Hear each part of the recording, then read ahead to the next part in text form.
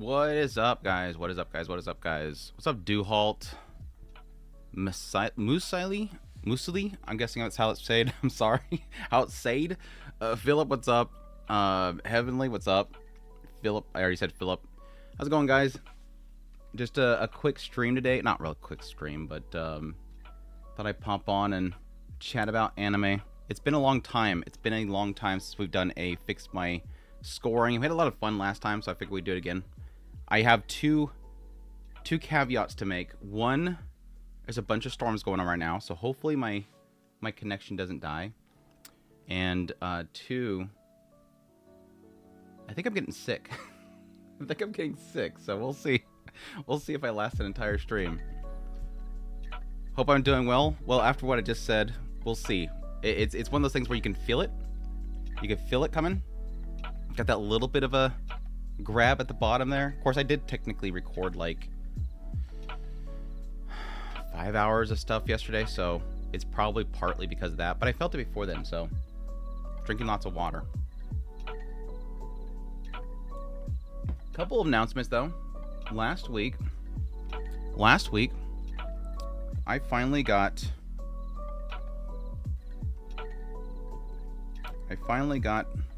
my visual novel player. I bought a Nintendo Switch 2 to freaking play visual novels on, so I got that thing. It's pretty nice so far. 9 hours. 9 hours. 6 hours. Did I say 9 hours? Yeah, I put in the request for the Nintendo store to buy one of these. And then, like, just early last week, they finally emailed me, "You're ready." And so I'm like, okay, cool, get it. It's cool so far. I was very afraid of how these things would work. How the actual Joy-Cons would work. It's expensive, but it looks so good. The problem is right now for anybody, most people, because this is a write-off for me. For most people, it's probably not worth it unless you like really like Mario Kart, because it's literally the only thing you get. I haven't played any of the old games that struggle on this to see if it actually works better, but it's a solid piece of hardware though. It's very solid. The only thing I hate is this stand. It feels like I'm gonna break this thing trying to bring it out, so I'm not sure if maybe that loosens over time, but I feel like I'm bending it just to get the... It's solid compared to the old one. I don't have the old one nearby. The old one had just like one little leg that was so jank. So it's much more solid, but... Yeah, I got it mainly for visual novels, because I want something to play on the side. And of course the first one... No, stop. First one I have up on my lineup here, not really necessarily a full visual novel, but it's technically visual novel-esque. Come on, load it already.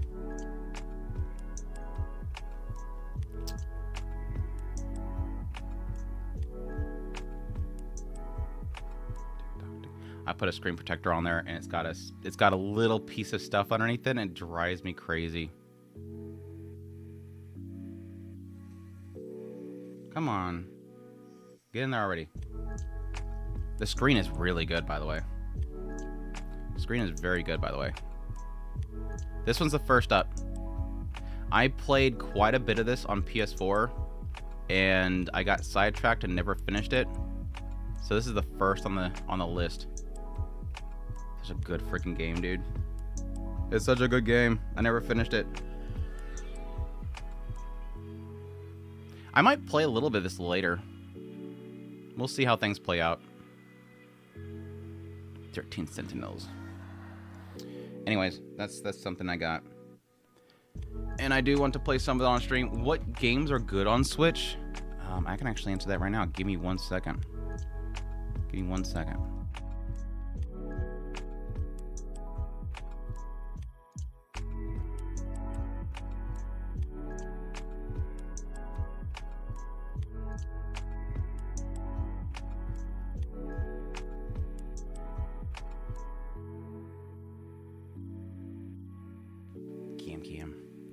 Yeah, it's funny because those that know, there's like now a massive gap behind me. Oh man, these are all dusty right now. technically not a visual novel, but it's got visual novel-esque stuff. Andrew, your face. Morel Chronicles. Morel Crystal H. I think it's the second one. Very lewd game, but it's like amazing. Like the artwork is just chef kiss. I forgot that I had the extra thing from that. I have no clue what it is. It's probably a sticker. Yeah, it's a sticker. I gotta dust off every single one of these because I've backed them for so long. That one, wait, hold on that one. Got that one. I could tell from the cover. Clannad, of course, is always a classic. That's on the Switch. And then after you're done with that one, you can move to Clannad After Story, the true arc, the true ending with Best Girl. And then after that one, you could probably move on to Little Busters. Yeah, that's the problem. These are all, I think, on the eShop, but I got all these from Japan with the English versions. You always gotta make sure that it's got the English option. But most of the time, they do have, if they've been released in the West, you can find them with English options.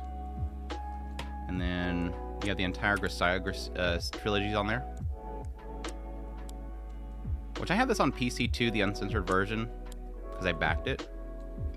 But it's just more convenient. Unless you get like a Steam Deck. And then some real Ruminusuke's. Of course, this is the non-lewd version, so you don't get in trouble for having it. I also have Robotic Notes. I've heard some good things about it. These have all been back here on this shelf, collecting dust, waiting for me to finally play them all. So now they have this, I'll probably do them all. Even though I had a Switch 1. And there's Alcana. Got that one too. I think that's most all the visual novels that I have right now with the Switch. I might have some digital versions somewhere.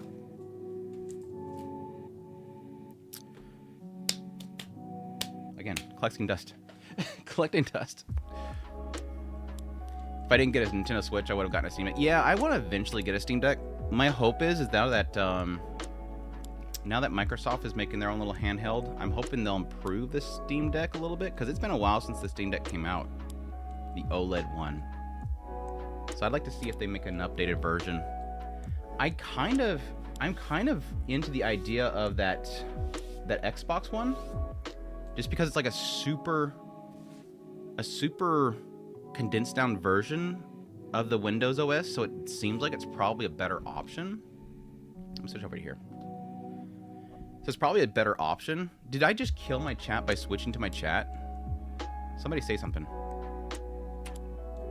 I broke my chat by switching the chat, because I seen it for a brief... There it is. Okay, good. I thought it literally broke. But yeah, it's like a condensed version of Windows, so it's probably a better version. I mean, the other option is to do the Steam Deck and then have the Steam OS, but I think the Steam OS, I'm not sure how that handles a lot of like your own installed programs rather than what's on Steam. Which is amazing for RPGs. Yeah, it is. I love the Switch and the Vita for JRPGs, specifically. A little bit of the Summer Pockets video. I do need to do one because they finished that last arc. I'm way behind on wanting to cover it. I'll probably cover it again because it's going to core. What are we reading after Paul Gaiden? I'm probably going to go to one of the redundancy chapters. I don't think I'm going to go straight to Volume 12, Part 2. I'm not sure how I'm going to handle the current part because it's a little bit long. Hopefully I can fit it in one Mashiko Monday. But at the same time, it's probably going to push me a bit too far, and I don't want to push myself too much.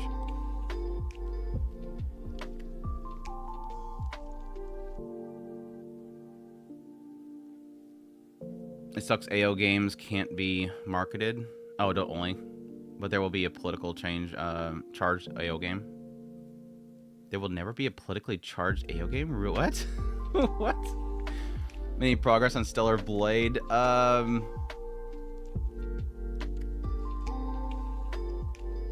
I logged on for a little bit, but no, I didn't really do anything on it yet. I do want to play it some more, though.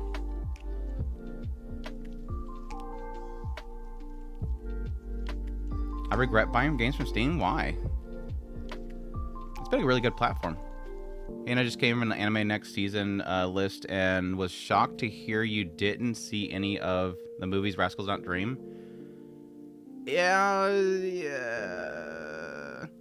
I was, you know, as I was reading that, I totally thought you were going to say you didn't mention Lord of Mysteries. I think it's going to become like a meme for this channel now, as people saying, but what about Lord of Mysteries? Andrew, you didn't list Lord of Mysteries. I legit posted my the podcast for yesterday for like the entire summer 2025 season preview, listing 74 anime titles that we went through. Granted, like 4 of them are like continuing, not much. Hey, Sophia, we have a chatter and kick. We're first chatter and kick. You get the title for being the first chatter and kick. I have one separate window for Kick because apparently my chat program does not include Kick. I don't know why. They said something about the API or something like that, but whatever. Anyways, I posted that entire thing of like, was it 3 hours of me and Chris going through every single show. And I'm like, looking back at my top 10 most anticipated, I'm like, how many comments will I get? But you didn't list Lord of Mysteries. I don't think most people understand the difference between a Japanese anime, a Chinese anime, a Western cartoon, etc. I will probably cover Lord of Mysteries. It has too much attention to it. It's got too much hype behind it. Granted, I think a bit of it is Chinese money. It's Tencent money really turning out a lot of attention to it. They are marketing it. There's attention because of the novels being very popular, but I think a bit of it is probably Tencent money. A lot of it, I think, is bots. I have no proof of this, but when you add Tencent and very watered down comments saying, watch Lord of Mysteries, I'm super hyped for Lord of Mysteries, it makes you believe that a lot of this stuff is botted. I mean, you look at like a lot of these like viral tweets and stuff like that, and you look at who's liking and who's favoriting and who's, you know, retweeting. It's accounts with no followers and stuff. It's like, I think there's a little bit of botting going on. And I mean, not that no other company ever does that, but yeah, it's Tencent. I understand the hype. The PV looks really good, but I've heard a lot of hype for like other countries and people wanting me to watch it because it's anime-esque or anime-inspired, and I'm not impressed. I'll watch it, but I'm not covering it in a top 10 most anticipated Japanese anime list because none of it's Japanese. It's all China. It's I cover To Be Hero X because it's Aniplex.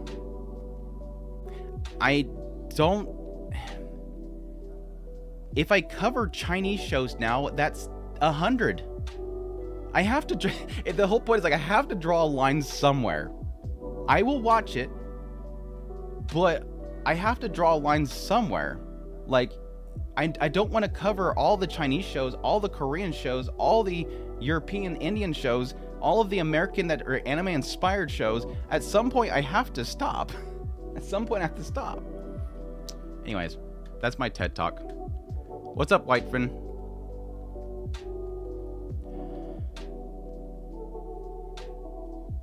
Donghua is a Chinese animation. Korea also has many anime. Yeah, I mean, where exactly does the line really draw? And it's gonna get more. Let's be honest, there's going to be more.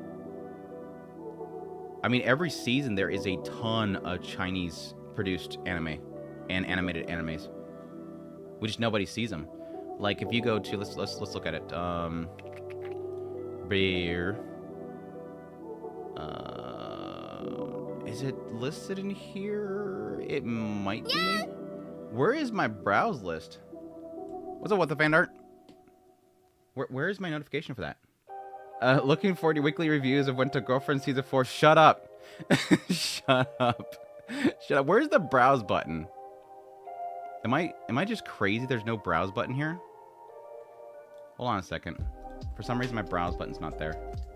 Any chart. Let's go down here. There's not much for next season. Let me... Actually, Mal has a lot more. Mal has a ton more than what Anilist lists. I'm guessing Anilist is a lot more strict when it comes to what is anime. Honestly, I'm very surprised that there was... that they list Lord of Mysteries in Mal.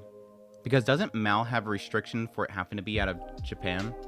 Or does it only require it to be broadcast in Japan? I need a good example of a season.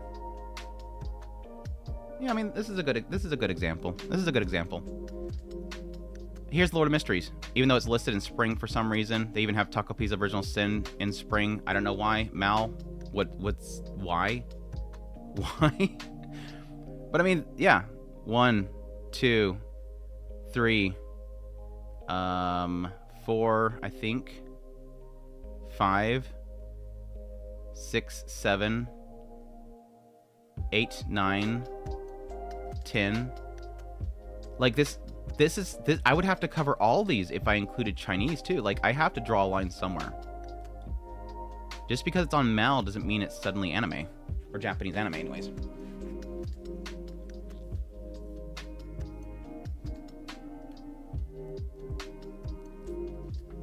Just followed on Kick. Didn't know you had an active here. It is literally my first stream. I wanted to do it last week, but the encoder was messing up between Twitch and Kick, so I couldn't run both of them. So I decided I'll wait until next week. So now I'm using a restream to go to those two. So I only have to do encode twice.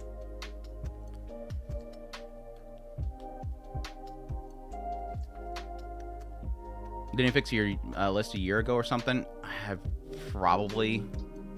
I'm due for it. I'm not doing the entire list. I'm just updating because I'm super behind on rating a bunch of newer shows.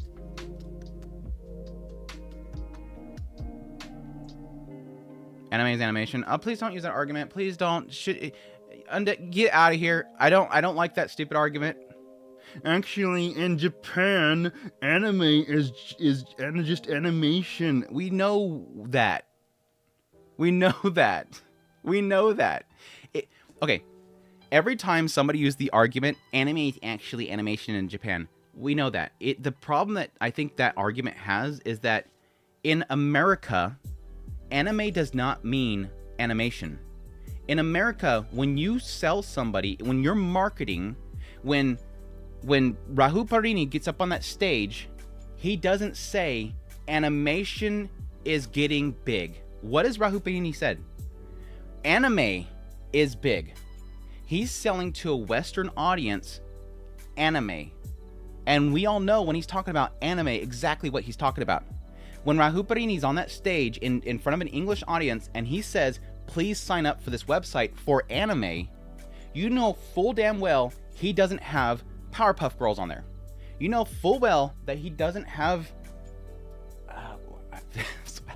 he doesn't have Looney Tunes up there. You know exactly what he means. The Western audience, anime is specifically Japanese animation. In Japan, yes, when they say anime, they're saying animation, everything in general. But that's not what a Western audience is. There's cultural definitions for the name. Japanimation. I think we should bring back Japanimation. I missed the Japanimation. So if I were to use that term like directly as Japan wants it, I would have to cover all animation. My channel would be like full of everything animation wise. I'd be covering Powerpuff Girls. I would be covering Looney Tunes. I would be covering South Park. But I don't. Anyways, I'm not yelling at you, Undead. I love you to death. I'm just making a random rant that I've heard that a million times. And I just wanted to I've been waiting to speak on it. I get it a lot in our Discord too. Anime equals animation. I know. I know. I know. We all know.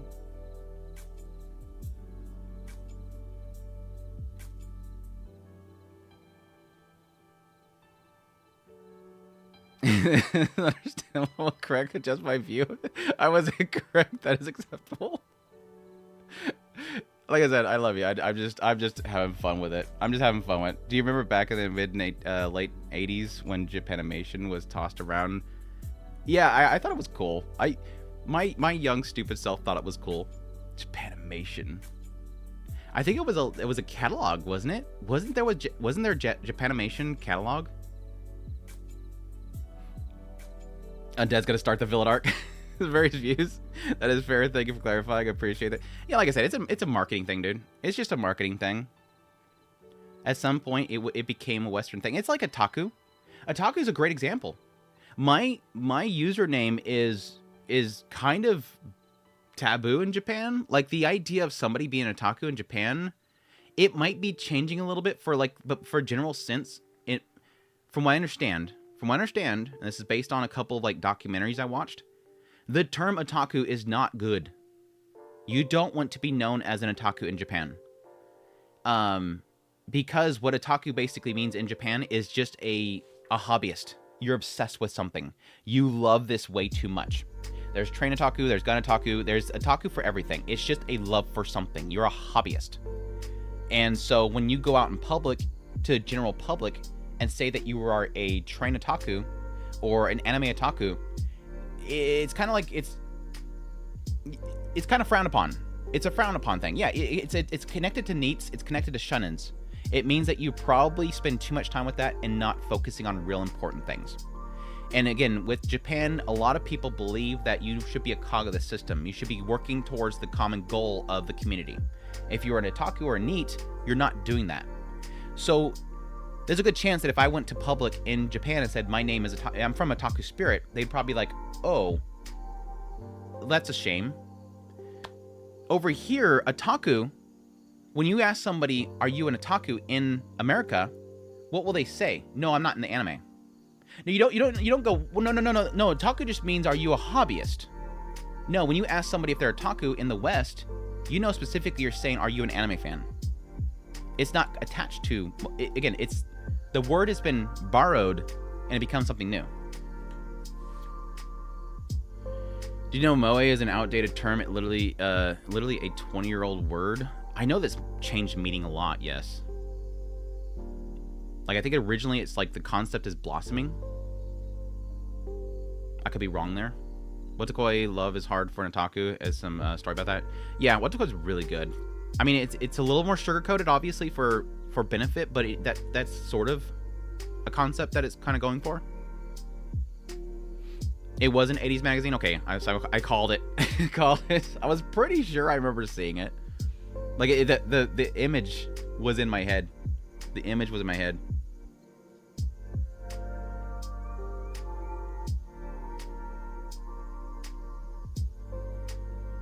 The word hentai is English, means lewd, R18, yet in Japan it's being pervert. Yeah.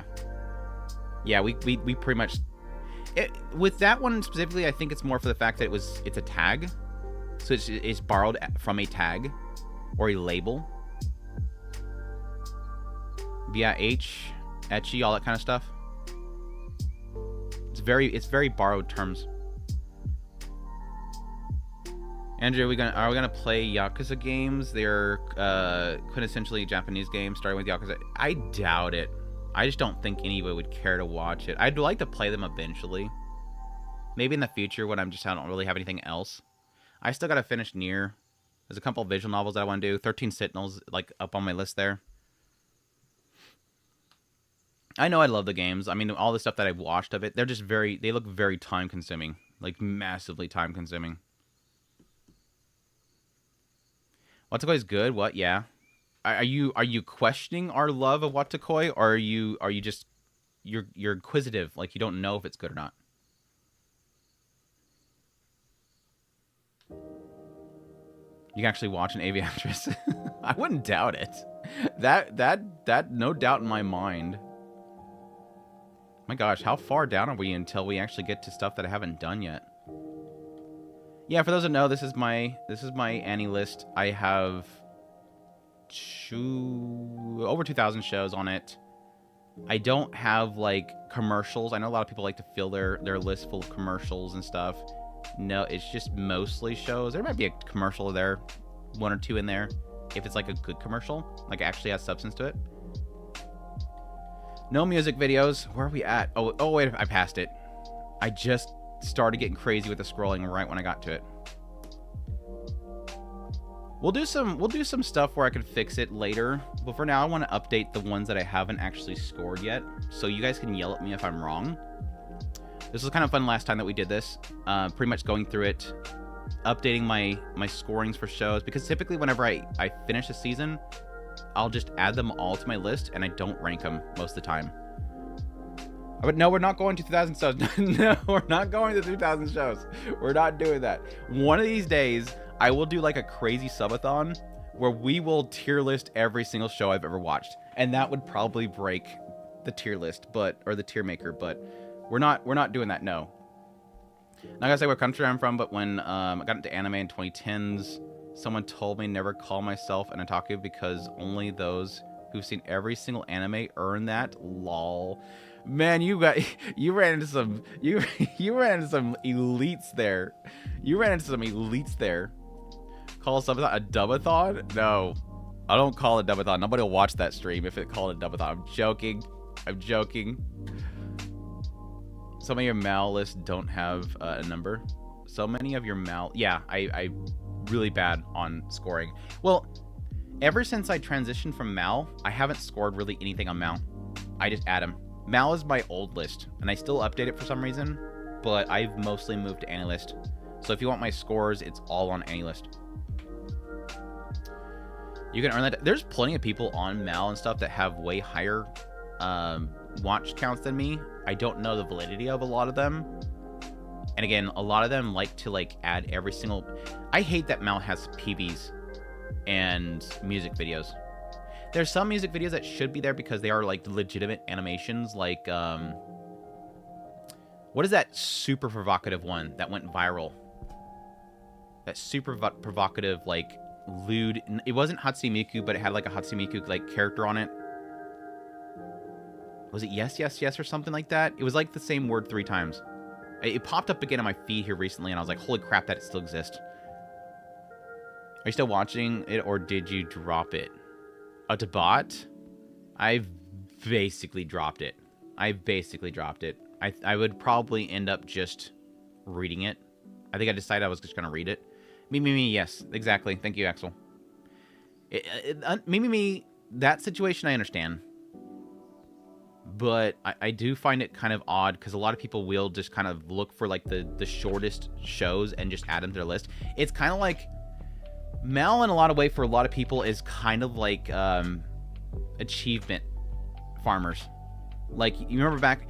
I don't know if people still probably do it, but I remember back in the day, early PlayStation trophy days, and it was Xbox too, there was trophy farmers.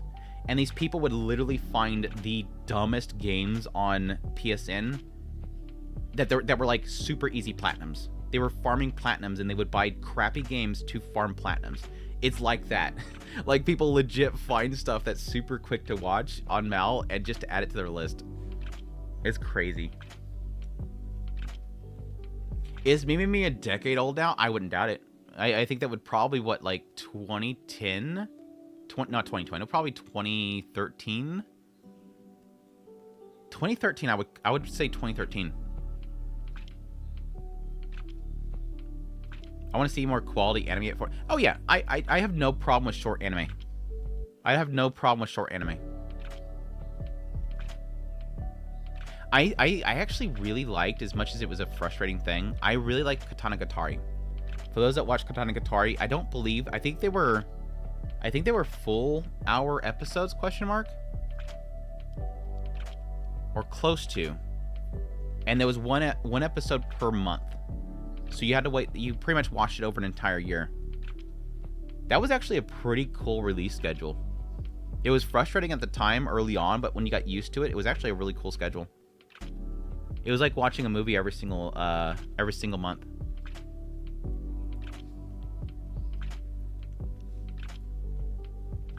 Yeah, like I've said before, I can't watch everything anymore.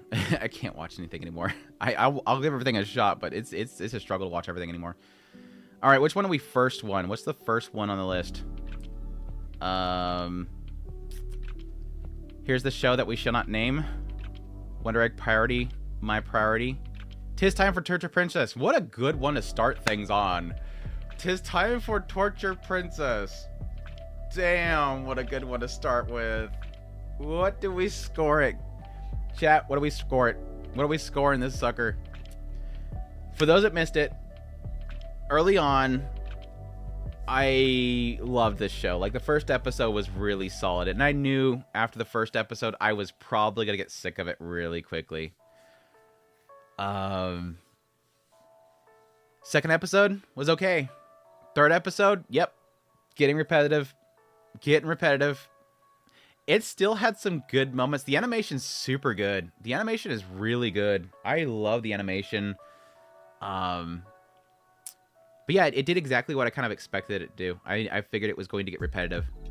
8, 10 clearly, 7.5. Completely missed this. Didn't watch it. Nyan, what the fan art? What are you doing with the fan art? Thank you so much for the 5. Do you lose your otaku card if you can't watch everything? No.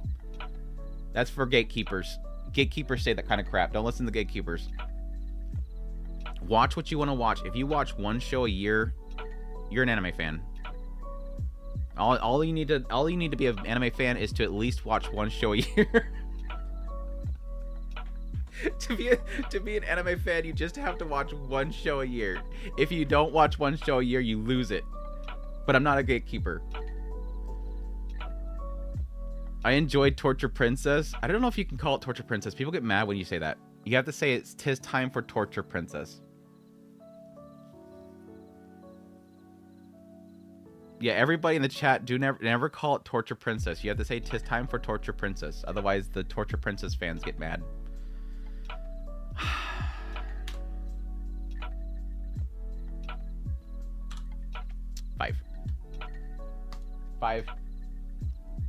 Five. That's a 5 for me. And again, to remind people, I use the entire spectrum of 1 to 10. So 5 is above average. 5 for a lot of people is garbage, but 5 for me is good. 5 for me is good. Actually, I probably should bring that up so people can get an idea here. I don't think it's on my Anilist profile page. 5 is meh. I like that. 5, which is literally in the middle of the spectrum, is meh. Again, I don't mind how the people score things. It's just the fact that because I have so many damn shows, I have to use that entire spectrum.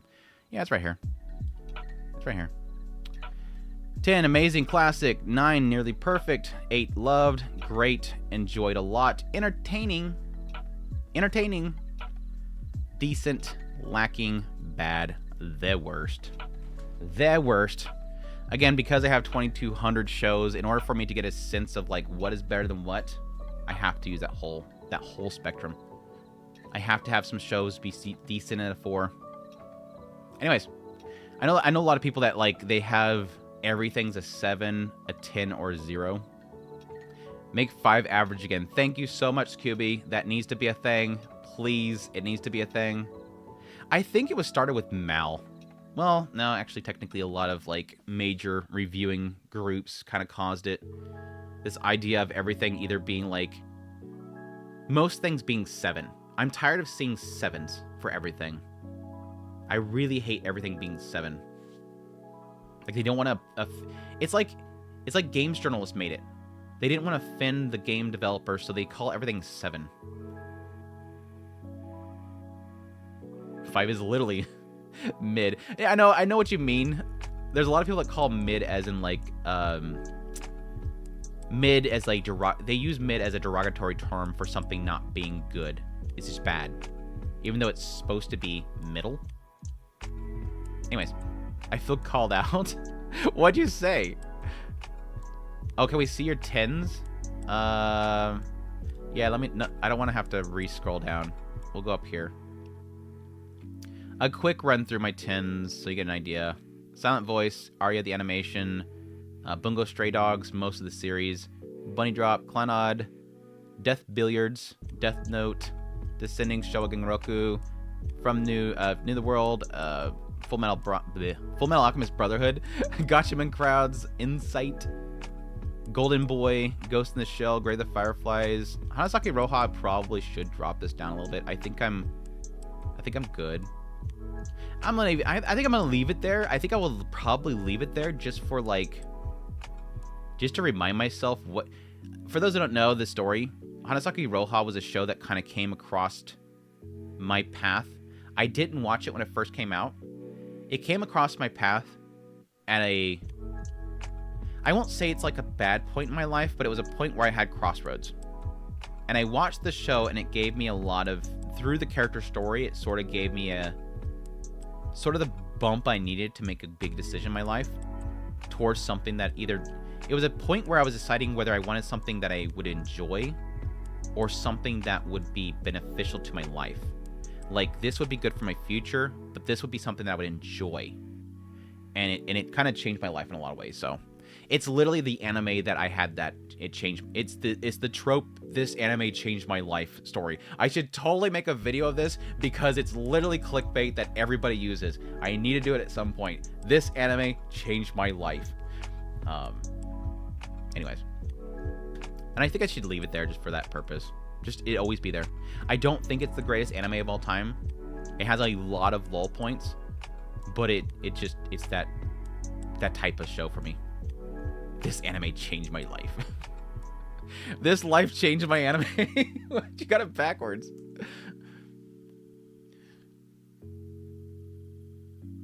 Five is decent rather in my eyes. People never actually watch the real bad stuff. I watch a lot of bad stuff. Yeah, I think there's times where I run into some people and they're like, oh my gosh, this show's not good. And it's like, if you think this is bad, you have not watched much shows, have you? You have not watched many shows. If you think this is bad, you have to know what's the worst in order to get a sense of what's the best. Anyways, Kiki's Delivery Service, Kaguya-sama's Love is War, the Monogatari series pretty much, Made in Abyss, March Comes Like a Lion, Mushoku Tensei, Neon Evangelion, Norigami, Odd Taxi, Onimai, of course, Oshinoko, what else? Perfect Blue, Princess Mononoke, Ranking of Kings, Re:Zero, Shirobako, Spice and Wolf, what else? Spirited Away, Summertime Render, Eccentric Family. I have a lot of 10s. Yuzuki Family, Wolf Children, 86. Oh, that's more breaking in the 9s. Your Name, Wonder Egg Priority. Wonder Egg Priority, not that last episode. We do not recognize that last episode. I know this is a controversial pick to have in here, but it was good for a while. It was really good for a while if we don't recognize the last episode. Anyways. Yeah, Summertime Render was a 10. I love that show. I loved covering it weekly. It was unfortunate the release schedule they had for it and the availability was sucky, but I really, really did like it. Here's a good example of something that's technically a PV that was really, really good, really beautifully put together, is Seven Fates.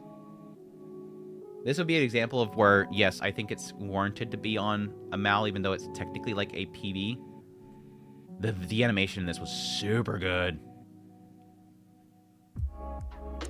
I mean, like I Love You Till the Day That You Die, that's technically another good example of, it's technically a pilot film, PV slash whatever, but it's still like incredible animation that deserves to be in the list. Oh my goodness, season 2 full. Well, Wonder Egg Priority. See, I knew I was gonna get somebody. Air being a 9, I'm still shocked by, since both Canon and Clannad are better adaptations. Air is another one that's like a special place in my heart. It was literally the first anime I ever watched that made me, well, no, it's not the first one that made me bawl my eyes out, but it was one of the early ones that really did hurt me a lot. It's only a 9 because I didn't like a lot of the transition between the two timelines. YouTube, why you bugging? YouTube, chill, YouTube. It's alright. It's alright.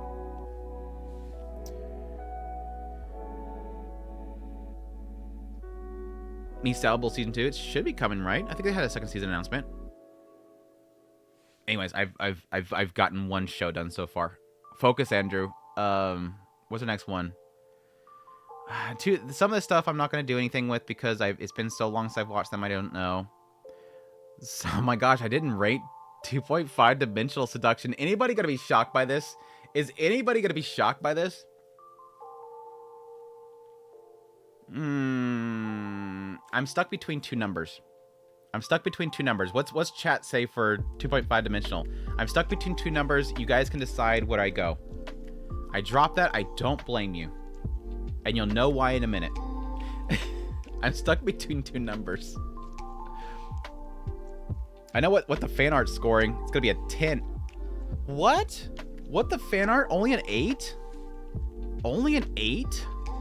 Shocker. I thought, what the fan art? I thought you would at least give it a 9. Yeah, now we're getting close. Now people are getting closer to my number now. 0. Thank you, Heavenly. Now I don't feel bad. QB 2 to 3. Thank you. How do you say that? Olins Congo? Is that right? Olins Congo? Or should I just say Olin? 3, 5. Not as good as Dress Up Darling? Oh, it is nowhere near the caliber of Dress Up Darling. I think it's doing something, but it's not quite there yet. 3. It is a 3 for me. Most of that show, I think, was crippled by the fact that it held back too much. I think a lot of what I ended up reading a bit of the manga. I watched the first episodes, then I read the manga a little bit, and then I finished the show, and then I went back and read a little bit more of the manga. And I feel like the manga is the spirit of what it was going for. And with the anime, it held back too much. The censorship ruined it. This is like, I'm not usually like a snob when it comes to like, oh, they didn't show this entire shot. Oh, the manga's so much more risque. I usually don't really care too much as long as what they adapt it still holds true to the nature of what it's doing. The original source material was not afraid of getting dirty for the point of the joke and the character.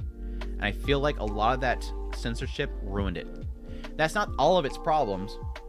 I'm not gonna go, oh my gosh, it doesn't have the boobies and that's. I'm like, it cut a lot of stuff too. Like, I enjoyed the teacher and her relationship with her friend. They cut all that stuff. There's so much stuff they cut that just, it neutered it. It neutered it in so many ways. I don't think it's a good adaptation. I think 2.5D, what it does explore, it does well. Yes, you are correct. What the fan art? Explore the cosplay community in its own way. I agree. I love the episode where Ridisa and supported a swarm of cosplayer with their missing costume. Love that stuff as well. But it's like 24 episodes like that. It's like that. I mean, several points throughout the show. I'm not saying it's only this one part, but you get my point. Anyways.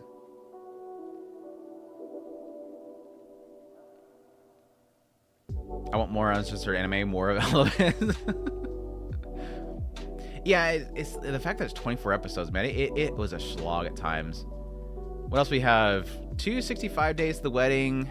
I'm not gonna dance around this one too much. I think it had good points in it, but I think overall it's decent. It's decent. Not too much to talk about. Condition Called Love. Man, Condition Called Love. Anybody watch Condition Called Love? This is like the most unsettling show I've ever watched. Unhealthy romance, the animation that doesn't say anything about it. Which it doesn't have to, but I kind of wish it did. It may do it later on in the show. This romance, this relationship was super uncomfortable to watch. I did not like it. Not that I don't want stories to tell uncomfortable relationships, but I kind of was hoping that it would say something. I'm 3. It's 3. At least give credit where credit's due. It made me feel uncomfortable. And when a show can make me feel uncomfortable, they're doing something right. I was just hoping they would eventually address that uncomfortableness. That this is not a healthy relationship. As a manga fan, 6.5 because poor adaptation. Yeah. The wedding anime started, didn't finish it yet. At least it had a pretty decent stopping point for 365. Did you get into Unnamed Memory? I did not finish Unnamed Memory. I think I finished the first part, question mark? I did not watch the second part for sure. Uncomfortable relationship, Mushoku Tensei fan, by the way. Yes, and key difference there. And I know you mean this. I know you're not memeing me. The key difference there, Mushoku Tensei addresses it. It actually addresses it. When there's uncomfortableness, they address it. Manga's really good. Unfortunate people couldn't get into it. Which one? The Unnamed Memory? I can see that. What else? I don't know. I want to rate the animation show. I mean, because there's no story there. It's just animation. I don't want. That's a hard to score because it's literally just. It's just a pilot animation. It's not really a story. I mean, you can get a story sense out of it. Seventh Loop. This had a ton of potential. It's literally all animation. It tells a story in there, but you can't really follow it because it's so cut. I basically would just be rating the animation, which is really good. It's really good animation. Seventh Time Loop. I think overall I did enjoy the show. I had a lot of potential that I feel like it missed out on. It felt very, I would say, rushed. It feels rushed at the end because it feels like it's trying to get to a beat at the very end. I think it's a good set. I think it's a 6. I think it's a solid 6. I think it's a solid 6.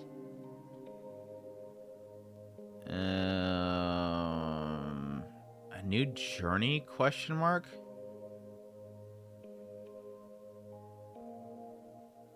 I'm guessing that's a short or something. I'm blanking on what this is.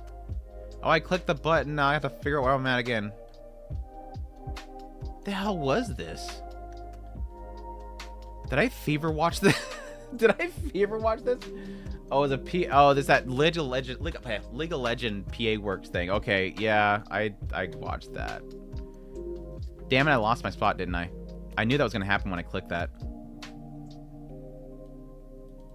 6, 4, 3. There. And any plans of manga reviews like your light novel reviews?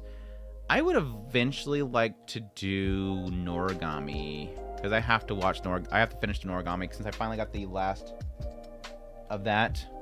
I do want to do a reread though. That's the only reason I haven't finished Noragami is I wanted to do a reread because it's been so long since I got fully caught up in the series, and then I was waiting for the rest to come out, and so there's a few things, story beats that I'm a little bit vague on. A salad bowl of eccentrics. I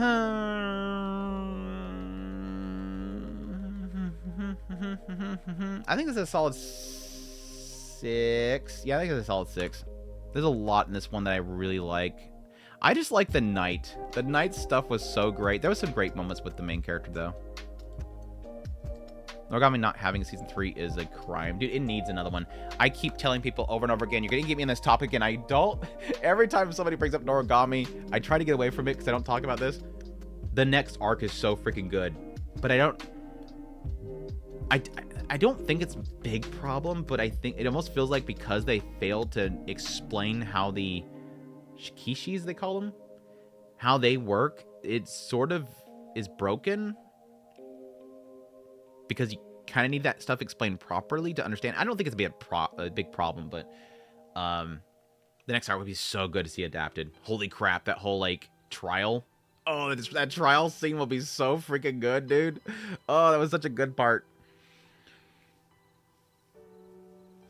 Salvo clearly needs a 1. Barely a salad here.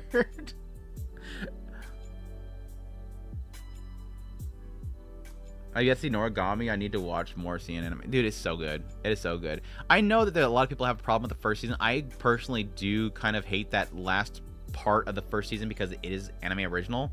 It was funny because I watched season 1. I enjoyed a lot of it. There was a later part that I didn't really care much for.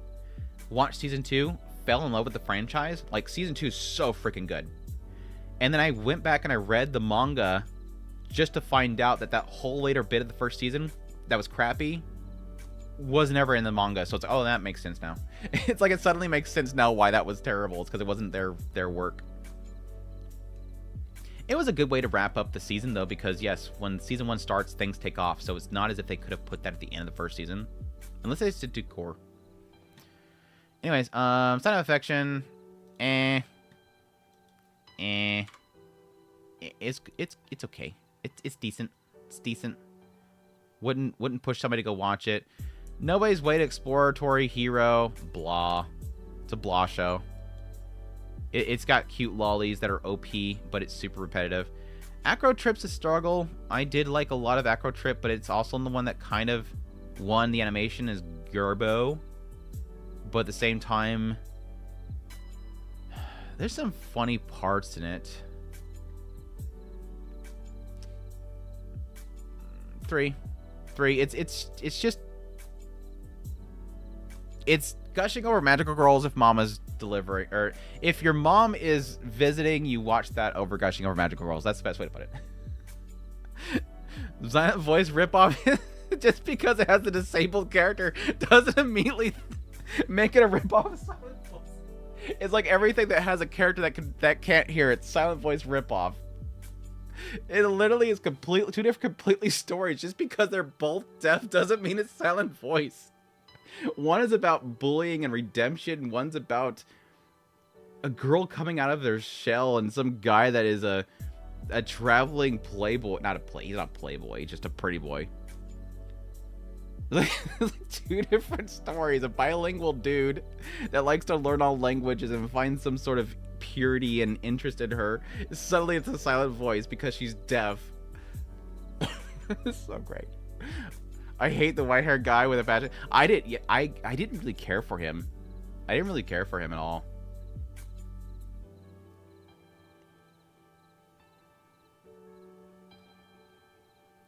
Yes, what's your Yuki Sims for her brother rating? I see that. What? What? I'm just a hater of the show. Don't mind. Yeah, it's funny. It's funny. It's funny. After School, Hanako-kun. I didn't really care for these as much as I love Hanako-kun. Like, there was only one good episode. I mean, there's a couple good episodes, but there's like only one good episode that like was yeah.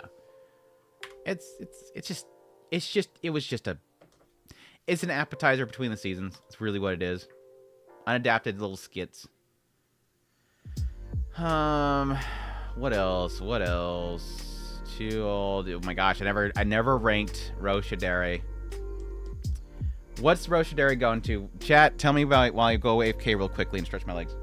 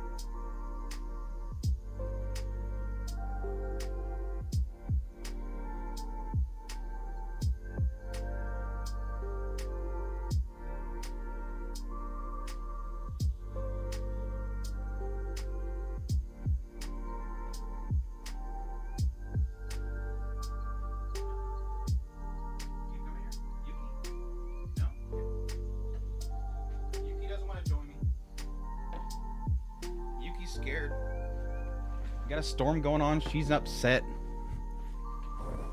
If there's a storm, Yuki's upset.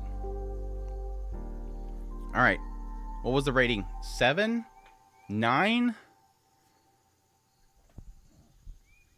10? Woo. Yeah, that's what the fan art. That's got to be a 10. 8? 8. I think if you asked me like halfway through the show, I'd probably say a 9. I think the later part falls off. The show gets boring the moment it focuses on Alia. Alia was its biggest weakness. The poster girl of the show was super weak. Her story's super weak. It's fine. It's not bad. But it does have me very scared for season 2 because I think a lot of my enjoyment was just Yuki. And it sucks that she became such a focus of my enjoyment of the show because it falls off without her. She is literally the real main character, yes. She is literally the main character. Her goofy, playful nature is so great. Is Gunnar bait? You could say that, yes, because there's some spicy shots. I'm not going to doubt that there's some spicy shots in that show. But I do like the dynamic of Yuki's character and the main character. I think it's actually a very compelling story they can get into that I think is going to be super good for later on. But I always joke with a lot of people that I feel like Yuki is... There's almost a side of me that almost feels like the writer got to a point and realized, crap, people like this character too much, and so I gotta go back to the main character. And she just wasn't that interesting. There's so much good stuff in that show. Like I really do like Yuki's character. Their dynamic is so good. It's the whole like expectation of a family and what that sort of does to people. What it does to siblings is like a more interesting, compelling story. Yuki does carry. Shiverta saying, if happens to a goon, you're trying to be too young. I don't really care. I don't really care about terminology. Like whatever is in my chat, I'm gonna say and go along with. I don't really care about the terminology. That's like it's so fire. There's so many terminology. It's no cap. No cap. Let's see. Where were we at? Where is it? Okay, there it is. Right there. I give Alia sometimes hides her feelings. I'm sorry. I'll give Yuki never hides her feelings from her brother. 7. 7. I think 7. 7.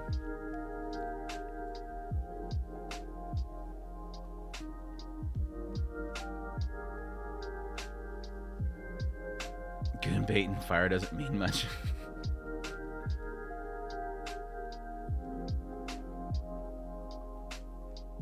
That Gooner, I think. I don't. They all mean the same thing to me. Everything blurs together at some point when you read so much. When you have the internets where so many different cultures and groups and age groups comes together, it all blurs anymore. We're gonna get back to how many times my Discord turns into this big discussion about like semantics is great. Swears at you in Russian, Jan. Thanks for the 2. What the fan art. I'm glad that I could farm supers from you by not meeting your expectations. Not that I'm doing it on purpose, Babaka. I'm not doing it on purpose. Overall 7. Yeah, like I said, if you asked me early on, I'd probably say a 9. I just think it lulls at the end. What else? Aristocrat. This is season 1, right? Yeah, and season 2 right here. Season 1 really struggled to finish. I really struggled to finish season 1. I'd probably give season 1 like a 4. Season 2 was much better, although it felt like the pacing was a bit off. So I give it like a 5. It's got a good concept. I do like the idea of rather than a character controlling the powers, they control the people with the power. Or at least has the people following him with the powers.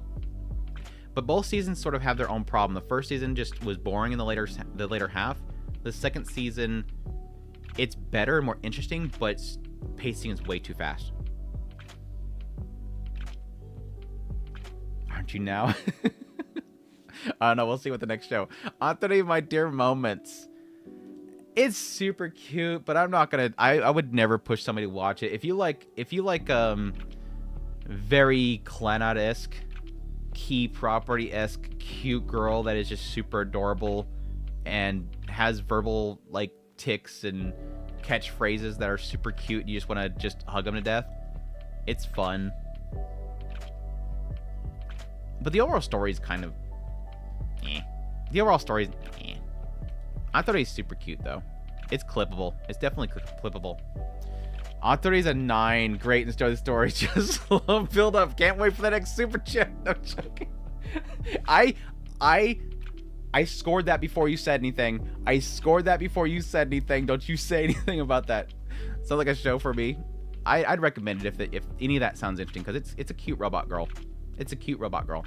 Getting into her story was interesting, though. Her story was kind of interesting. Yeah, what's the best way to say this without spoiling it? The book. When he reads the book, that was actually very interesting. It was sort of a bit of a gut punch. I wasn't really expecting them to get into. I did like that bit.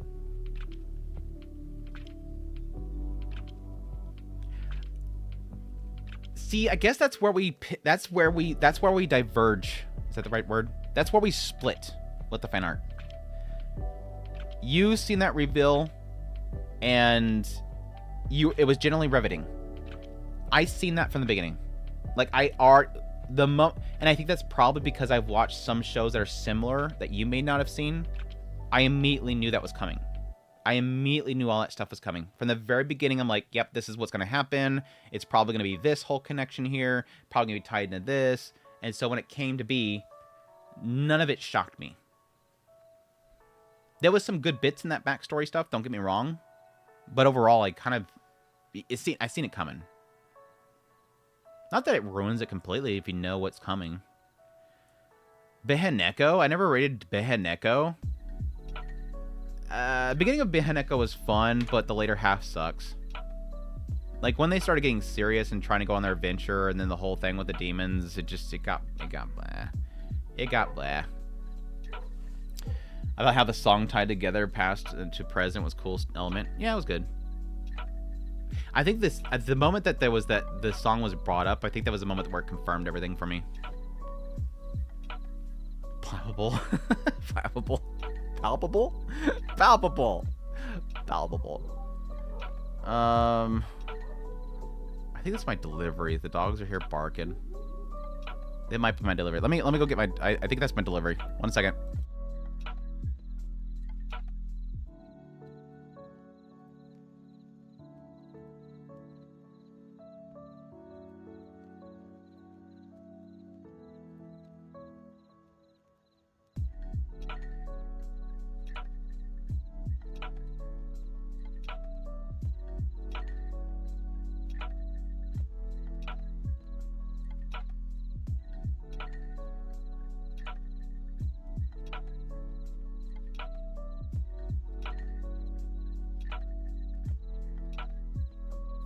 Yep, that's my memory. My replacement memory. Hopefully it's good. I had to pay a fortune for these to be shipped over, and I have to ship my other ones back. Otherwise they charge me the replacements. So hopefully it arrived good, otherwise they're gonna probably charge me for it. And then I'll have a nice scathing video to make if that's the case. What brand? I don't know, whatever Starforge uses. My Starforge PC has a mem error every now and then, so we're trying to figure out what the problem is. And I think it's probably the memory. I need to cut this open, otherwise it's gonna be a pain to send.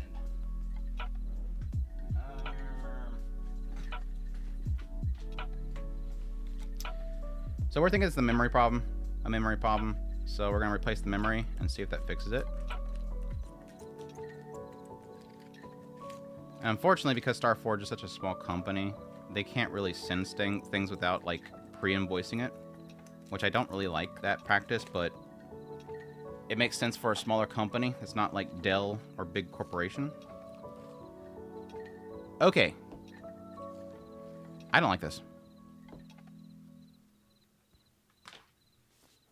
I think I'm gonna probably drop my link for Starforge. They shipped it in bubble. They shipped it in this. They didn't even put like any kind of shielding on the. Like I guess this could be static. This could be static protected. I don't think so. You don't ship memory cards. You don't just ship them together inside of a. Anyways.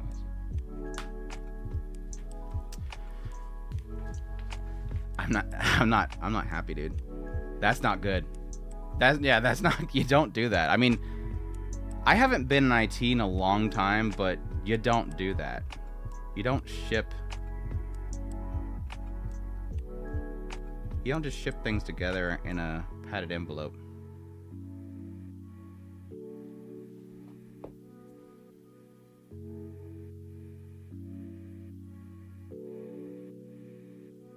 I'm gonna have to send them an email.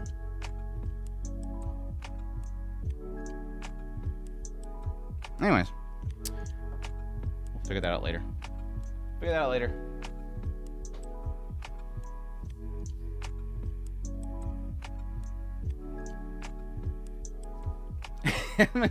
Dude, that first PC I got from them was not good. Somebody messed up, and hopefully they fixed their processes. That was not good. No people plus X in memory card? What?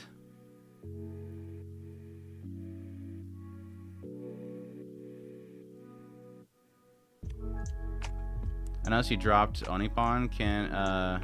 Even though you have it at 10? Is there a specific reason for that? I may have incorrectly entered episodes, because I think I watched like 10 episodes of it. Let's see. Onipon, because no, I did not finish it. Onipon. Let's find out. Onipon. Score of a 10. Yeah, that was this. It's gone backwards. Thanks for pointing out though, so I can fix that. I have had that happen before. I usually catch myself if I accidentally put the score in before I put the episode count. Starforce took people from Artesian when that PC builder shuttered. The issue you've been seeing are mostly certainly things that they had as well. Yeah, I'm aware of the story behind them kind of building. Hope was they kind of like ironed a lot of that stuff out, but I think there's still sort of there's residuals of their bad practices probably from back then, but they're still not kind of ironing out. They seem like good people. Like my contact with them has been good. I just think they still have like certain procedures they need to put in effect. Like I'm all for a company building up. You know, having something that's not, again, a Dell or an Alienware build up from the ground to do something better. But they've had the growing pains are kind of a struggle, and it's hard to, again, recommend to people when there's glaring issues like this where you padded envelope mail memory cards in. Yeah, anyways, not getting that again. Anyways, Blue Archive the animation. I guess the recent 1,000 Year Blood War was good. I hate him with a burning passion. I hate the fact that he's so much of a focus right now because he's kind of annoying in the story. Animation's been really good though. The music's been phenomenal, like always. I think like an 8. I think like an 8. Berserk 2? I forgot that I watched that. Is this the 2016 or is this should be the 2016, right? Let's see. This is 2017, so this would be the second of the 2016s. This story's phenomenal, but I'm not going to dance around the animation, the presentation being just way too distracting. Way too distracting. It takes so many hints from just being poorly adapted. God, these are all these old ones. I need to rewatch all these to score all this stuff. Blood of Wars? I forgot that I watched Blood of Wars. Oh my gosh. Blood of Wars is one of those ones back in the day where I had like a lot of free time to watch a lot of shows and we didn't have 60 a season. It's special. It's special. I think that was one of those early like Chinese ones too. Clearly a 10. Dude, I remember this was some crazy stuff in Blood of Wars towards the later part. It was just not good crazy, just dumb crazy. It being a few years since they started, the growing pains should be at least somewhat ironed out. Yeah, like I said, that first PC that I got from them was not good. That was horrible. Somebody messed up bad.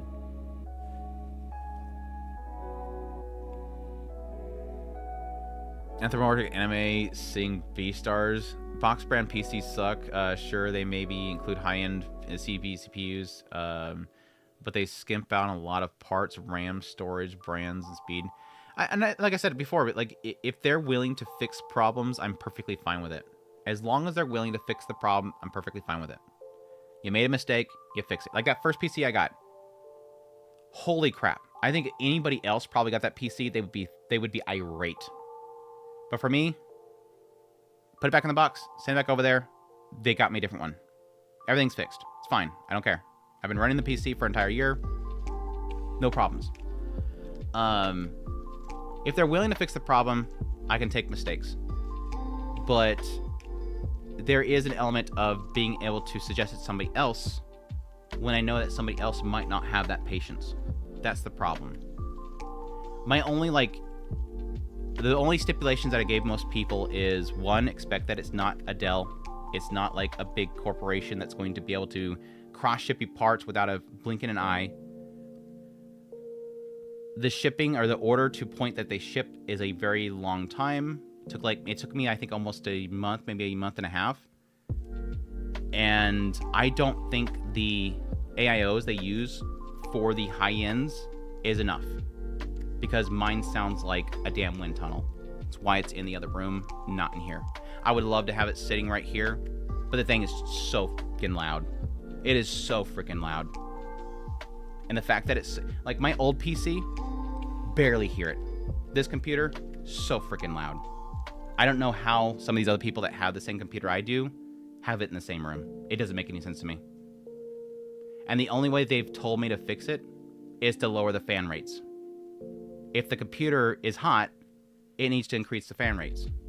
If the fan can't cool it down without being super loud, there's a problem here. There's a mix-up happening here.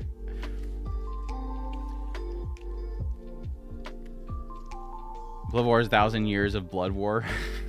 Better to get a pre-built symbols from Video Parts, custom-built use. Better to get from Starforge or Cyberpower. Yeah, and I was gonna build my own, but I just didn't. I didn't have the time anymore because I built all my PCs up to this point. I just didn't want to bother with it. Mal is trolling. Monster Girls are not anthropomorphic. Really?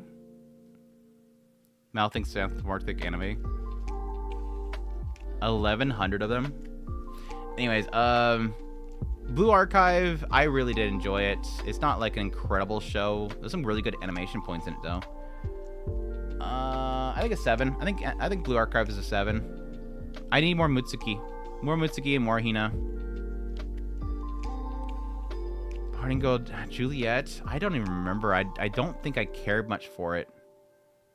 It's a very Romeo and Juliet story.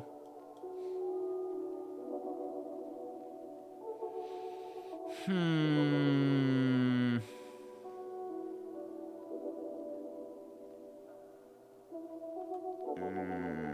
think like a 3. 3 or 4. It's like a 3 or 4. I think I'm gonna go with a 3.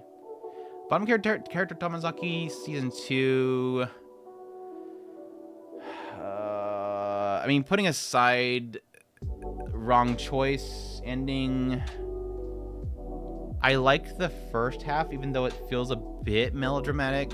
The second half feels like a very obvious build-up into a conclusion that didn't feel that rewarding. But I still always like the characters and the chemistry that this writer has. I think they're good at writing chemistry.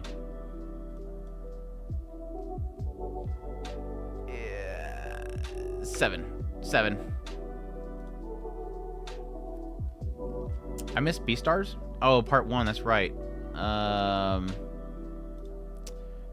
That's a good question. Fans, you need to speed them up when gaming, but 100% speed is a waste, diminishing returns and temps and noises. Find that 30% is best at min. Yeah, we went from like between like what they originally shipped it to me, then they had me put in some other ones in order to adjust it, but it was like even at idle. We're talking idle with their basic settings, what they ship it with, what their suggested is, and then we even did some curve changes, and it was still super loud at idle or copying a file. It just sounds like it turns into a wind tunnel. It, again, just doesn't feel like that should be the case.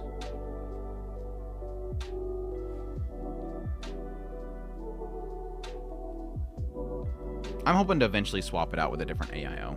I'll eventually just do that. It'll probably fix the problem. I just don't think the AIO they put in there is a very great one.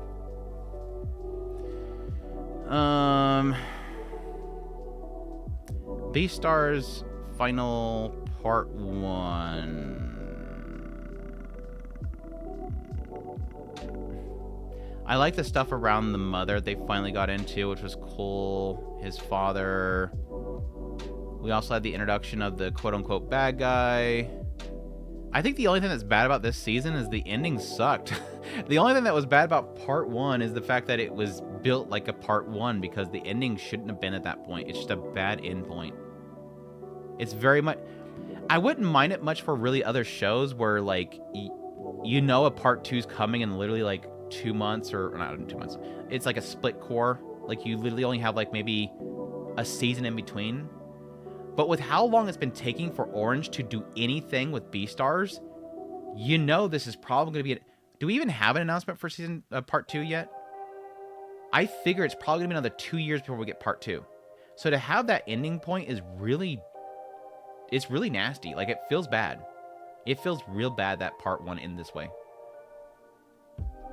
It almost feels like every season now is like it's a source material bait. It's still super good. I think 8.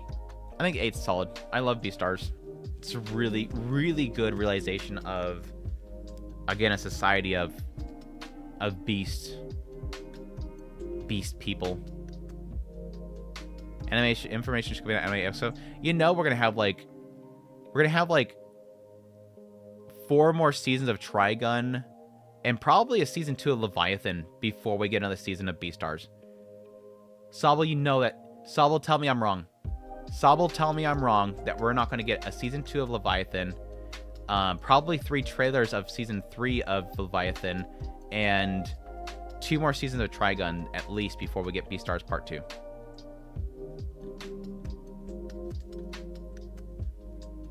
Tell me I'm wrong. Do it. I dare you. These are all too old. I don't really want to do them. Bye-bye Earth. That's a good question mark.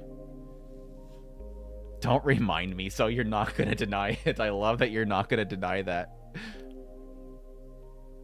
I went to one of the anime conventions. Was a mixed bag experience thanks to the internet live stream people could walk to. Watch we get another Berserk season before Beastars.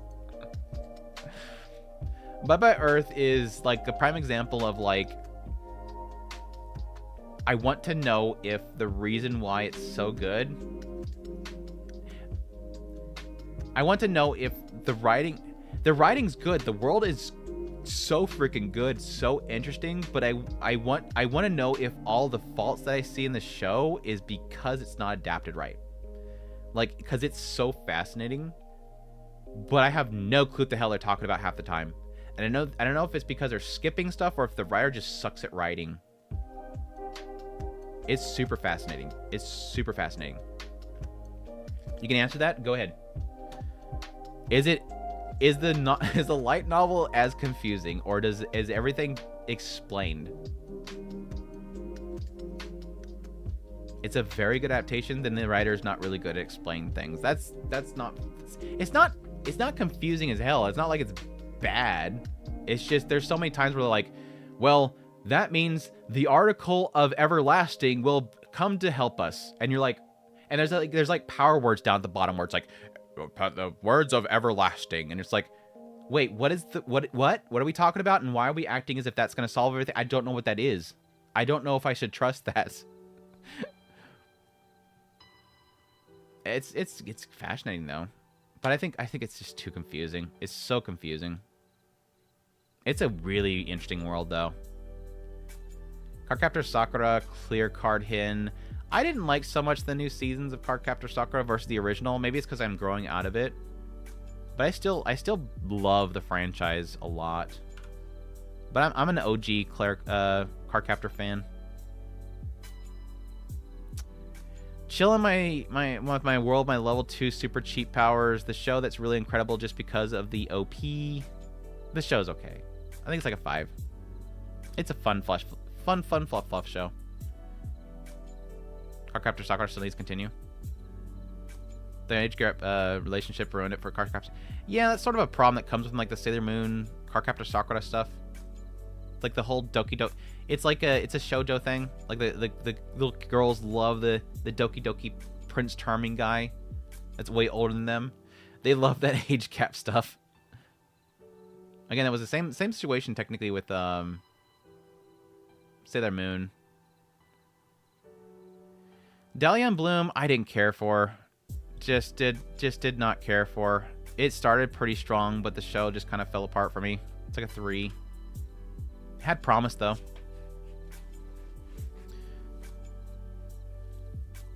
I wanted to see. Yeah, I would take a season 2 of a level 2 cheat skill. It's a 10 out of 10 for me. Opening, dude, that opening is so freaking good, dude.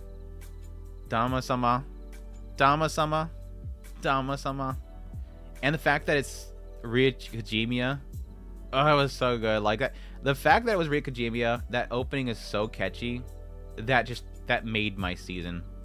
Still to this day, I think about that song. What else? Dandadan. Dandadan. Oh, this is actually a good one. This is a good one. Here's a good one.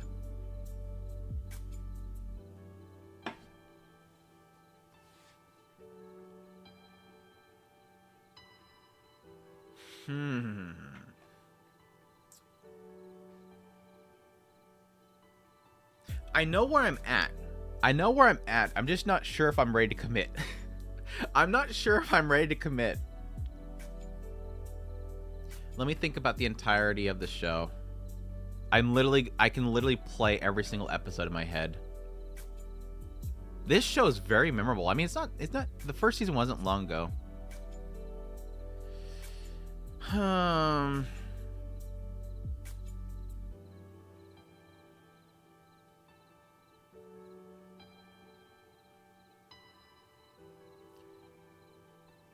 You're not wrong, Sobble. And like I said before, I understand it's an artistic choice. And that's always the frustration. One person will say it's artistic choice, one person will say it's art. Other person will say it's stupid. I'm sort of in the middle area there where I understand why they do it, but I don't think it's a good choice. It kind of goes in the same realm. See, this is a great thing. Here's a great example for me. And this sort of explains my frustration with something like Solo Leveling being as praised as it was. Dandadan is an example where you can have something that is so popcorn fun to watch, but it actually has good writing in it. Like, I enjoy Solo Leveling. Season 2 was really fun and I loved it. But Dandadan does what Solo Leveling does, but in a way where you still have something to chew on and think about afterwards. Solo Leveling is a watch and you get locked in. It's fun, cool action stuff. Man, he's OP, aura farming, cool stuff. But once you finish the episode, you never think about it again. Dandadan's an example of where, like, I have things to think about. Their relationship, the aliens, the yokai, all that stuff. You get into the relationship itself. Oh, I remember that one funny joke that happened in there. You remember when he went through the archways and he set on fire and then they had to throw him out in the water? There's like so much stuff that I still think about with Dandadan even to this day. But anyways, I didn't want to talk about Solo Leveling. But Dandadan, I want to commit to this. Damn it. Why does it keep happening? He messed up my build up here. I want to say that. But I don't think I think I still have too much hype in my head. I'm trying to fight back hype. I'm trying to fight back that hype.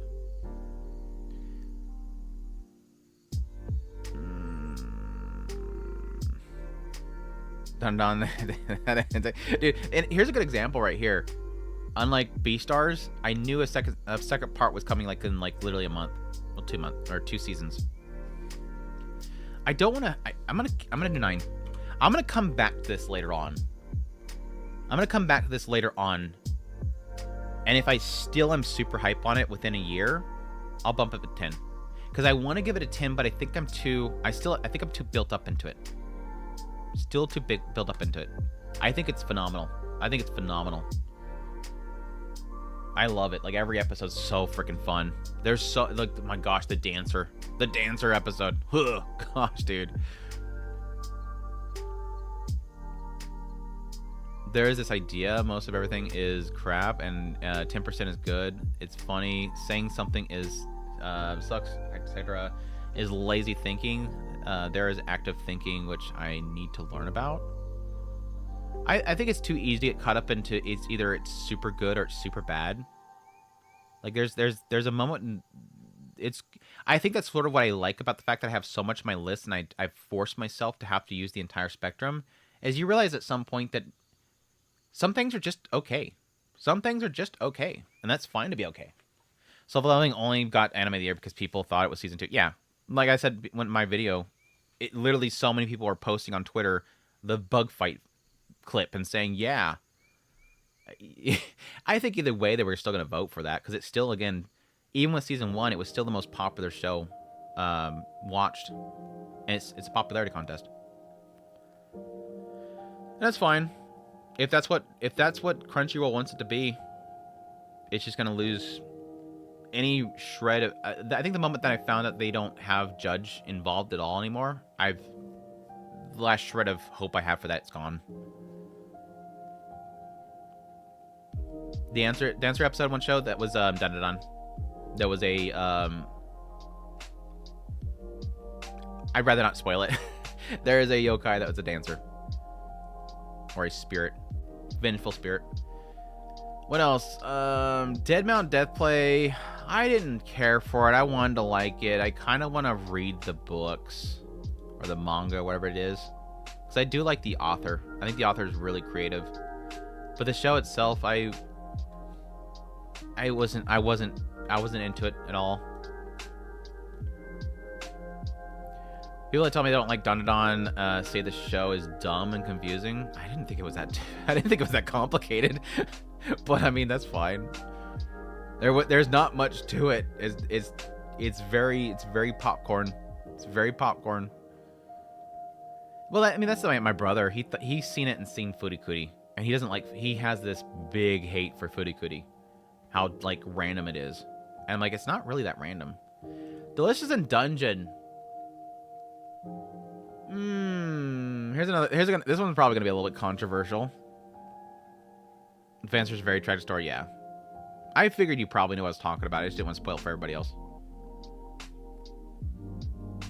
I think Dandadan is for people who have seen a lot of anime already. For us, it's a 9 out of 10.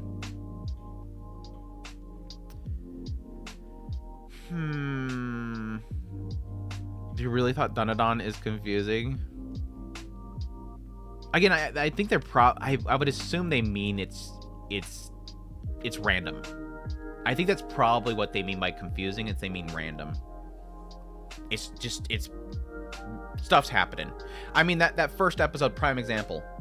Literally, he's over here and some crazy chick says, you know, I'll let you suckle. And then over here, you have girl gets kidnapped by aliens who whip out big things and say stuff about bananas. And then suddenly he comes through the freaking cell phone into the room before he proceeds to chomp on the dude's gonads. Then the crazy stuff happens. Shix awakens to psychic powers, busts everything up. Suddenly spaceship appears. It's taking off. I think they mean probably it's random, not necessarily it's confused. It could be confusing as to you don't really... What? If people have not watched this show and they're listening to me explain it, they're probably like, what? What the hell are you talking about? That's probably what they mean by confusing. At its base, it's just aliens, yokai, you know, all sorts of like folktale creatures versus half spirit, and psychic. It's a mashup of two genres together, sci-fi and supernatural. Anyways, Delicious a Dungeon. I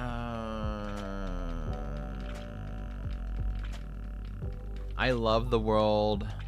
I love the writing, the characters. I don't like the food. I've never liked foodie stuff. Thankfully, the food stuff doesn't take up too much of the show. The later half was super freaking good. I think 8. Probably a very controversial take. I think most people are like, oh my gosh, it's a classic legend. The show should never be shamed. But I think it's an 8.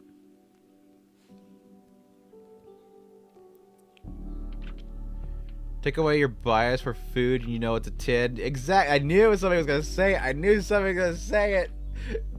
I can't not... If something's in there that doesn't bother me, but it affects the enjoyment of it, I'm going to say I'm not going to... People know me. And they know my dislike for foodie stuff. So if I don't at least acknowledge that and properly base it off of that, none of my other scoring matters. What the fan art? Thanks for the 2 again. Do you believe aliens? Do I believe in aliens or ghosts? I believe in spirits. Personally, I believe in spirits. I believe in the existence of the supernatural. I don't believe in aliens. I know it's probably a crazy take there.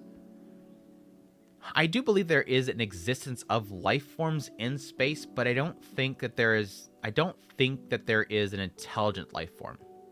I think there's probably like essentially the equivalent to like a shrimp on some way out there planet in some other universe. There's probably a planet that is circling a star somewhere else, trillions upon trillions of light years away.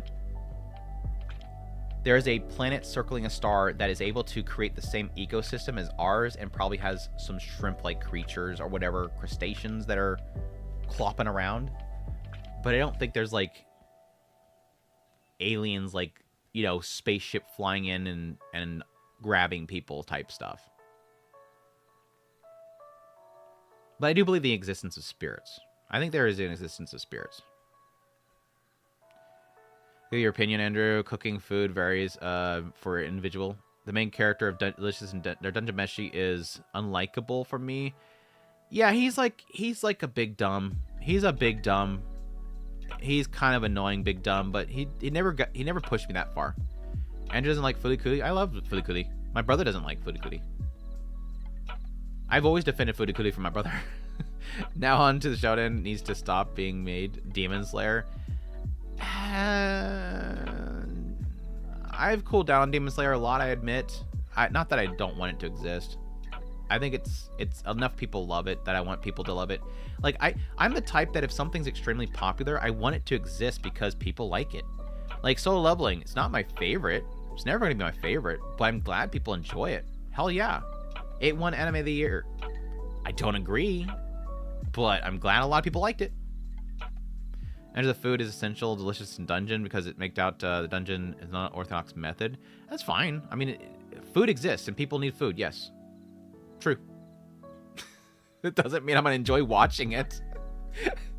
It's needed. You need to consume food. You need to drink water to survive. Doesn't mean I want to watch water.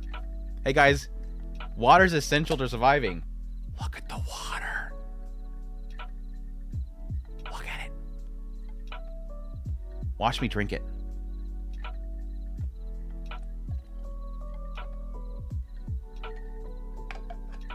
It's a very entertaining stream, huh? It doesn't mean it's entertaining. Aliens are just humans that got altered. Yes. I believe in both. Need my alien waifus and ghost waifus. Why do we have to turn that subject into thirst? Why do we have to turn that subject into thirst? How to help out more anime fans enjoy non-shonen anime? Is it a fool's errand? That is a loaded question. That is a loaded question. You have to, I think if you have somebody that is a massive shonen fan, you kind of have to read what their enjoyment of it is. If they just like power-ups and people beating up each other and it's just that popcorn, they turn it on, oh my gosh, you see beat him up, yeah, they beat him up, and that's it. It's hard to build from there. But if there is a sense there where they do like the deeper lore and talking about the deeper lore subjects of it, you can then sort of, based on what parts of that they enjoyed, transition. Like, say somebody likes Naruto, and they like to talk about, say, you know, the different tribes or whatever, each different ninja clan. They like the politics within the whole ninja war. Then you might be able to transition them into a show that has both action elements in it, but a lot of political intrigue. You can transition them into something like, I don't know, Babylon or something like that. Something that has some action mixed in there that will still also incorporate other elements of Japanese storytelling. That would probably be my best method to kind of suggest there. Some cases, some people like a lot of like the action show, then be able to transition to something like Reincarnated as a Slime. Or, you know, some other not so, I guess, jarring anime trope-filled types of shows that they might be able to kind of stomach. But it really is case-by-case basis. It depends on what they might see in there that's different. Otherwise, I do find that most people that are just shonen fans, that's all they're going to really enjoy, because that's what they're coming for. You can't really transition them into something else when that's what they want.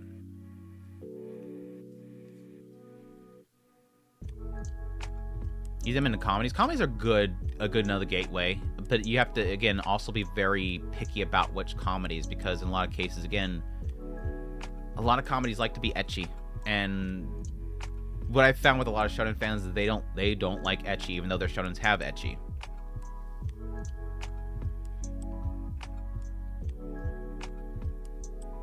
Did you judge people's 3x3s? No. What's up, Ida?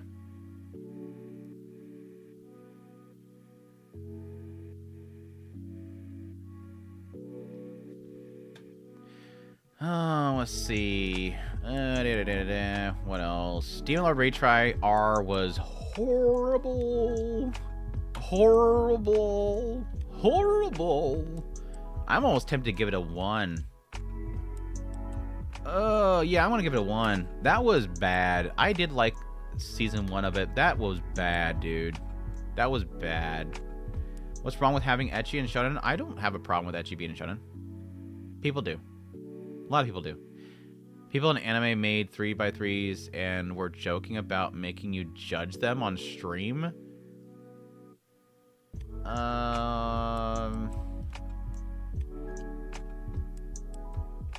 I find that a lot of people talk about me doing stuff on stream and then they don't really come to the stream to say, and they may have said something and maybe I just missed it. I've literally only seen one. I only see one here. Unless it's like, what, last night you guys went crazy with it?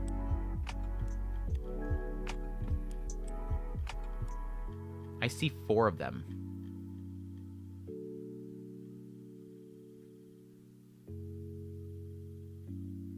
Are we doing like just character ones?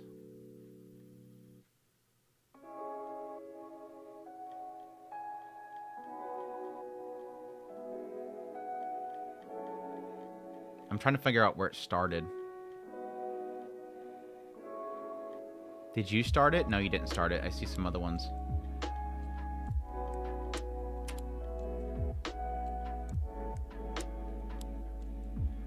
I'm guessing this is the first one.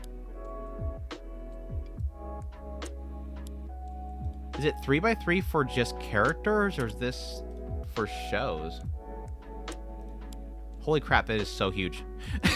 That is so huge. That is so huge. They're just characters? For favorite characters. Oh yeah, Sunny Boy, Kaguya-sama Love is War, Silent Voice, Mushoku Tensei, Mob Psycho. Is that Blue Box? That's not Blue Box, is it? Oh, I'm blanking on who that is. I recognize him though. Mushoku Tensei 86. And the Become an Ordinary Guy. I don't know much about one of the Mushoku Tensei characters, obviously, yet. I know who it is, though. The guy from 86 is really solid. The character, obviously, Rudius Grey Rat's really a solid character if you've read the novel series. The rest, I'm very shrug on. So I would probably say this is like a... You started good, but you didn't follow through. You didn't follow through. What else? What else we got? Con Arts? Con Arts says Bungo Steins, why am I blanking on Steins Gate? Clannad, Monster, 2 Steins Gate characters. That's Sinbad, isn't it? I think that's Sinbad.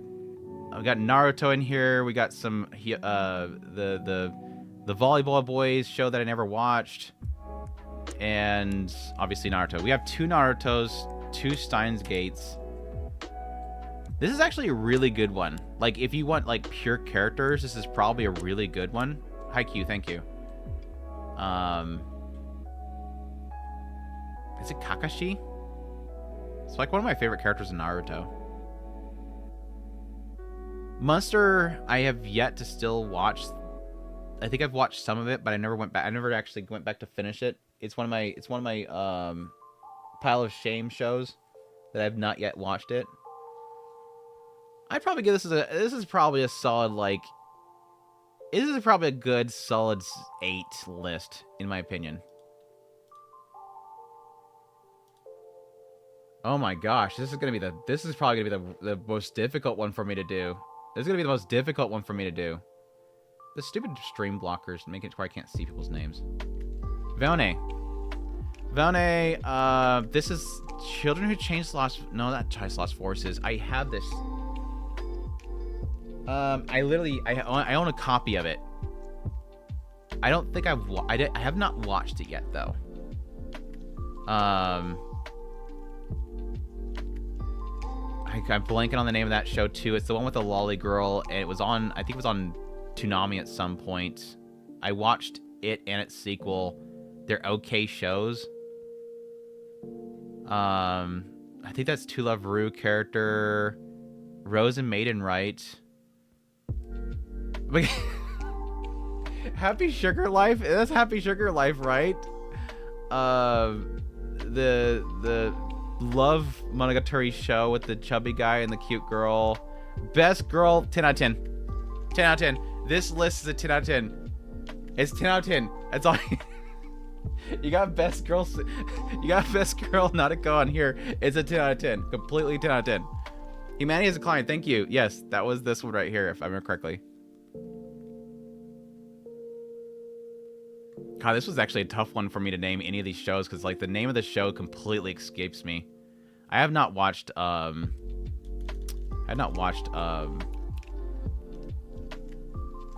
Playing on that name too. This is probably the most difficult one for me to remember the names of the shows. What was this one? Sarah? Tatami Galaxy, thank you. Yeah, Tatami Galaxy. Holo, it's a 10 out of 10. This list is 10 out of 10. It's got Holo on here. It's got Edis Grey Rat. It's got the girl from that's not Angel Beats Girl. That's the one from she's from this design right here unfortunately matches like 3 different characters in my mind. Is Grisaya Girl, yeah. I was thinking it was either Grisaya Girl or she was from Angel Beats. She's very similar. It's just that character with the long white hair. Yeah, Nagisa. You got the Rance guy. Who is this? I don't recognize this one. I don't recognize this one. I'm guessing she's like a side character from Monster Musume. Yeah, I think one of the pre-care characters here. We got Shinobu. Holo. This is a really good list, though. I love, like, a lot of these characters. Who's the one on the left here?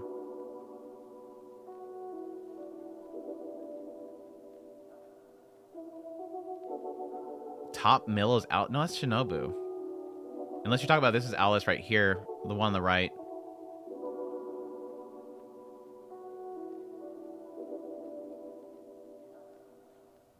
Anyways, this is probably a good...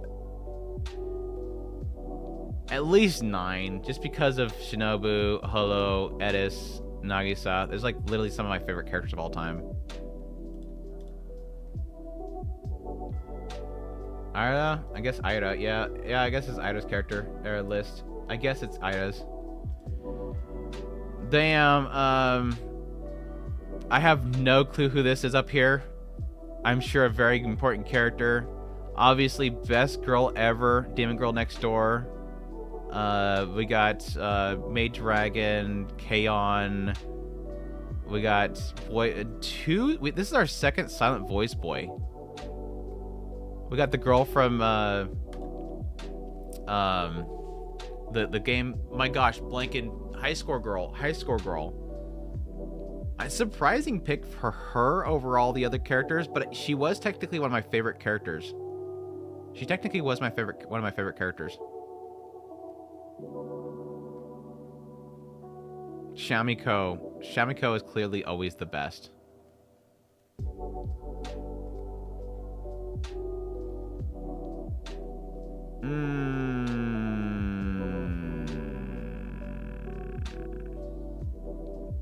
Seven. I think this list is a 7, but I will admit it's because 2 I don't even recognize. There's 2 characters I don't even recognize.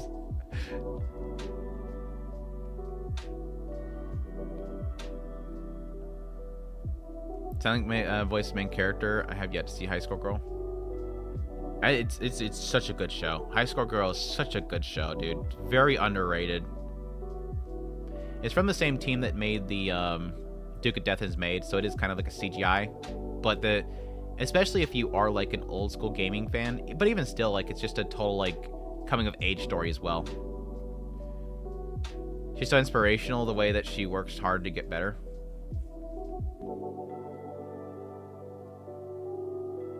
Topless Princess. Okay, that would explain why I don't recognize him.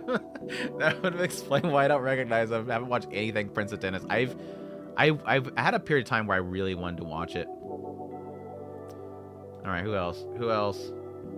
King Aaron. Yeah.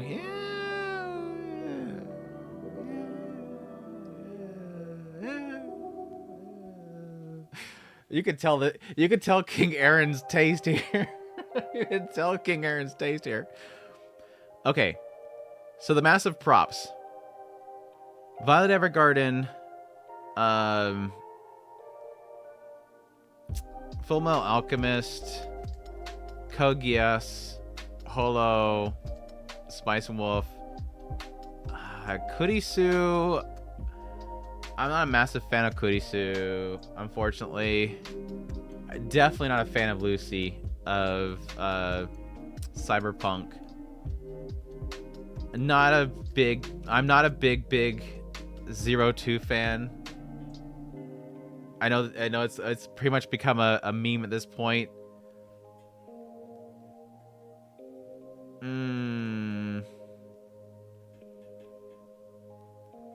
You got a lot of good here, but a lot here that I just don't care about. That's my problem.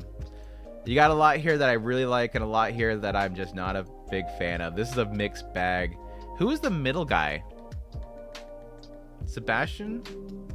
Oh yeah, this is Black Lagoon. Yeah. Who's the middle guy? Is this Sebastian? Who's Sebastian? Is this Is this the hell? The show that's like airing this season. Black Butler. Is this a Black Butler character? I'm guessing it's Black Butler. He looks hot like a Black Butler character. Okay. So yeah, like I'm not a big fan of the hell's his name, Ed or whatever. I'm not a big fan of. I acknowledge like Fullmetal Alchemist is a 10 out of 10 show. I recognize it as a pinnacle of anime, but it's not my favorite. So I don't really care too much about the brothers. So I'm like these two characters and Violet Evergarden is like my big picks here. So I'm gonna give this like this is like a solid 7. This is like a solid 7 list. Solid 7 list. Yeah, I'm not like big on Kurisu, and I know that I'm completely like everybody's like, what? Everybody likes Kurisu, and I'm like, I just don't like Kurisu. What? Everybody likes Kurisu. I'm sorry I don't like Kurisu. What's going on? People are apparently posted 3x3s on Discord, and Ida told me about it, so we're judging people for their 3x3s. Is that it? Oh no, we got another one. No, that's another one from King Aaron.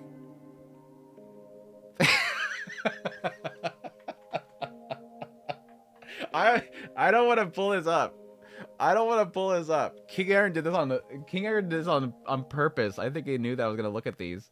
Yeah, we'll do it. We'll do it.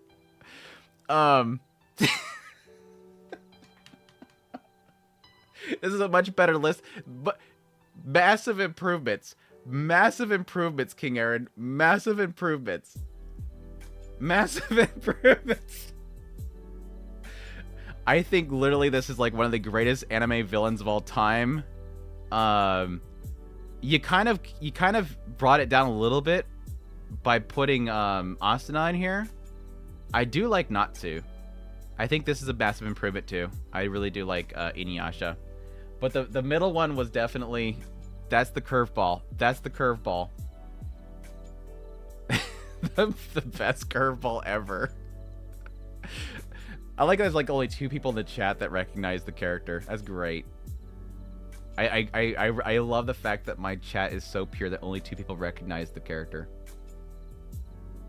Lots of Shamiko pictures. What the fan art? Oh, this is gonna be horrible. This is gonna be horrible, isn't it? You know what, the fan art? I'm not mad.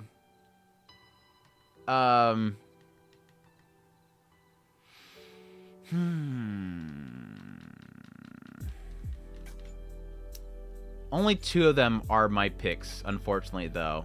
We got High School DxD. You knew that was going to be in the list. If it's what the fan art's making a list, it's going to have High School DxD somewhere in there. Not my favorite from High School DxD. Obviously, Marin's great. Bunny Girl Senpai, she's hot as well. I am not a massive fan of Yor. She's cute, but damn, the moment I stop watching that show, I never think about her again. She's easily like the most forgettable character, even though she is hot as hell, and I would totally marry her. Albedo, no. Albedo is not my bag. Albedo's not my bag. Never been my bag. I'm more of a fan of Shaltir. I'm Team Shaltir. Hello is always 100%. I will follow you with that one. I think she's like some side character in Evangelion. Don't really care about her. 02, again, I get it. She's hot, but again, I'm not a big, massive fan. And then, yeah. Once again, I get that she's great. I haven't given this series a lot of attention. I really need to. I'll get around to it eventually. As a guy, I'll give that one a 4. I'll give what the fan art a 4. No, Albedo? No, I'm not big on Albedo. I'm not really for like the super like Albedo's like dark elf. Like I don't like that like overly like drooling all over you type of like yandere. It's too much for me. It's too mind controlled territory. Like mind broken territory. And it's just too much for me. Excel Dog. Excel is a good list. I think everybody's gonna have Holo. Like everybody's gonna have Holo in their list, aren't they? Was it good? Holo, Haruhi. 10 out of 10. 10 out of 10. You pick the best girl of Evangelion, you get a 10 out of 10 out. I'm joking. Yeah, Asuka's best girl of that, obviously. Holo's best girl. We have boys in here. Who the hell put boys in their list? We got 2 characters from Holo. Haruhi Suzumiya. We have Kogias, Death Note, Monogatari series, Railgun, Love Live, which is she's like second. I think she's like second on my list of all Love Live characters. Ruby, I think, is my number 1, but she's like second. I love her. This list.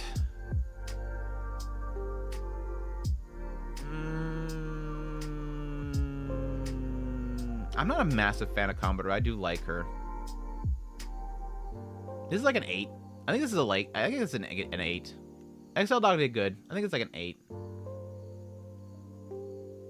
Is that it? Oh no, Saba Boy came out of nowhere at the very end to put theirs in. I like how only one picture in here. I like how like there's only one picture in this entire list that's got a transparent background, because you can see it flickering like very briefly. This is supposed to be transparent. Like why is this got a transparent background for one character? Double the Pisu. Nazca, Oshinoko, Beastars.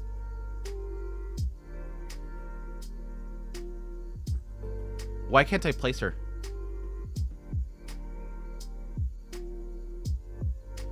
Somebody help me on this one. I don't know why I can't place her. Fuka, Clonod. I have no clue who this is. I'm guessing another Beastar character. Iradoku, thank you. Yes. My gosh. It was like, it was there. Like, I recognized it, but I can't place it. I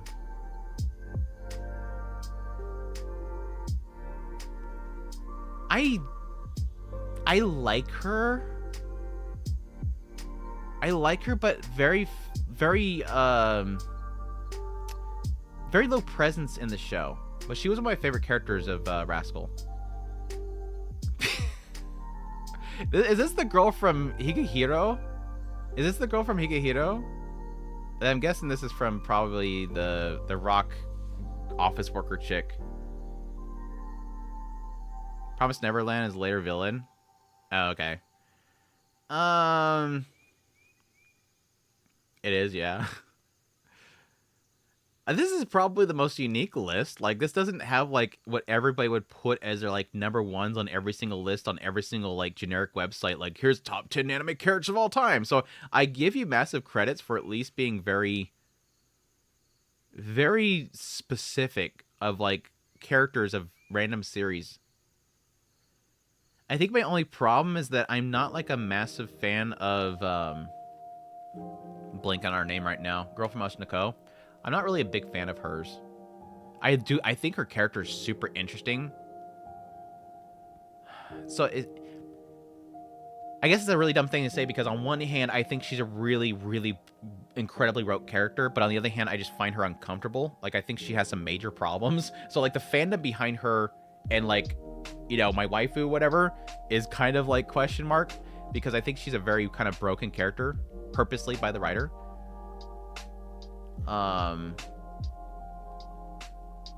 So I guess I follow you on put her on the list. It doesn't mean that this has to be a waifu list. I'm giving this a 7. I'm giving this a 7. She scares me. That's good. That's good. I'm glad that you have a healthy relationship with her, Kane.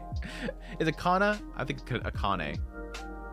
Is it Kana? I thought it was a Kane. I'm mixing up the names right now. That's right, Aqua. Thank you, Ira. There's the reason why I can't seem to like her, is because that's right, Aqua. This is Akane. Okay, thank you. I thought it was Akane. I like Kana more. Yeah, Kana's my favorite. Kana's my favorite. Kana deserves better. Kana's always my favorite. Anyways, that's right, Aqua. Is that it? Is anybody else posting theirs before I finish this up? Yeah, people are posting them now. Like, last minute. We gotta throw them together quickly. Linman May.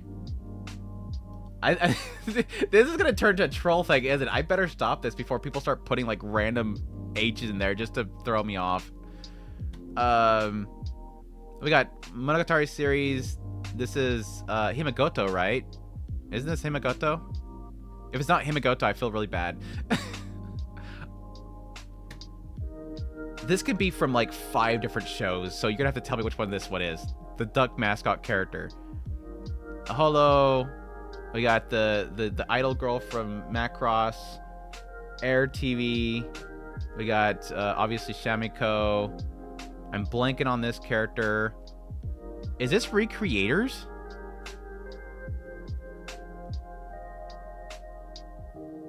Okay, if you answer my question, say where it's at, by the way. Because I see people like, this is this character. It's like, well, which one?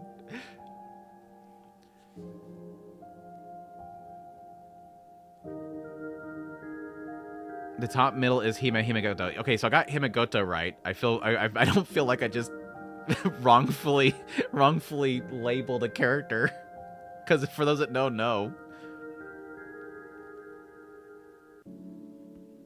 Yes, Meteora, nice.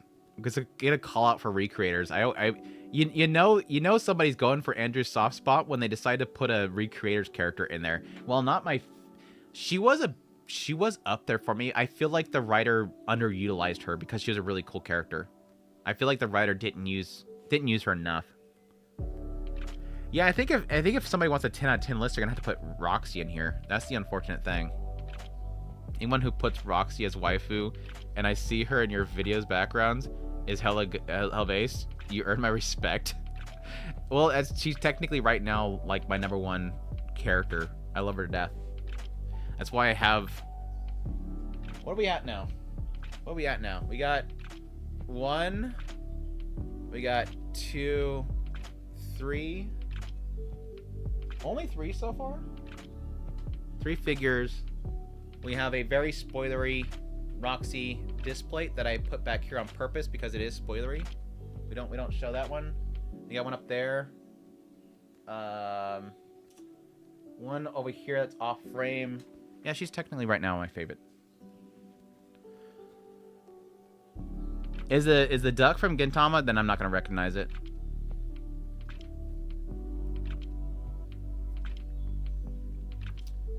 Put Roxy and Rain in there too. This one I would probably say.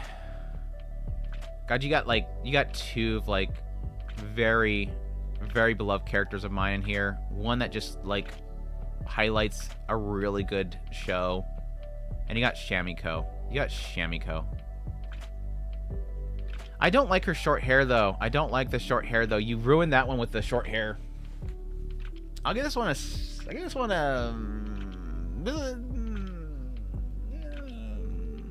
7. There's a few characters here that I'm not like very familiar with, so it kind of brings it down a bit for me. Yeah, that was my point. Meteora is like very underutilized. I mean, she serves a key role later on, obviously, but yeah, it feels like she's kind of just there. She's kind of there.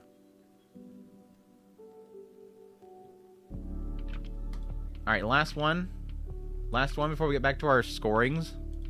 No, people are still posting them.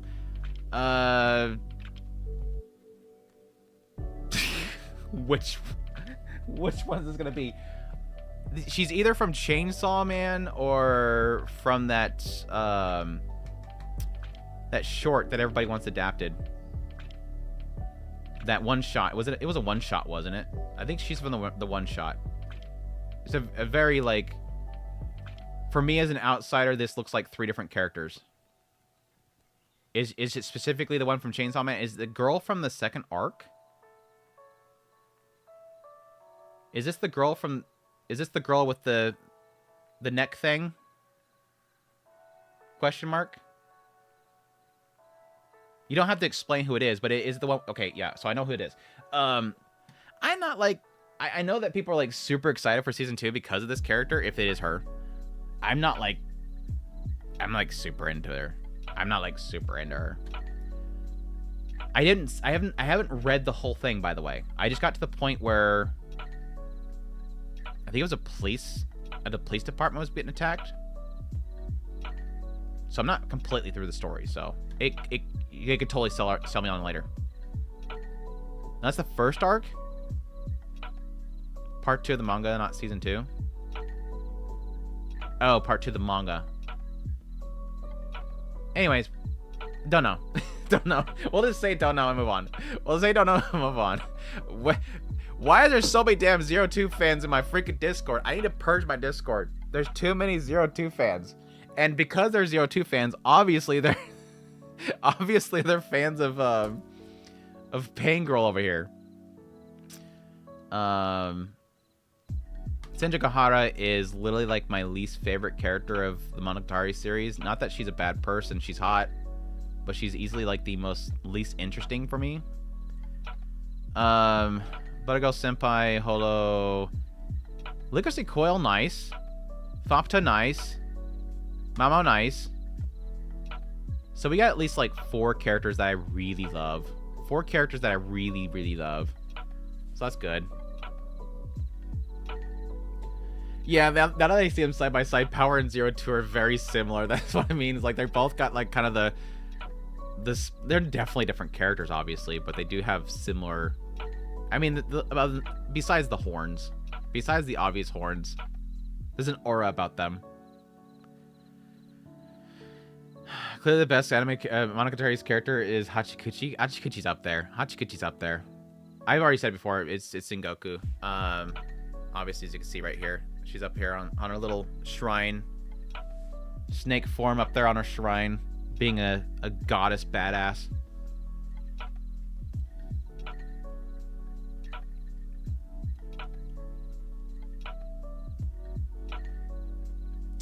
I would give this probably...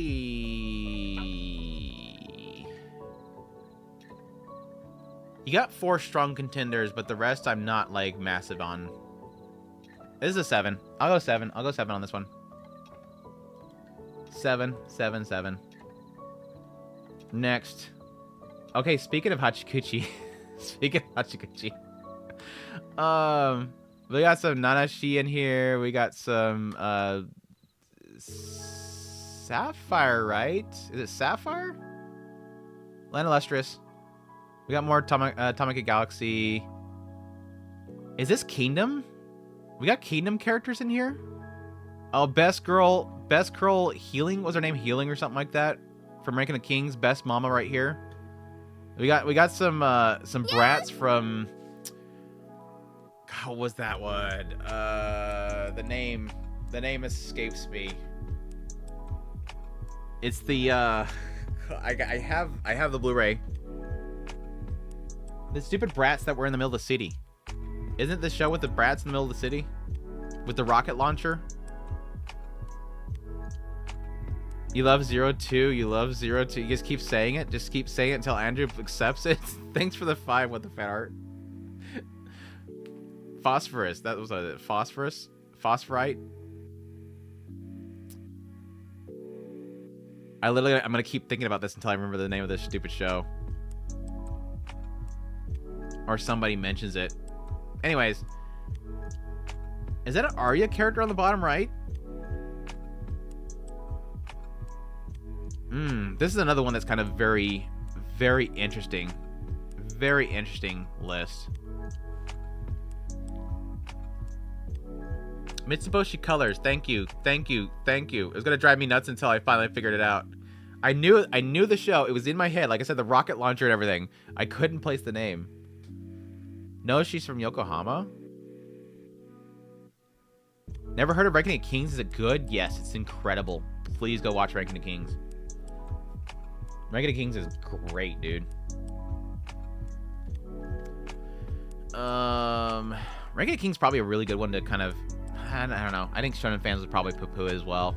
I was thinking of the earlier question about, like, shows for Shonen fans.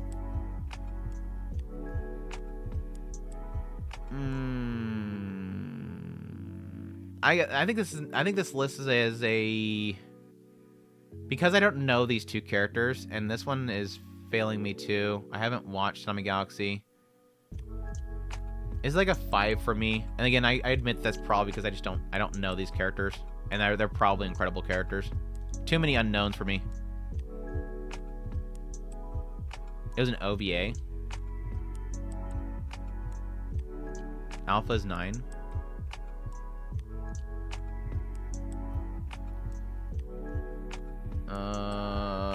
Heavenly Tensei.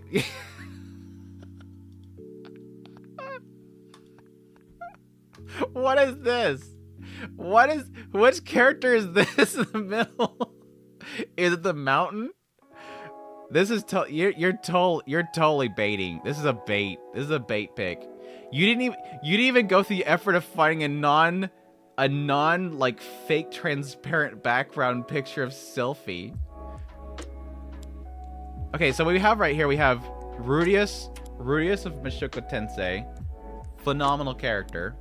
We have Rudius of Mushoku Tensei.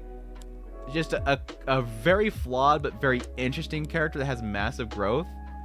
We have Roxy, who's obviously the best character in the entire history of mankind. Best waifu ever. Adorable, like pure-hearted, amazing, intelligent, strong, bold character. We have Rudius Greyrat, specifically Rudius Greyrat during the ED era, which he was inflicted with ED, and thus could not get his manhood up, and was a bluthering winebag for an entire novel volume. Then we have,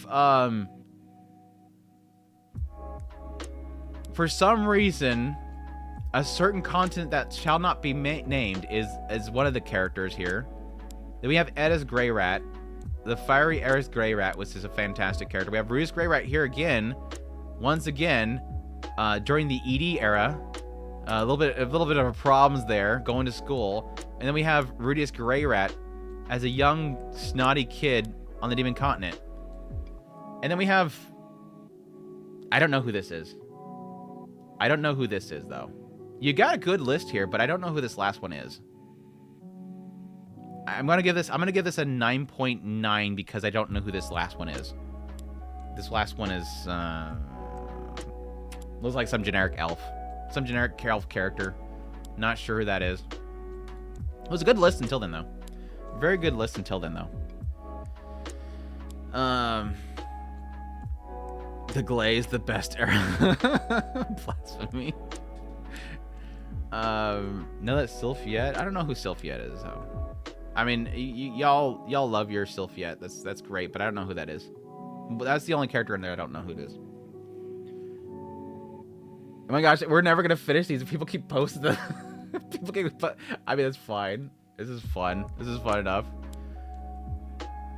What is this list? Like I feel like part of this is like fan art that I won't be able to recognize who they are. I mean, Yu Yu Hakusho, obviously. We got his name's Joe, isn't it? I haven't seen this show in forever. No rim jokes here. Gintama. The rest of this artwork, I don't even recognize. I mean, this looks like... This is Gintama. This is Gintama, obviously. I don't know. This has way too much artwork that I'm not familiar with. I think I recognize this one. What's the bottom right one?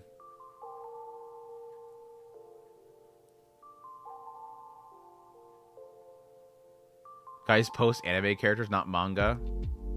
I mean, some of this artwork is... I mean, a lot of this stuff is based on mangas, but I think there's... Yeah, a lot of the artwork is from either artwork or from the mangas. Baku from Osugui? I recognize it. Joe from Ashino Joe, yeah. Thought it was Joe. Thought it was Joe. Alright, back to anime characters. Back to anime characters. Or specifically anime art. Oh no, we got some AI art. This looks like AI art. Oh no, we're in trouble. We have AI art on the screen. Somebody gonna get mad. Somebody gonna get triggered. So we have Best Girl Rin Tosaka. Once again, Kurisu coming back once again. For everybody to get mad at me for not being a massive fan of Kurisu. We got Darkness, which is the biggest dolkness. She's not dolkness, but she is pretty dorkness. Lucas Coil, Chisato, Lucy, once again from... What is with the Lucy love? What is with the massive Lucy love? I mean, I felt a little bit during the time that Cyberpunk was airing, but I don't get the Lucy love. There's a massive Lucy love out there. Ryu from Danmachi, she's never been my favorite. I think she's probably one of the best wrote characters, at least the second best wrote character in that series so far. But I've never been like a massive fan of her. Never been a massive fan of her. Yeah, Fire Force Lady, I kind of like her. Ruby's obviously best girl under Kana. And yeah, technically she was my favorite character from Code Geass. She definitely was she was like my favorite character of that series.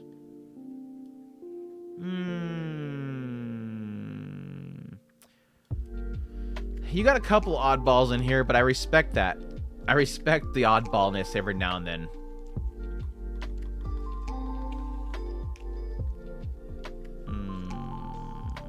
Having Rin Tosaka, which is literally like, she's probably in my top 5 anime waifus of all time. It kind of helps a little bit. You at least went in. You at least went in with the gut punch for me there.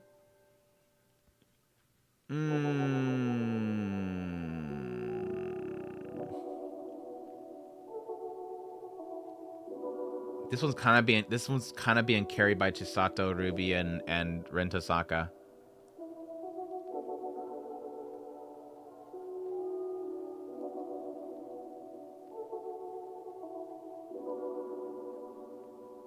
I'm between a 7 and an 8. I think I'm gonna stick with a 7, but I kind of want to go with an 8 because Rin Tosaka. So we'll leave it up in the air. You pick whatever one you wanted me to do. What's this 3x3 for? I don't know. I have no idea. I have no idea. What? We got K-series character in here. Who's got and a Seraph of the End character? Okay. Oh my gosh. And is this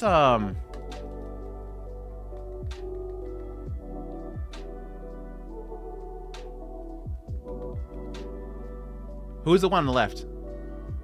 I can't place her. I place her, but I can't think of the name.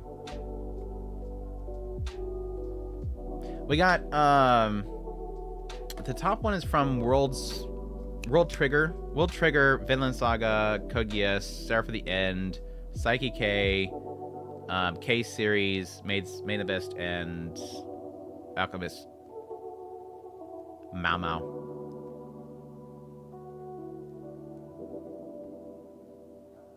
Nadia, thank you. Is it Nadia? Yeah, Nadia. God damn, I haven't seen this character in forever. That's a blast from the past for me. That's a blast from the past for me.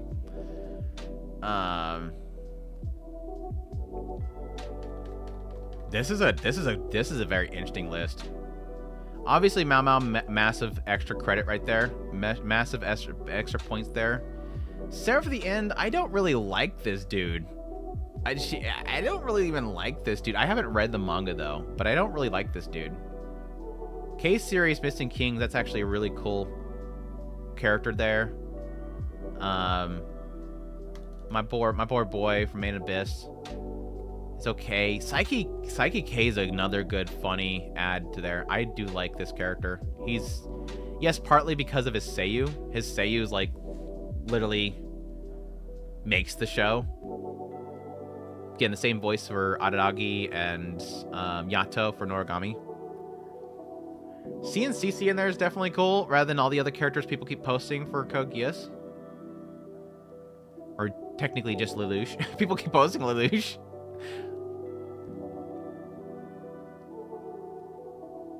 I'm not a big fan of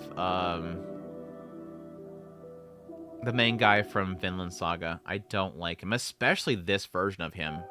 I hated him in the early segments. I'm assuming you mean like him as a character as a whole. Who was my favorite character in Vinland Saga? I'm blanking on his name right now.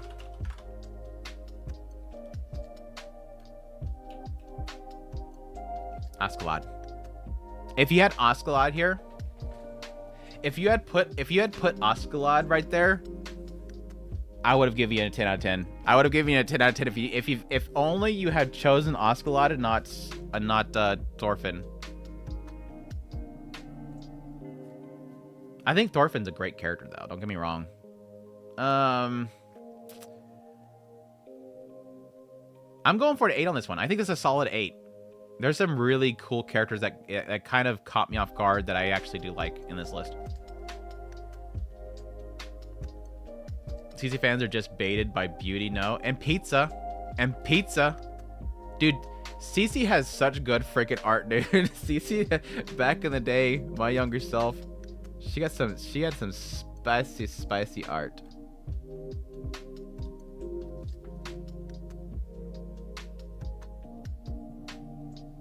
List this time with actually different shows. We're not going to bait Mushoku Tensei again this time. All right.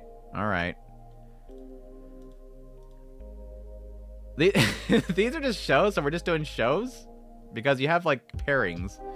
So the shows are Mushoku Tensei, Made in Abyss, ReZero, my gosh, why can't I say this show? Apothecary Diaries, Silent Voice, Kaguya-sama Love is War, Code Geass, Steins Gate. Guessing Konosuba, or is this for Mega Man Show? If it's Mega Man Show, then I'm gonna trash it. And then, yeah, The Danger of My Heart. This is pretty much all shows that are in my 10 out of 10 list. So this, I guess, is a 10 out of 10 list. And I like that it's not full of the best shows, which is good.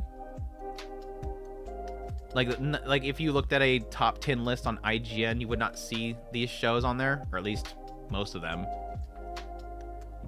It's for Konosuba. Okay, good. Then you're 10 out of 10 then. Then you're 10 out of 10 because you didn't pick the Mega Man show. And these are pretty much all shows that are on my 10 out of 10 list, so you kind of cheat a little bit there. You picked a bunch of shows that are on my 10 out of 10 list.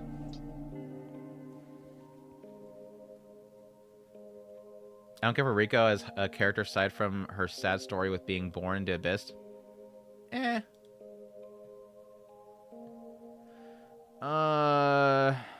think this is our last one unless like 5 more show up. Here. Again, I think this is a Sinbad character. So I don't know. Railgun. This is Julie from, or whatever, Julie whatever from Fairy Tail. We got the guy from, oh my gosh, Blood Blockade Battleground? Is this Blood Blockade Battleground? Is this a Blood Blockade Battleground character? Monster character. Zenoba. It's Zenoba. Somebody went for my Zenoba. You chose that on purpose. Best girl from Summertime Render. To Your Eternity. Who's this on the bottom right?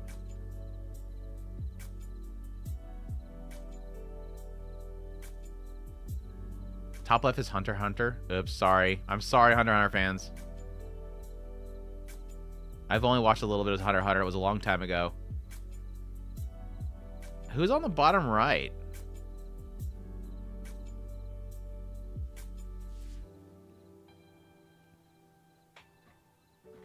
Kekai Sensen, dude. That's Kekai Sensen should have been way more popular than it was, dude. Should have been way more popular than it was.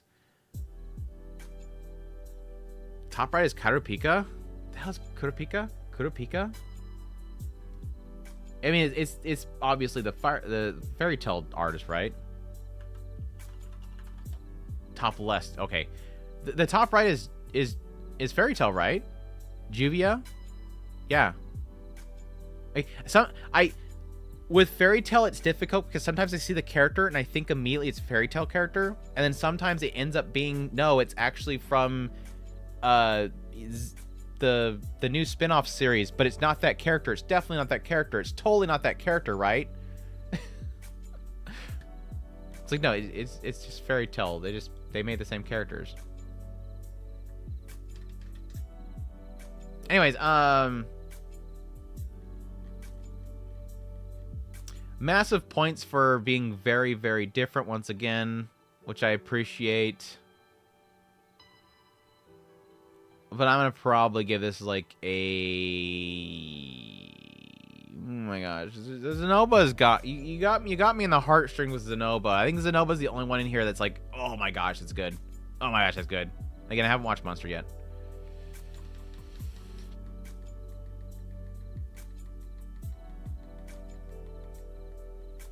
Six. I'm going 6. Again, I acknowledge that I'm misinformed on a lot of those. Super misinformed. That it?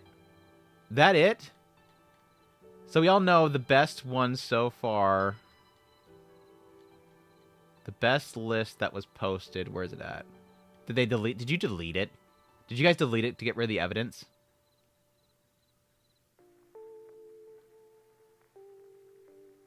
I think they deleted it. Did somebody delete it so nobody knew that they posted it? I'm gonna laugh if that's actually true. No, there it is. There it is, okay.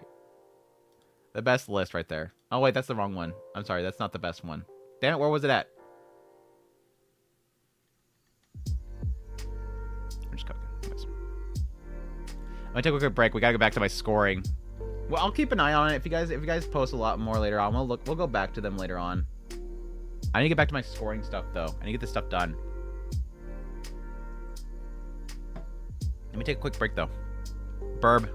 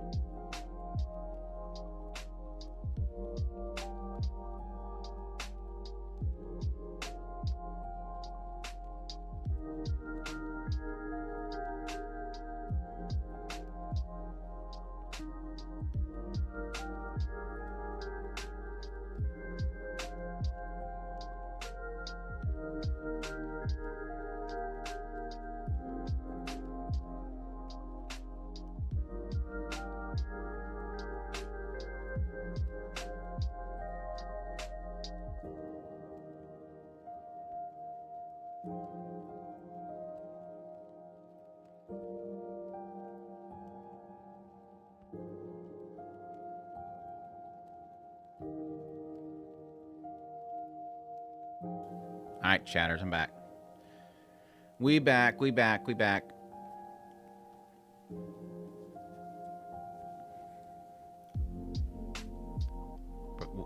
people leaving? What?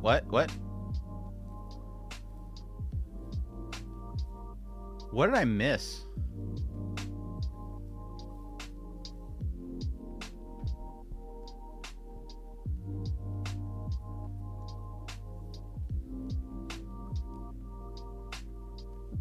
We guys talking about that show? Anyways, let's get back to the list. I gotta finish this. We need to get updated so that I guess I could just do this next week again. Where were we at? Was this the list over here? There it is, right here. Here's where we were at. Classroom of Heroes, really great animation. Not really much else than that show. I'm gonna give it a 4. People are leaving. All right, take care, everybody that left. Thanks for dropping by. Daily Life 5th season. Yeah. I didn't like season 5. I did not like season 5 at all. I hated the backstory, villain story. I didn't like the whole go on ahead without us thing. I think it's a 4. I think Daily Life season 5 is a 4. Demon Lord 2099. I need another season of this. This is actually a really good story. Really good world building. People left because he fought a girl. She's evil. You just have to embrace it. Demon Lord 2099. It needs another season bad, though. I think it's 7. Really, really good. Really good concept for it. I need to watch Devil Hunter Yoko again. Oh, it's such a good show. Those are old shows I need to rewatch before I can score them. Dr. Elise is actually a really good one as well. It's not great. Dr. Elise is not great. Yeah, the ending did feel a little rushed. I think Dr. Elise is like a solid. It's like a solid right in the middle. Like, it's not incredible, but it's not like, it's not boring. Good concepts. Hated that. You hated Dr. Elise. Baka. Dr. Stone's Science Future, probably easily its weakest season. And I know I'm like an oddball in that one. Just kind of fell off for me.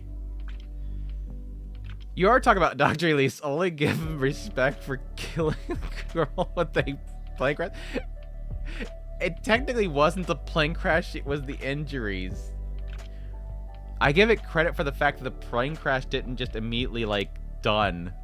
That was the biggest shock for me, is that it wasn't, like, the immediate plane crash. Dr. Stone,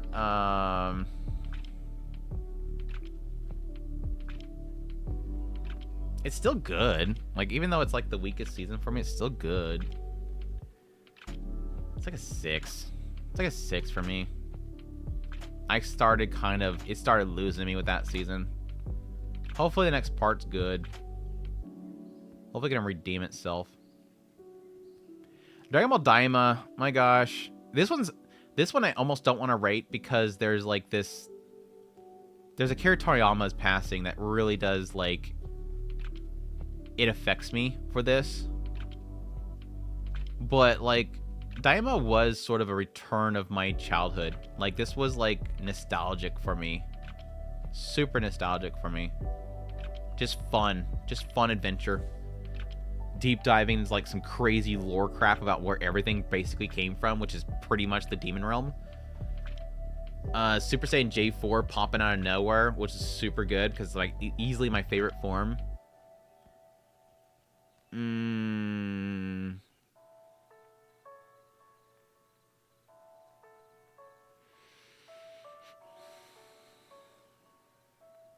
Again, it's gonna be very personal for me. I'm gonna put an 8. It's very personal for me. I'm putting an 8. Just haven't rated any of the Dragon Ball. Dungeon People, I wasn't a massive fan of. It was cute, but like overall pretty boring. What else? I need to rewatch the Evangelions. I'm gonna do like a full rewatch of all that stuff. Excel Saga, classic. Failure Frame, like a 2. Failure Frame's like a 2. So edge boy. The elf's hot though. The elf is freaking hot. I think one of the only reasons I kept watching Failure Frames is like the elf girl was hot. And the fact that he like. The fact that the dude literally like took an aphrodisiac or something and still didn't touch her was just mind-blowing. Cell Saga fun.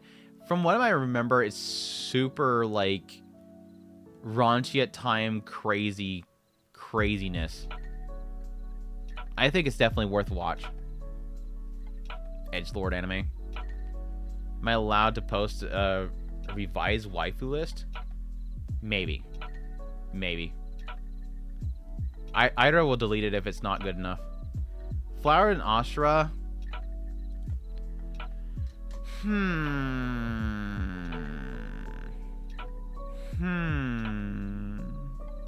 I really liked it. I didn't care much for the very final arc. And its ending sucks because it's like literally them walking up to the competition they've been building up the entire season.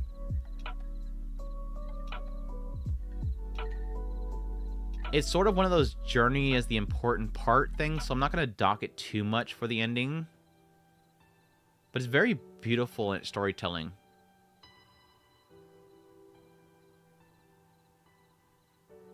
I think it's 7. Asura is an 8. Yeah, I think it's 7 for me personally. The later parts, the training arc stuff was kind of meh. Put a 7.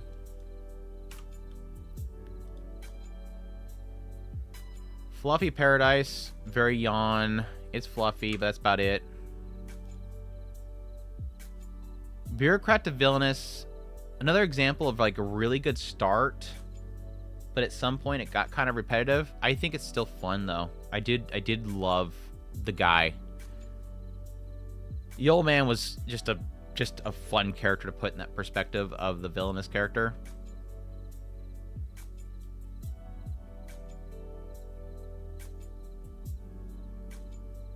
I'm thinking like a 5 or 6.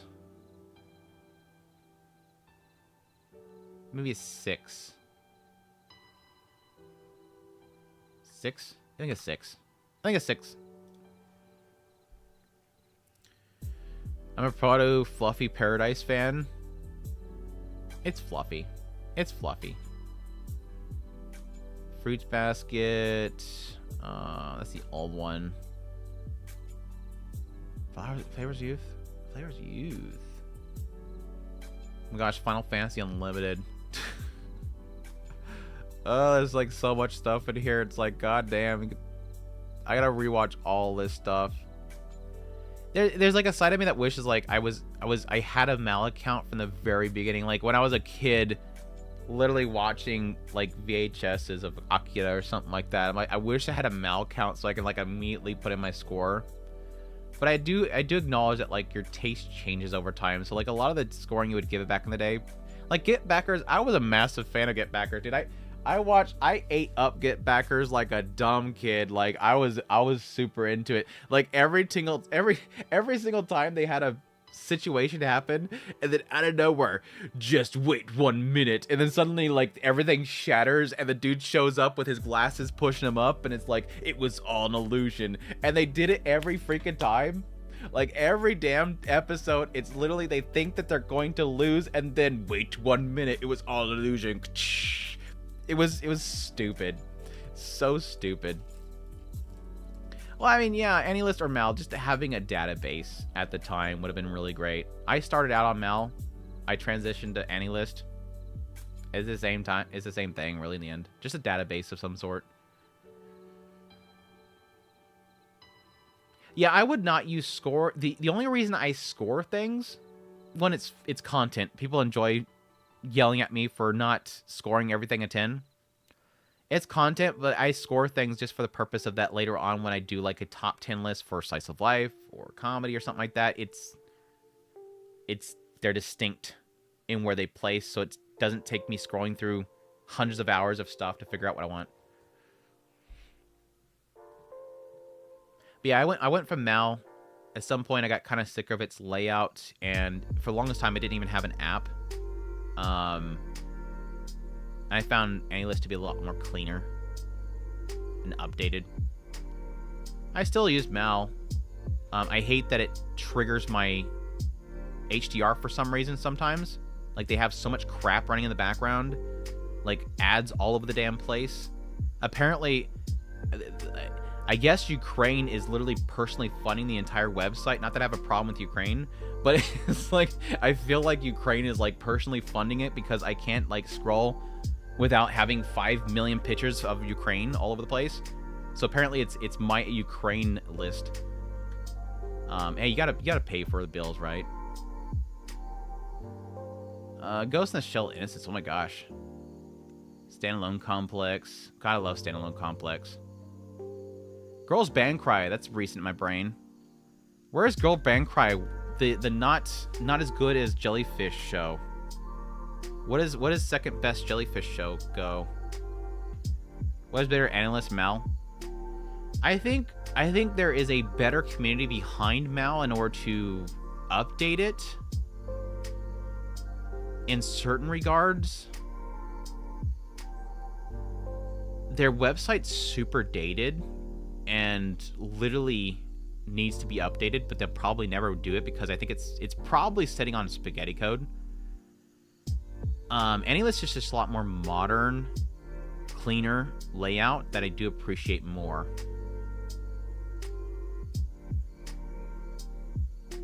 So for me right now, my favorite is Anilist. I still keep my Mal updated, but I exported most everything went to Anilist. Plus, I have my weird conspiracy theory that here soon we're gonna get a bunch of like NFTs all over Mal. Eventually, Mal is gonna incorporate itself into Crunchyroll. As a solo leveling OP says, you gotta pay the bills. Yes, that is absolutely 100% correct. That's 100% correct. Apparently, when you click on the website and it loads from a server, apparently it's not free for them. It's weird. What's up, Kotaro?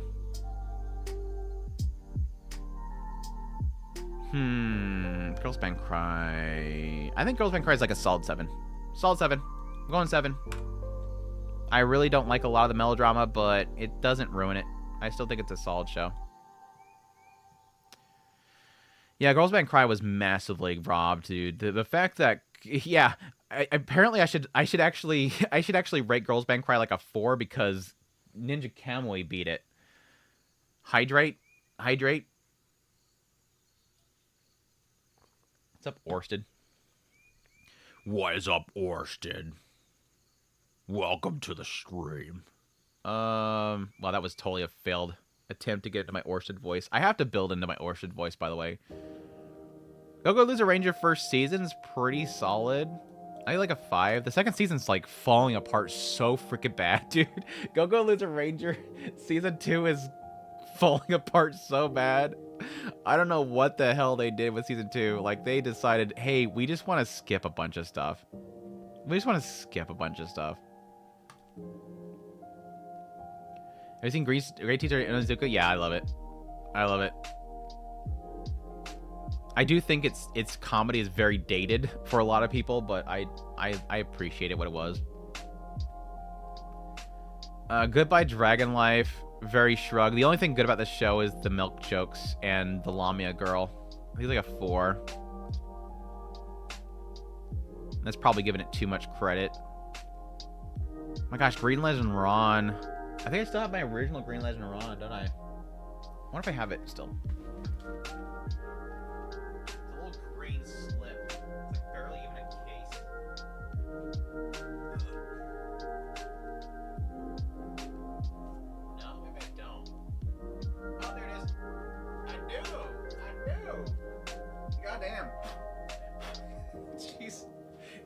It has not come out of the coffin that it has been mummified in a long time.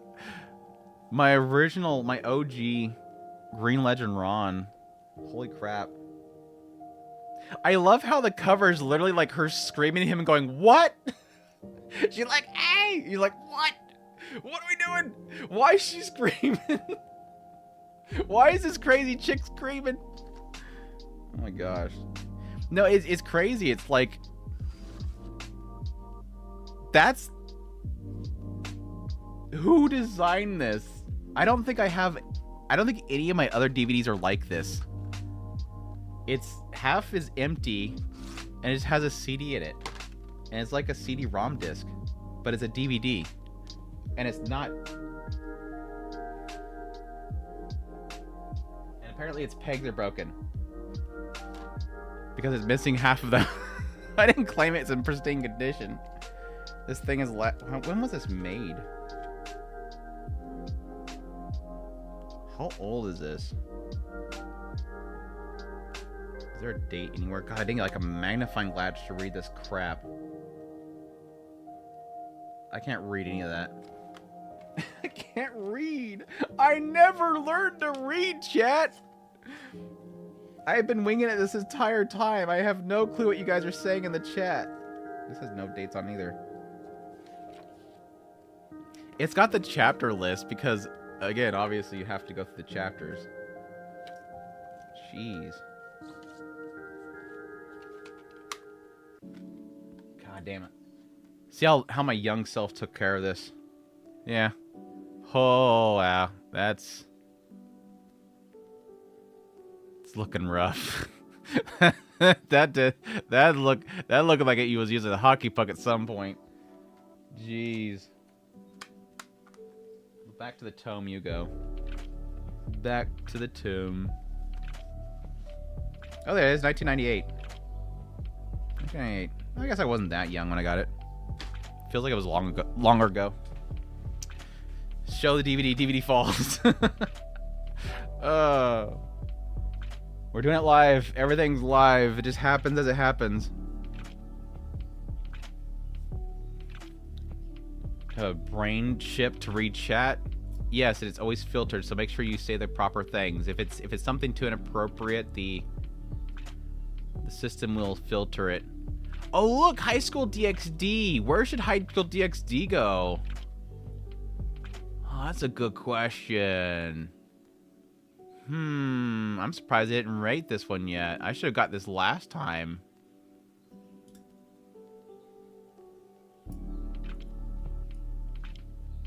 I think I liked the first season more than the later season.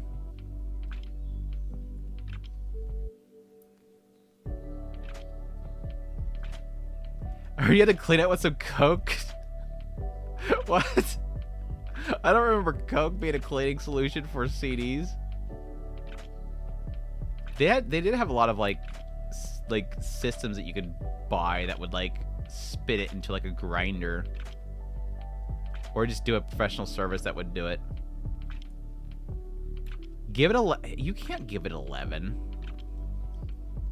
I think the first seasons I was like more of a fan of. I think the later seasons kind of fell off for me.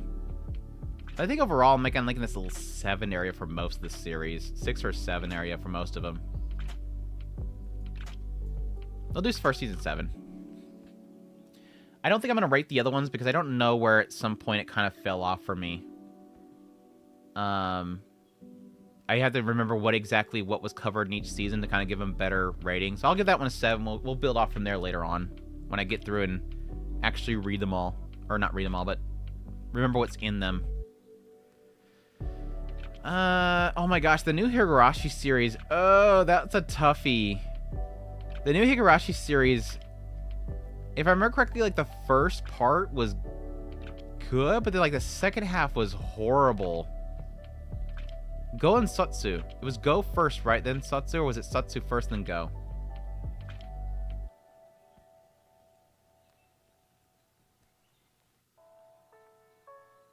I think it was Go and then Satsu.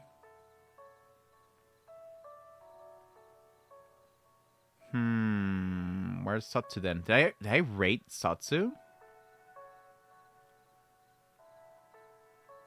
Or did they group them? Was Go and Satsu 12 episodes each and they just grouped them? Or was Satsu a separate core? I guess I can find out right now. We're gonna find out right now. Yeah, Satsu was separate. Satsu was horrible. I did not like Satsu. I still gave it a 7 though. That's just proof I'm a massive fanboy of this damn series. Go, I would give it a higher. I'd probably go more like 8. I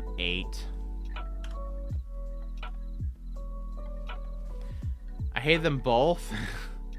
I just didn't like... I don't want to spoil things. I just didn't like the whole like, oh, this person's got their own and now they're against... It's just... It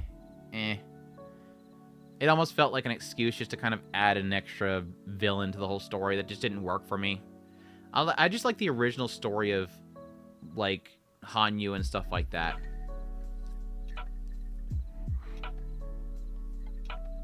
My favorite girl was the girl with the male phobia. Is Girl Bravo's. It is a shame that we couldn't get more of her in the MCU with the woman phobia. Not the biggest fan of DxT personally. Yeah, I'm not either. We got some big fans in the community though. I respect it. I respect the hustle. Hokkaido Gals started good, but it fell apart really quickly. I think the other girls kind of ruined it for me. I think the main girl was a really solid kind of introduction to the Hokkaido girls, but then all the other girls were kind of like, muddied it up. It's some good fan service though. What else? How I Attended an All-Guy Mixer actually surprisingly got some good moments in it. Most of it's a very like up and down show for me. Like some of the skits are fun, but some of them are like really boring. 4. Decent.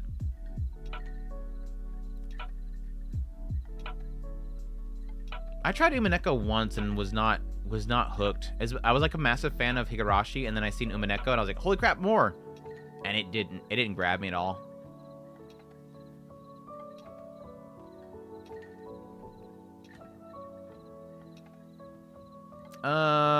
Mega Girl Receptionist, I wanted to love it. Ria Takahashi really tried to carry it, but this, like, the entire second half was so boring. This should have been kept to just a receptionist going out every now and then. They made the story way too big for it. I still think it's like a 5. But it is a big downer. It's a big downer.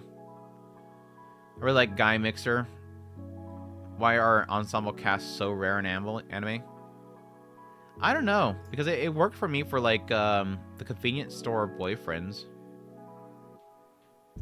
Reception was good in the beginning. It was really good start. I just like Ria Takahashi as a receptionist being angry. Seventh Prince. I never scored that one. 3 thighs out of 10. 3 thighs out of 10. Completely carried by its budget, which is way too big for it. And lots of thighs. And the fan service is good, but I hate the main character. That's my biggest hang-up. I think it's great for people that like it, but I cannot stand the main character. And when in this series I can't stand the main character, it kind of hurts it. The main character creeps me out. It's too much. It's carried by thighs. The only reason I watch the show is for the thighs. How to Keep a Mummy is actually pretty cute. I don't remember most of it, but that was a cute show. As soon as they found out she was a guild receptionist, part didn't matter anymore. That's the problem. It just became an adventurer. She just became an adventurer that she basically just became an adventurer that complains about not being able to be a receptionist, rather than it being a receptionist dealing with not wanting to be a adventurer. What kind of girls are fun, culture, romance, and more reason why gyaros are sweetheart. A lot of hotness in cold weather is really what it is. I'm gonna hit the bed now. May the world premiere, world remember my 3-3. Soko was crazy. Yeah, except for that 9th slot, I still don't know who that is. But have a good night. Thanks for dropping by. Parry everything. It's decent. I enjoyed it a lot more than I thought I would. I think it's like a solid 5. I would like another season of it. I think the main guy's pretty solid. They didn't play too much on the whole, like, he doesn't realize how OP he is. I'm getting married to the girl I hate in my class. Carried by the sister. The main girl is just not a good tsundere. The biggest problem with I'm getting married to the girl I hate in my class is the cover art girl is just unbearable. She is so naggy. She's unlikable. It's going for the tsundere archetype, but it's not doing it properly. It is not fulfilling the tsundere archetype at all. It's probably the worst tsundere character I've ever seen in anime. This sister's super good, but ugh. I like the gyaro too.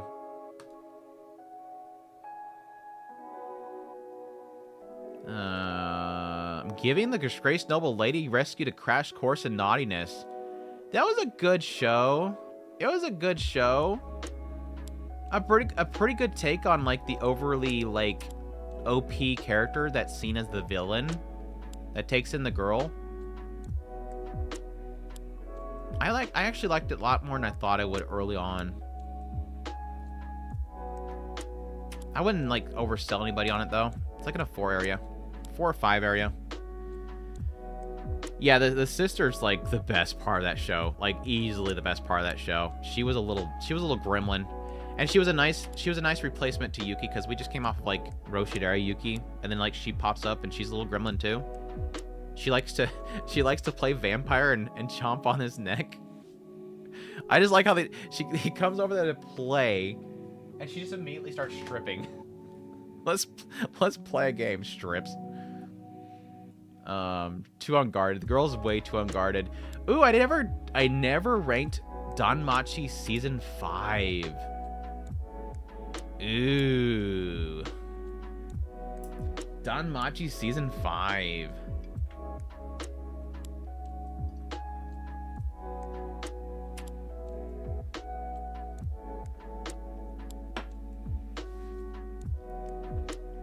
Why is my music so loud? It kills my dramatic pauses.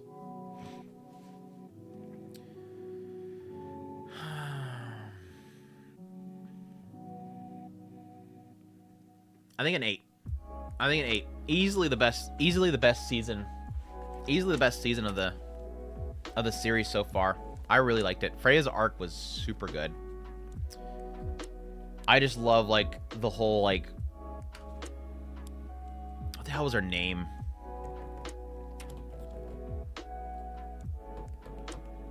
Anyways, I don't want to spoil things. It's good. I really love it.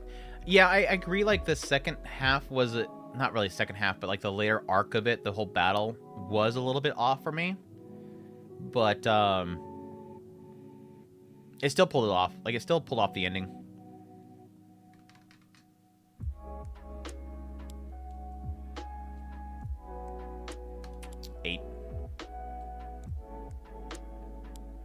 Isekai Onsen Paradise. I never ranked this. 1. If I can get... Can I give it a... I can't give it a 0, huh? 1. Isekai Onsen Paradise was garbage. You had one job, and that was to be lewd, and you failed. Ishura. I never ranked Ishura. I think Ishura is like a solid 8 series for me so far. I really love it. I think both Season 1 and Season 2 has been a solid 8. Have we got a Season 3 announced yet? I should probably check that before I did that. I don't think we had another season announcement yet, have we? Ishura... second season...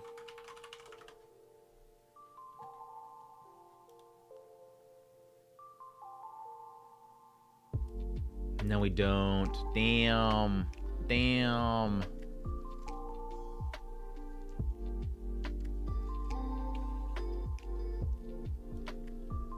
You know, Season 3 Ishura announcement already, damn it. Did we get more people posting their 3x3s? Otaku Sensei? How did I pop over there?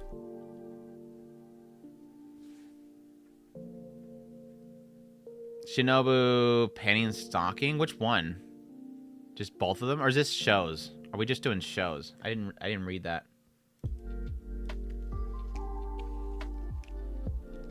I imagine just characters. The lolly psychologist says that's me. I wouldn't doubt that.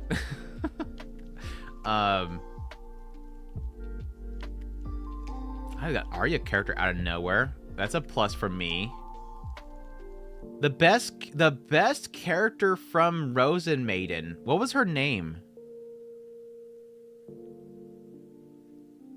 She literally was my favorite character, Rosen Maiden. I cannot remember her name. It's been so long since I watched Rosen Maiden. Because she had like a brother, right? I used to love those two.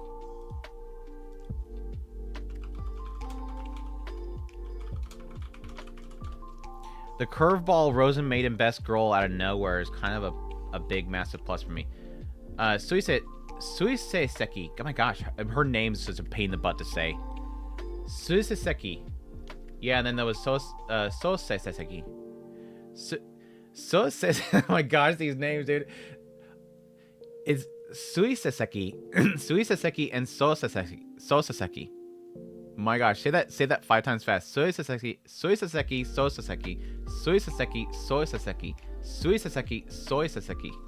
Soy.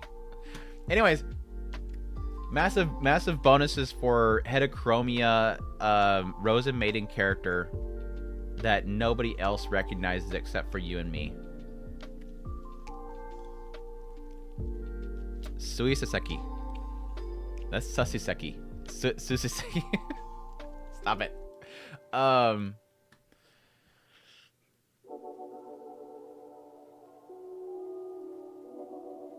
Got some K-On in here. We got some best girl of Shinubio and Other Delusion. Another Land of Lustrous fan out of nowhere. I'm blanking on the girl from the bottom left. She's not Digimon, is she? I recognize her design, but I'm not placing exactly what it is. Suiseki and Soseki. Soseki and Sik. You're missing a vowel, a syllable in there. Suisei Seki. Suisei Seki.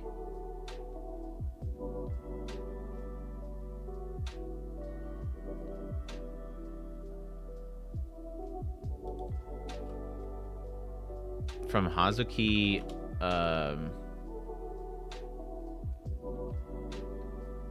Doremi?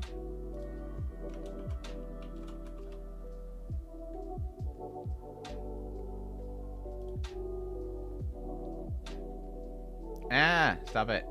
Continue the site. It's fine. Okay, maybe I'm just, I seen it somewhere and just kind of grabbed in my brain.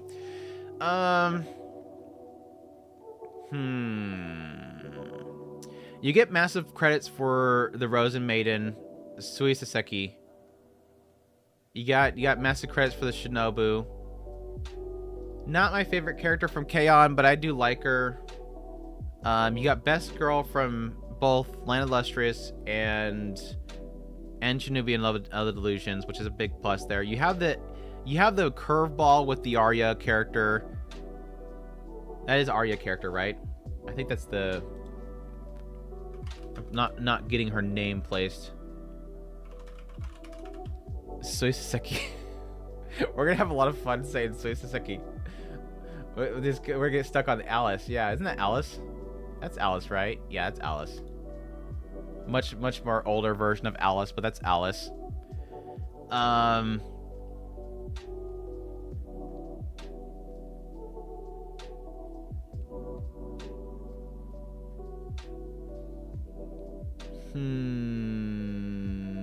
Eight.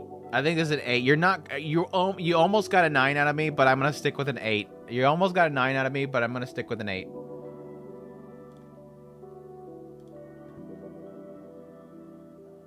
Sasuke posted. With a name like Sasuke, you had to have a Naruto character in there. I'm just joking. Damn, look at this. This looks like the same list as earlier, but it's flipped upside down. Didn't somebody post one with Ren up here, Darkness, and Lucy, and Chisato? I don't think... Yeah, she was down the bottom right. Is this just a flip of the... We've seen this one already. Did somebody just flip them? You can't fool me. You can't fool me. You can't fool me. You can't fool me. I knew it. You can't fool me. You just flipped it. You flipped it. I knew it. You just flipped it. It's the same damn list. You just flipped it. It's a little different. It's a little different. It's a little different.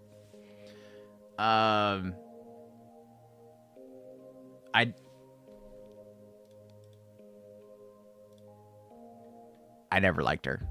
Oh, it's revised? Were you the one that posted the one earlier then? It is. Okay. Okay, I see it. Same Sasuke. I don't like her. She's fine. I don't hate her.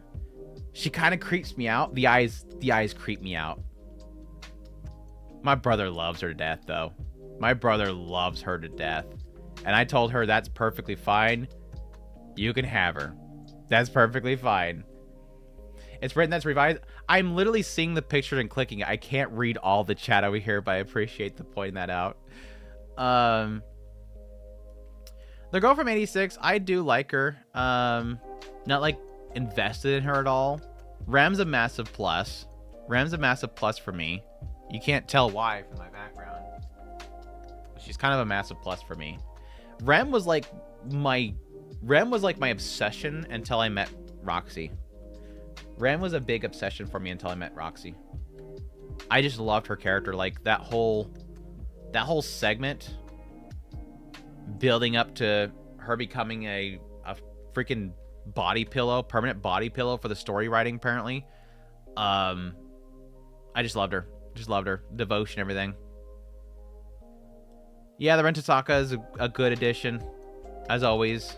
Not an addition, she's still there. I don't. These two over, you're good on pretty much everything, but this entire everything here is good except for this left column. This left column's the only part where I'm just not. I'm not feeling it. I'm not a big Gurren Lagann fan. I know people love her to death. Her design's fantastic. It's always been fantastic.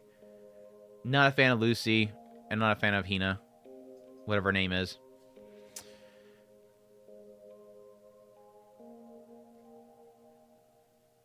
What was that? What did I give you last time? You're like 2/3 good. You're 2/3 solid.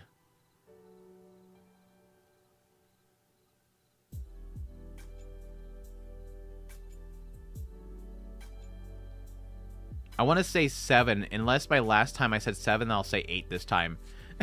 If I said 7 last time, I'll say 8 this time because it's an improvement. What was the other one? You dropped Kurisu? Oh man, chat's gonna be mad at you for dropping Kurisu. That's crazy. Chat, shame them for dropping Kurisu so I don't get shamed for once. Yeah, anybody that says who's Rem gets banned in the chat. What? What the hell is this? Ban? Okay, what the fan art's getting the shame. What the fan art is getting the shame button. Add roll. Shame. You were without the shame title for a while there, what the fan art, but you just got it back. What the fan art just got the shame thing back. The only... Okay, as usual, I adore the female characters that he writes. His main characters are the worst wrote characters ever. This bottom row did nothing wrong. And this guy, gosh dang, scrolling when I zoom in is horrible. This guy, main character. If only this guy was the main character, this show would be so much better. The only guy with logic in his brain. Yeah, you suck with the fan art. Yeah, you spam that Aisha Brat.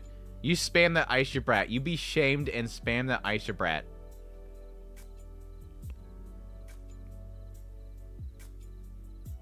Rim is undisputed best girl. That's damn sure. Byaku's so freaking close. And every character he gets into with his stories makes me love him to death. But Ram always kind of stands there as like the OG, OP, best girl. This list is terrible though. This 3x3 is an easy one just because of the franchise it's from. Yeah. But I do adore this girl. This girl right here okay, I've said this before. Cover girl. I get you, author. You love your girl. You take them. You be fun. Have your time. I still, to this point, I think that Mommy needs to get with the main character, make the rest of his life a living hell. This girl go off being an OnlyFans star, whatever the hell she wants to do. This girl find true love somewhere else. Fall in love with this dude right here. You know, just run off with this guy down here. She just run off and be happy with him. This girl, run. This girl's too pure. Run. Of all of them, the one I'm most terrified for is her. She needs to run away from the situation now. That's my ending that I have planned for the series. Is she finds somebody to really love. She runs away. She just goes and bees a rented girlfriend for the rest of her life. Eventually gets paid to get banged. Mommy gets with him, makes his life a living hell. And she just becomes an OnlyFans. There you go. Rent a girlfriend ending right there. I spoiled it. I missed this one. Sorry.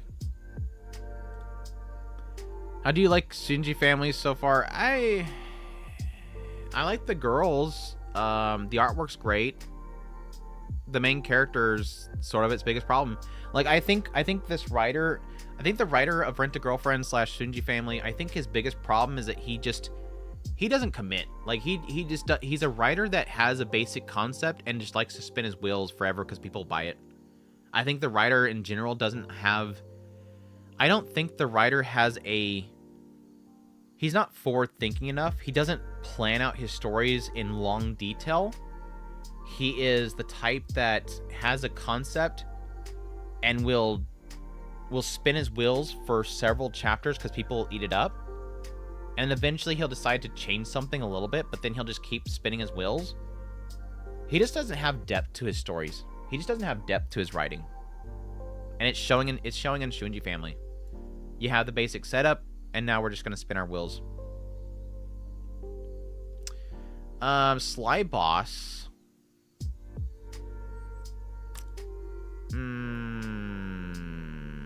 Karu mentioned. A random Karu appears. A random Karu appears out of nowhere. Mikaku City actors? Really? Really? Tsukihime? This you have to tell me this one's a light novel art. I'm guessing this is this Roshidari? Is this Alia? We got I'd probably say Yatsu is like third best girl for me, I'd say.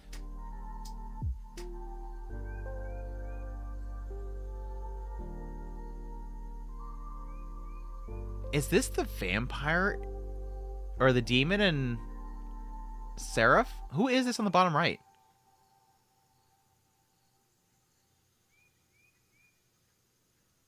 Middle, the character. Oh, this is a visual novel character. Bottom left is Ninim.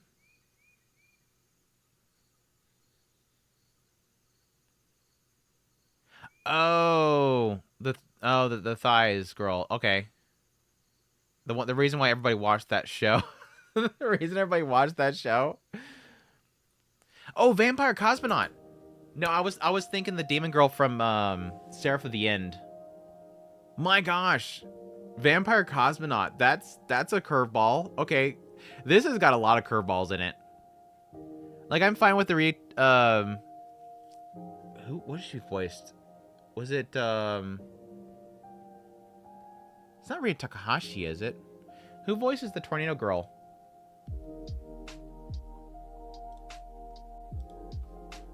One Punch Man.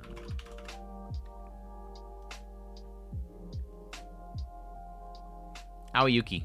I'm dumb. I'm so dumb. I'm so dumb. I knew that. Aoyuki.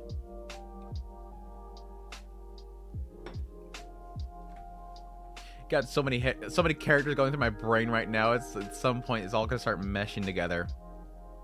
But no, I don't know much about her. I want to see more about her. Seen plenty of damn art for her, but I am looking forward to seeing more of her. Kairo's a curveball though. Mikaku City actors, that's a weird one. I don't remember really anything about her, but I didn't watch but like half of the show because the production of it early on was horrible.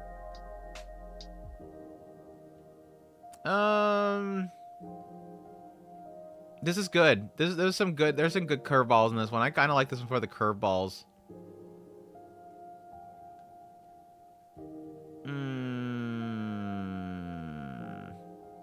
Still at a 7 though. I think he's still at a 7. Oh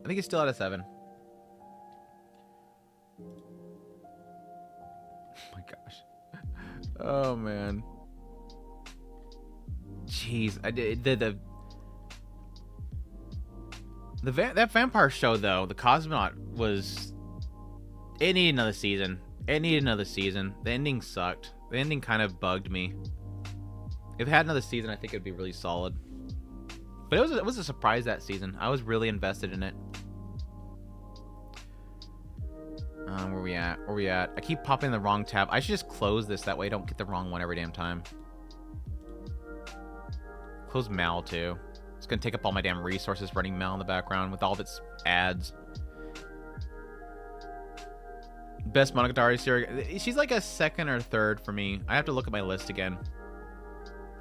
Monogatari characters are very competitive though, so it makes sense. Just read the light novel for it? Or just read it? I got so much that I want to read right now. There's so many more that I need to read before it. What is this list? Niv? What is this list? What is this? What is this? Because I brought up Oscalot earlier, you're like, oh, I can shoe in. Gotta make sure I put Oscalot in there. Best character, Vinland Saga. I'm just gonna drop some Oscalot in here. He'll like this list.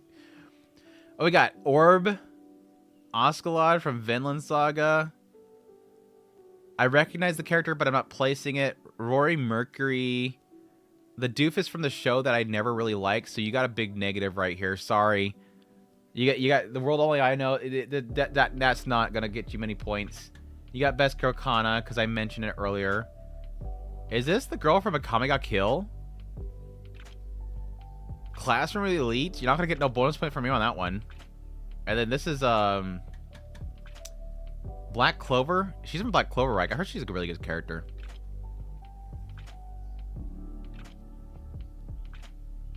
Ayano Koji. Everybody all excited for Ayano Koji. My boy. Yeah.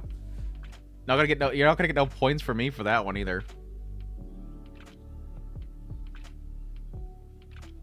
Who's the one on the bottom left? Is it a Akame ga Kill?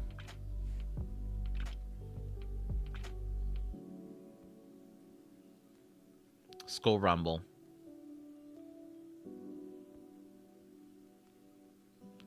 Bottom left is a girl from... That's your forger? I don't even think she looks like that in the manga. Yeah, it's a Akame ga Kill. Okay, yeah. I was like, what? Yeah, I'm pretty sure it's a Akame ga Kill. She's not my favorite character from an Akame ga Kill, so that doesn't work for me either. You got some bonus points for throwing in some God, what the hell was his name? I'm in like dump previous season from brain to move into the next brain category. Who's the orb character? Damn it. He's literally my favorite character of the show too.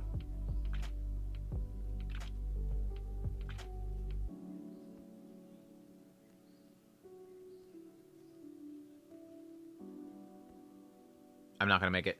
My brain's in overdrive trying to remember his name, and it's making me mad. Orb.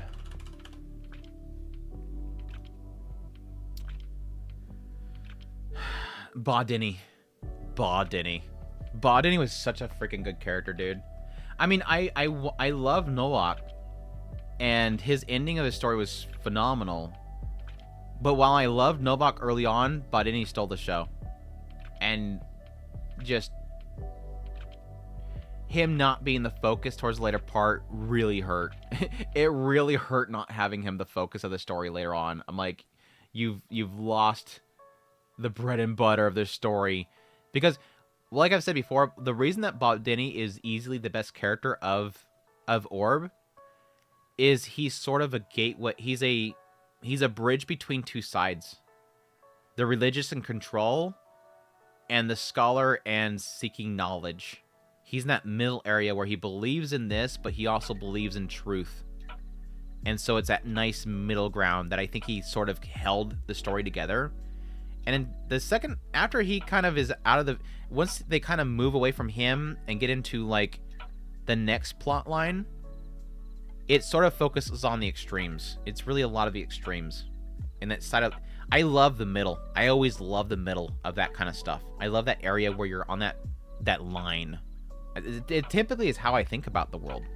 And that's what gets people mad about, like, how I cover things. They want me to be the extremes. Like, whenever there's a story that comes up about Crunchyroll, they want me to hate Crunchyroll, or there's people that just want me to not be critical of Crunchyroll. And it's like, I like to be that middle area where I can acknowledge what they're doing as a business, how it can benefit people, how it can affect people, how it can be negative, but always observing what's possible. Otherwise, if you just focus on demonizing, you're not preparing yourself for what's to come. Anyways, but then he's like that character, that middle area. I love it. Oscalage just so... I wish they did more with his character. I love him. He's what literally sold me on the first season. And I like that they brought him back in the second season. Rory's great. She's a goth Lolita god character that's fantastic. Kana's best girl. It's like just these lower ones right here. This is all about the only stale in the list. I can't follow on these characters. I don't know her. She's okay. He seems interesting, but the show sucks. And I never cared for this show.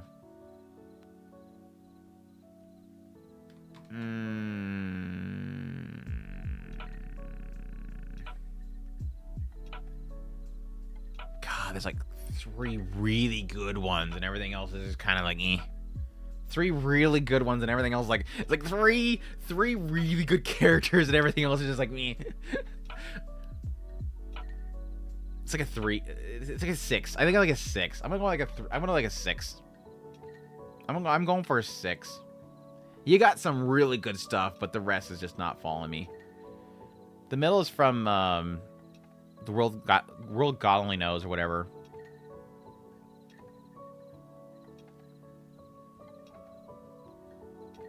Kosho just changes, skips a lot in light novel. Yeah, I got to a point where I'm like, I'm just gonna eventually one day read it, because this show is just not good.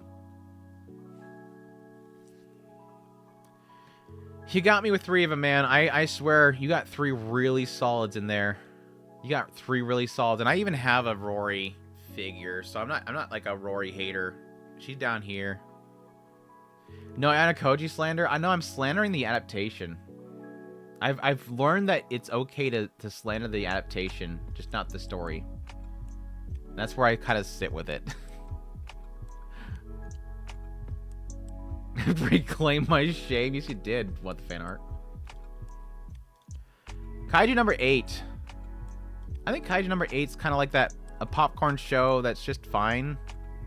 I think it's a solid popcorn show. I'm gonna give it a 6.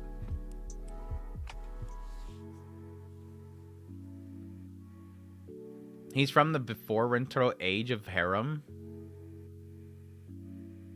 Rory, one of the best gothic lollies for sure. Yeah, she is. Her showing up like with the other one. What was the other one that was called? It was the other demon that was there, whatever. Her showing up at the end there was so super good.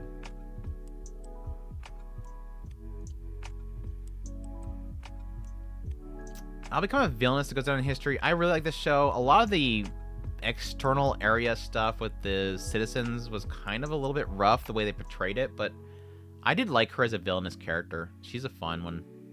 She's not as good as like level 99 Darkness, whatever her name is, but she was pretty good.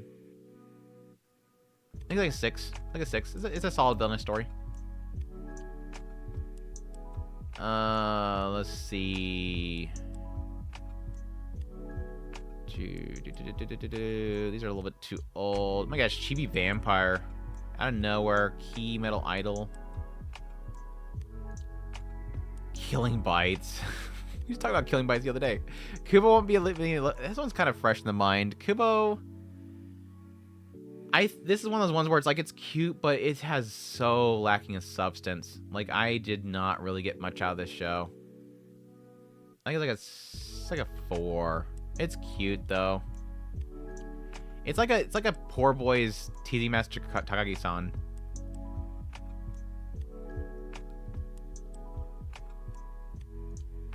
Rate Look Back. I'm surprised I never did. I think I just added to the list and kind of moved on. I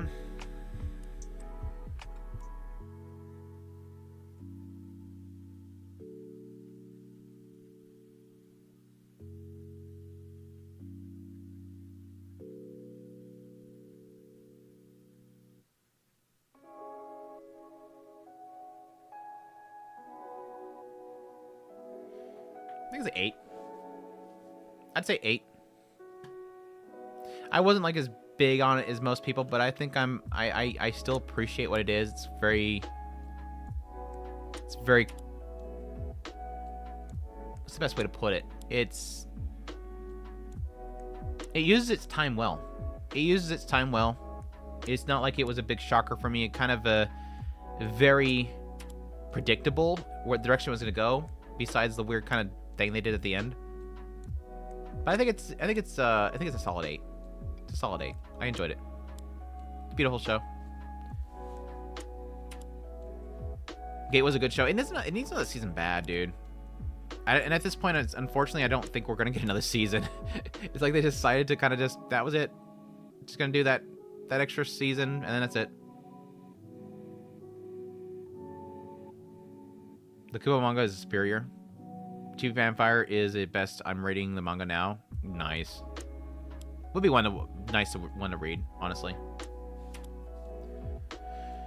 What's next? What's next? Layback Camp Season 3. I don't really want to feel like rating it. I don't really have an opinion. Let This Grieving Soul Retire. Another one that's kind of was like a strong start, but fell off for me. It's like a 4 for me in the end. It's got some good ecchi. I like the characters. Loner Life. Very okay. It's like a 4, decent. 4 or 5. What else recent? My gosh, Love is Indivisible by Twins.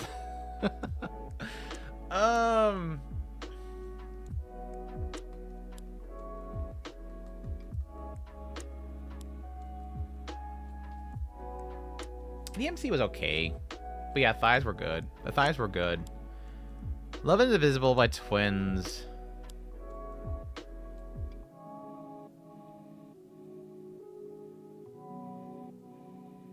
The best way to put Love is Indivisible Twins is it's the most, like...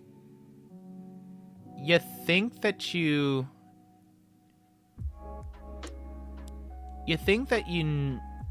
it could easily be concluded one way, but it feels like it's just wanting to drag it out even more so in a different direction.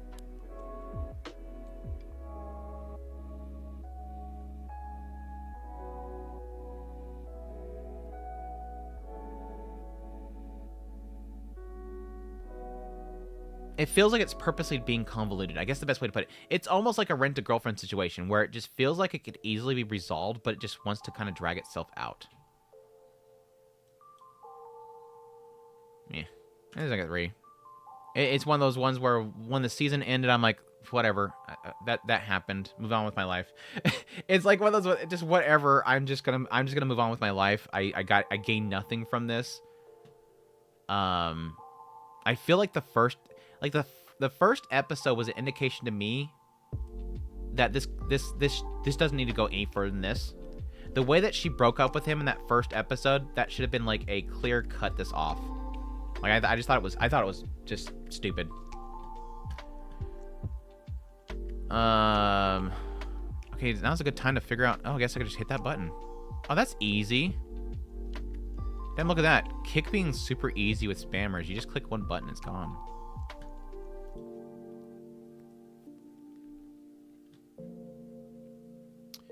All right. Just date the twin. That was my assumptions. Eventually, it's going to turn to just he's with both of them. I mean, the easy answer early on is that he could date both of them because nobody else recognizes that they're... When they indicated that nobody else recognizes them when they dress up like each other, I was like, well, there's your answer right there. Eventually, what will happen in the future is that they'll eventually both be with him, but the public and everybody else will just see him as with one of them. That's how it's going to turn out. Nixie Quill, Friends Are Thieves and Times. This was cute. It's short. It's sweet to the point. I like it. It just makes me want more Lucas Quill, though. That's the only problem that it has.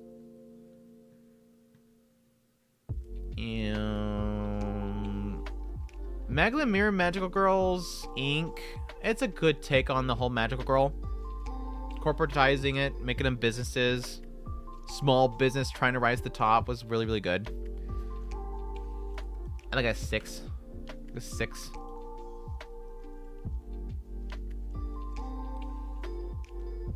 Love Flop? Did I skip Love Flops? I wasn't a big fan of it.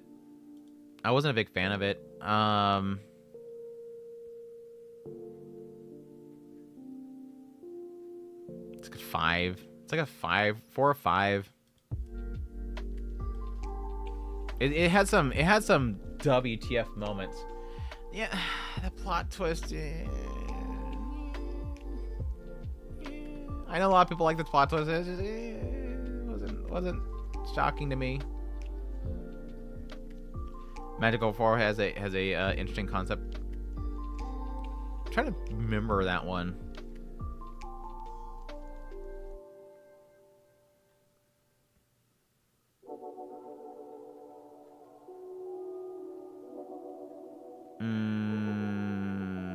This one right here.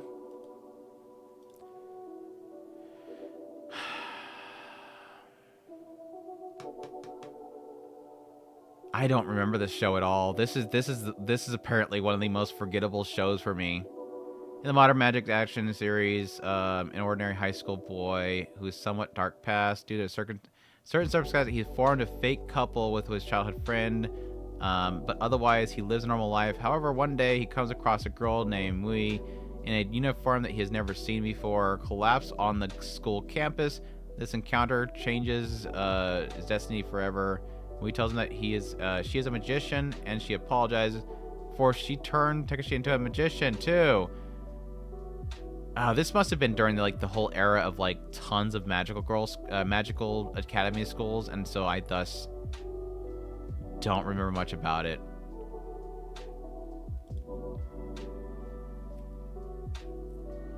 Elf was a big letdown. Are we most passionate anime? Yeah, that was the big hope, because I think that was an original, right? The hope was that they would pull something off with it. Magical shopping cart, Kate Akinabashi. Why is this not already up to score? Let's put it at 10 to stick it up there.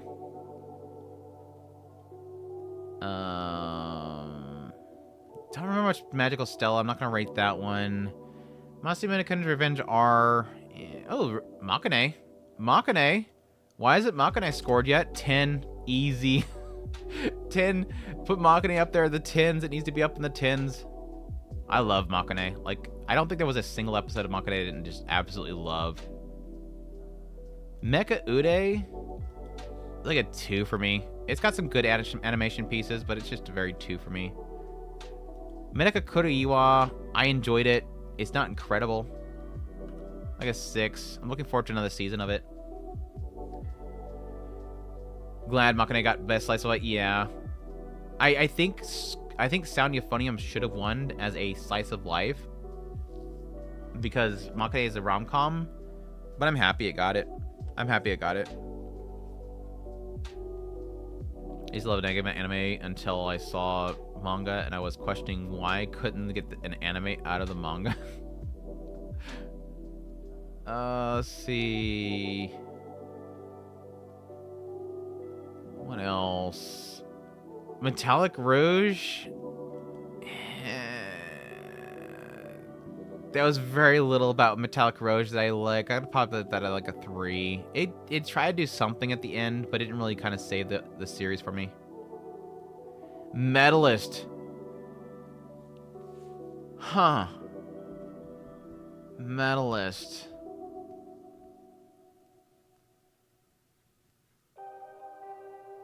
Is it a 10?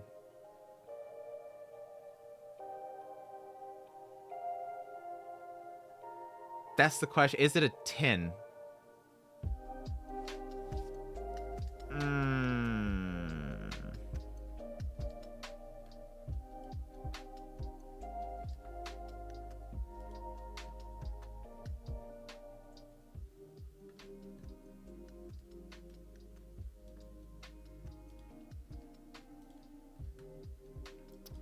I'm 9. I'm 9. It's definitely not a 10. I'm not gonna give it a 10. I'm not gonna give it a 10. I think 9. I think 9. I really love Anilist. Like every episode of that show. And it's one of those ones that just keeps getting good and more better. Like it just keeps getting better. I think a 9. I love Medalist. I cannot wait for the next season of it. I hope they keep the caliber they've done already. All these Gundams I never ranked. All these Gundams. Moonphase. Moonrise. Oh, damn. Moonrise is yeah, it's like a 5 or a 6. It's in that middle area for me. I'm not gonna oversell people on it. It takes too long to get good. Moonrise takes way too long to get good. Damn it, I just closed that back out. Come back. Come back.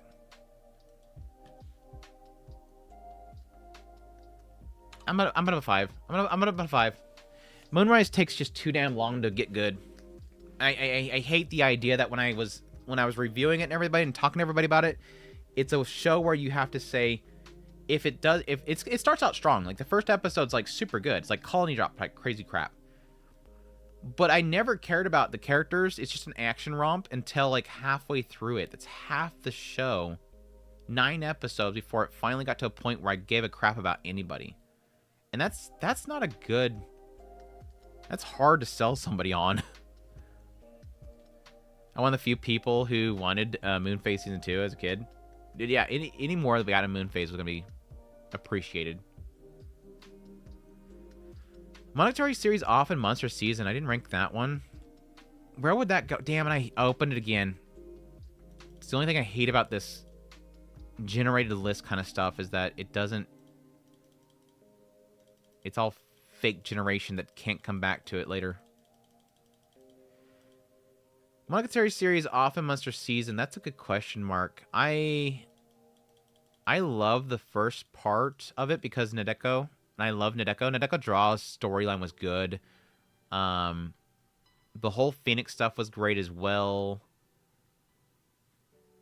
The Shinobu stuff, I liked the backstory stuff, but I didn't like a lot of the current time detective stuff.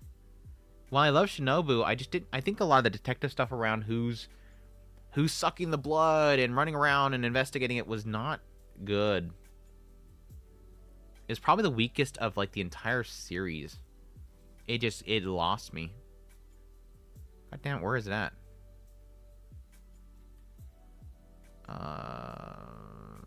It's M's.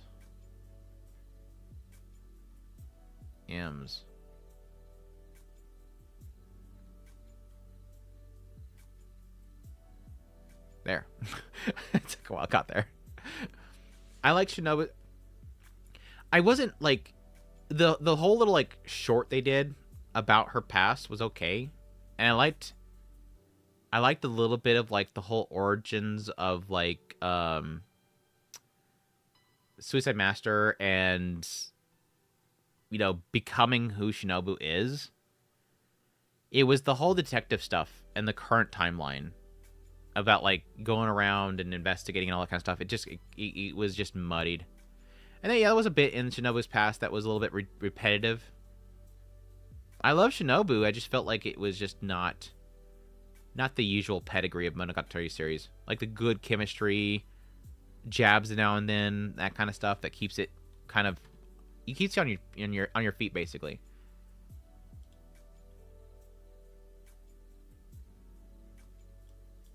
Still good stuff, though. I don't want my criticism to over muddy the rest of it. That's really, really good. But it's definitely not to the pedigree of a lot of the other ones that are like a 10 out of 10 type of show. I'm thinking I'm gonna put like a 9 still, though. Like Nadeko's alone, that whole bit was super good. Like, oh my gosh, dude. The conclusion of Nadeko Draw is like one of the best moments of the entire series. Such a good moment. Anyways.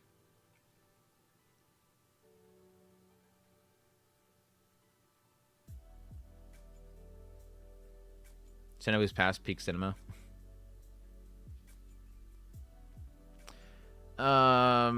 Wife has no emotions. You want me to rank that one? You really want? Yeah, I'm gonna rank it anyways. It's like a 5.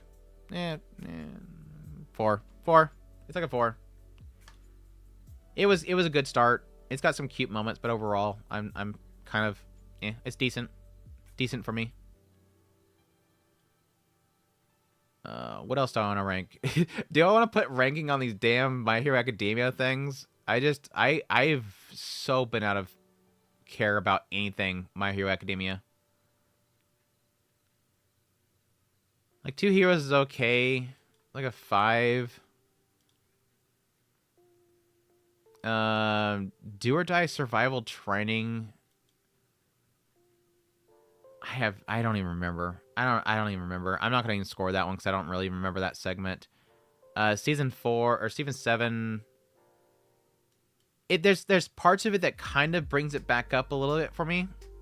Like My Hero Academia is kind of breaking it up for me a little bit with season 7, but it's so muddied by just I don't care about the main guy and the main villain. Like, I am so sick of this all, like, but they were crying thing. Like, most of My Hero Academia has become, but the villain cried. But the villain cried. But the villain cried. But the villain cried. I think I'm 5. 5. 5. Oh my gosh. Instant death ability. Instant death ability. Would you recommend My Hime that is near your pointer? I liked My Hime back in the day. I did like My Hime back in the day. I was not a fan of My Otome. I was a massive fan of My Hime. It had a good twist in it at some point. I wasn't a fan of My Otome because I went into My Otome with like a lot of hype from My Hime, and it didn't live up to the hype. It's like watching Soul Eater and then Soul Eater not comes out. That's really the same thing as My Hime and then My Otome comes out. Like you think it's the same thing. You're like, oh my gosh, I remember that burger. It was a really good burger. And then you go see this other one and it's not a burger.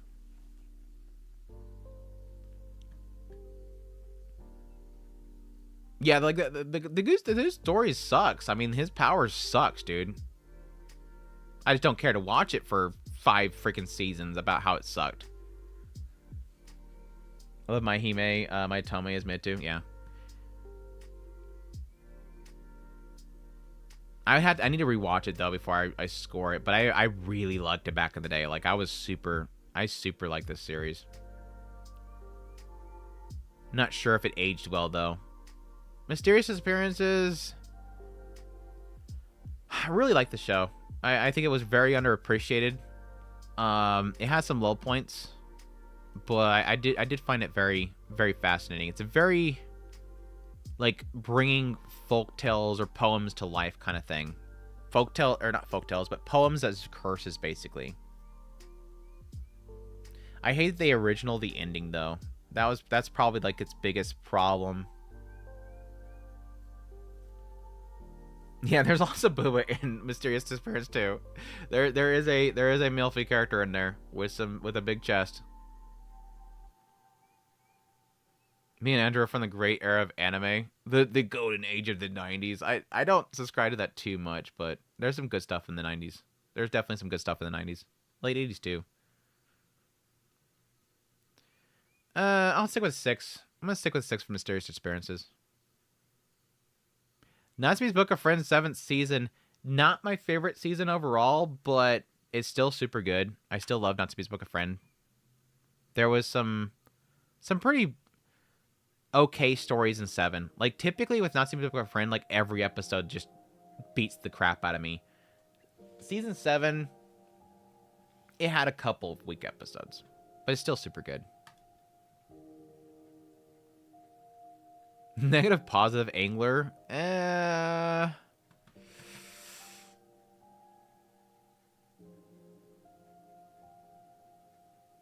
It's a good show. I think it's like a solid 5. It's a good show. A really good slice of life if you're looking for a solid slice of life. Nier Automata season core 2. Super good. Super good show. My gosh.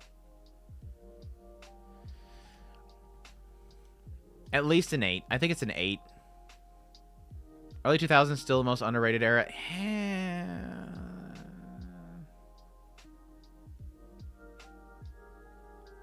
Like 2000 to 2010. I think there's a lot of fluff there too. Like there's a lot of bad stuff in there too. I think the problem with 2000 2010 is it's not a returnable era because they just started getting that digipaint crap. And so a lot of that stuff just didn't age well. That's like its biggest problem of the 2000s.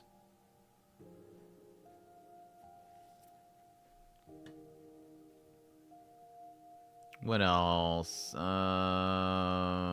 Longer Allowed in Another World, really good. I think it's like a solid 7. I really enjoyed it. Definitely another underrated show that season. No Longer Allowed in Another World is kind of funny. He keeps trying to die and ends up helping people every time. Yeah. I mean, I'm more happy that didn't become such a focus. I know it's a funny part of it, but I'm glad that didn't become too much of a focus because I felt like that could get old very quickly. Orb. I never rated Orb. Speaking of Bodini. Orb.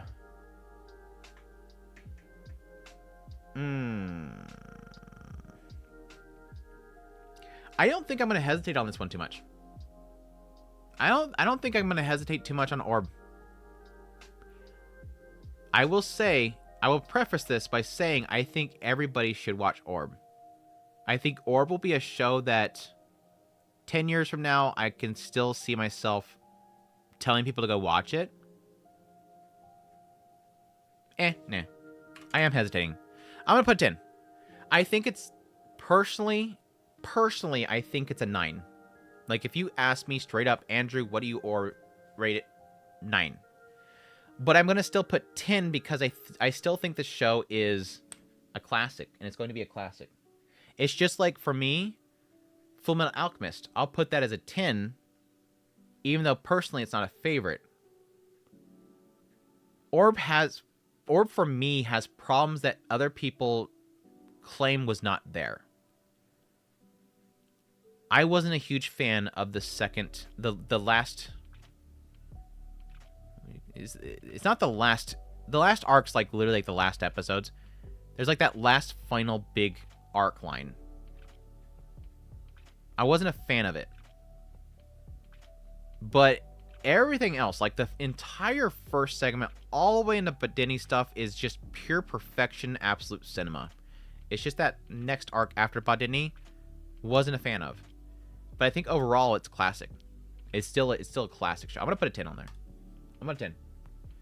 I think in the future, like I said, I'm gonna it's gonna be one of those shows where we look back in the future and say, oh yeah, if you watched Orb yet, you watch that. When 10 years from now, when people are going, hey man, give me your 10 shows to watch, on my VR headset that's attached to my brain, we'll be like, yeah, I would watch Orb. Dive into the world of Orb storytelling, and they'll just dive into Orb and watch it. Anyways, Oshinoko season 2. I felt like the whole stage play stuff was so drug out, and they shouldn't have padded that as much as they did. But I still love it to death. Kana's story was fantastic. Akane's attachment to Kana was fantastic. That last arc was just, damn it, I want more. I'm 9. I love Oshinoko. I'm a 9. Let's go. But everyone says in the manga, yeah, don't worry about the stupid ending in the manga. I don't think. Let's see here. Let's do this again. I think we did this a while back.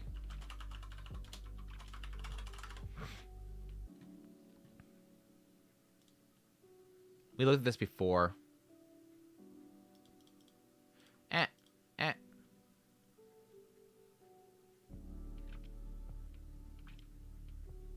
Oh, I can't look at it really anymore because it's been so long. It's been so long. I'll just say, to ease your mind a little bit, and I could be completely wrong here. I completely acknowledge this. I haven't looked at it myself. I don't know. But Desmond, keep in mind, back when that whole controversy happened over the ending, I looked at the stats on Mal, and everybody was positive. So I don't know that that's necessarily, like, widespread. I think people just wanted it to end one way, and it didn't end that way, and they got mad. So I don't know. We'll see. We'll see when it comes around to that part. I might hate it. I might hate the ending too, but we'll see. I'm not too worried about it. I'm enjoying the show as it is. If they adapt the ending and I hate it, then it is what it is. It's not. I think with Oshinoko so far, I'm loving every single story arc they're getting into, and I'm not too worried about how it ends. Is the thing.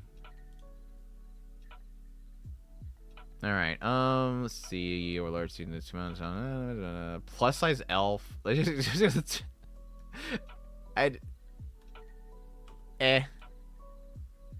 Don't care for plus size elf. They just the show looked bad. The jokes got repetitive towards the later part. Poco's Udon, no, I don't remember much about that show. Obviously, the world's greatest alchemist of all time. It's very meh. Very meh. Very meh show. OP character that's got all the waifus.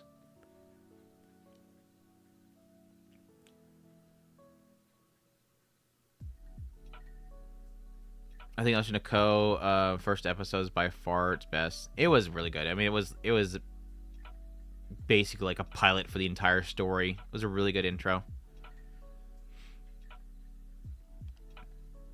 I really hope they'd at least leave the controversial scenes out of the anime adaptation and we'll do the anime original ending. And we'll see. We'll see.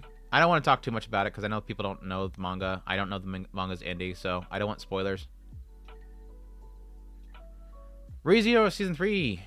Yeah.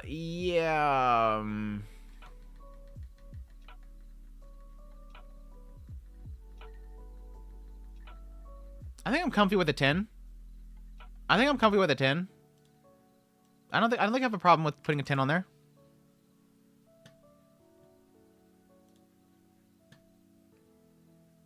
Thanks for not spoiling. Yeah, I don't know the ending, so I'm literally not spoiling it because I don't know it. And I just know how people write not to read their comments. And so I'm just saying I'm not going to read anymore because it feels like people are implying things.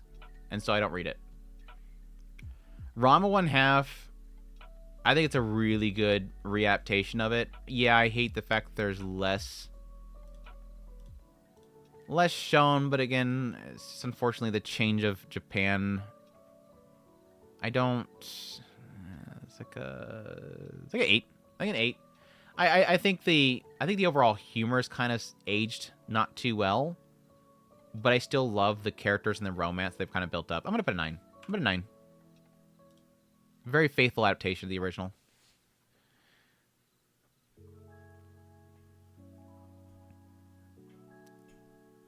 Hello, what's good? Hello. Welcome to the stream. Easy 10, ReZero 10, 10. Yeah. I think overall it's a really solid season. Like, absolutely solid season of ReZero. Great reveals at the same time, still kind of invoking a lot of intrigue as to what's to come. Animation and the actual visual quality of the show was absolutely amazing. Exactly what all the Mushoku Tensei fans want. Keep the quality just up there. Oh my gosh, I never rated Saikano another. I'm sorry. This show's so freaking tragic. Sacrificial Princess. That's pretty fresh in the mind.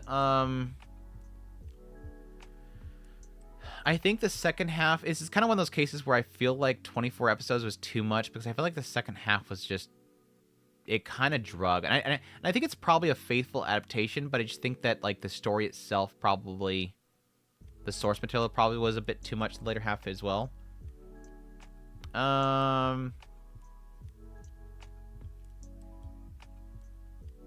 6. 6 or 7. I think 6.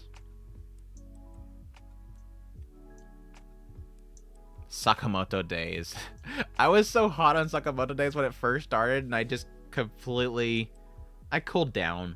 I cooled down when it comes to Sakamoto Days, and I'm like not even hyped for part 2.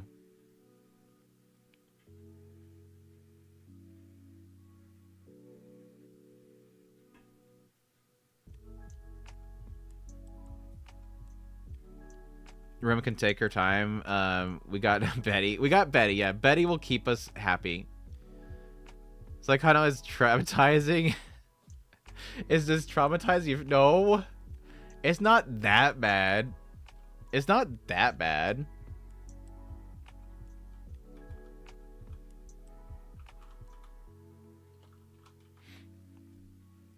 It's like a tragic soldier kind of story. It's a tragic soldier story. Is really what it is. Anyway, Sakamoto Days, I'm gonna probably put like a 5.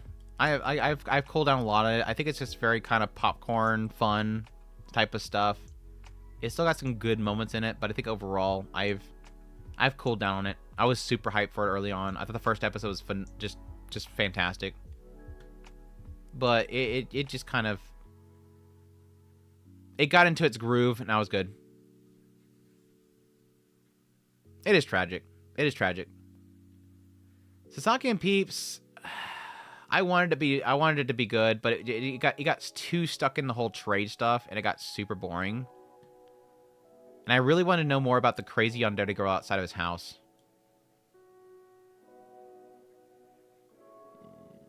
Three. I think 3. Sasaki and Peeps, probably 3. I do like Sasaki and Peep whenever it comes to like the whole like hunting down psychics and stuff. I think that stuff was cool. What other ones? Yeah. Shangri-La Frontier. Shangri-La Frontier's got some good Sakuga. Like some good animation Sakuga, but I unfortunately find it boring. Like early on, I was pretty hype on it because it felt like a Sword Art Online that wasn't trying to take itself seriously. Just go in the game and just destroy stuff. Have fun. Just log in, beat up stuff, log out. But I got bored.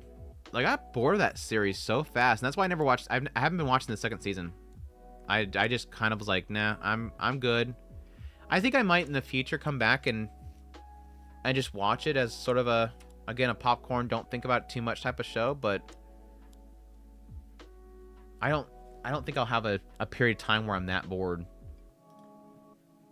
It's fun. I'll go 6. Shugochara, dude. Shugochara was my thing, dude. There was people that were like Sailor Moon fans. There was I'm a massive Card Sakura fan. I think Card Sakura is still above Shugochara for me. But I love Shugochara. Like, I just think the style of it's super good. Super good.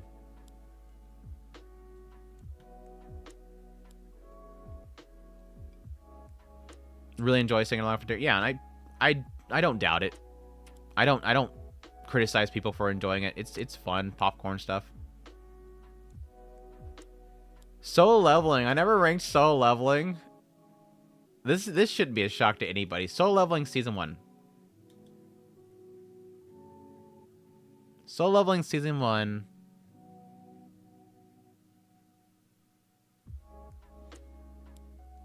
Four.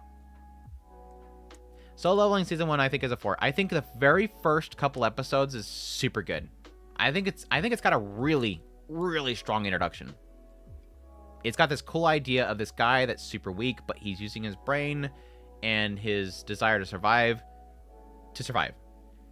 And then it all goes downhill from there. But beyond that, it's just kind of grinding and back and forth, basic animation, and really good animation set pieces whenever he fights big things. Season 2, I really, really, really, really like. I really, really like. I really, really like. I really, really like Season 2. I think Season 2, ever since that point that elf monster dude talks, you got my attention. Like, suddenly, out of nowhere, we're going to do something besides just look really pretty. And I think ever since then, it was a really good show. Not an incredible show. It's not an incredible show. Yeah, a 4 out of 10 show for me. Robbing a 10 out of 10 show for me, Apothecary Diaries, sucks. 10 out of 10 first show for me, Fair Beyond Journey's Ends, sucks. And I wouldn't even say Season 2 is better than those shows. Even though I think Season 2 is more like a... I think Season 2 is more like a 7. I think Season 2 is a 7. Animation-wise, 10 out of 10. Show looks phenomenal. Music's phenomenal.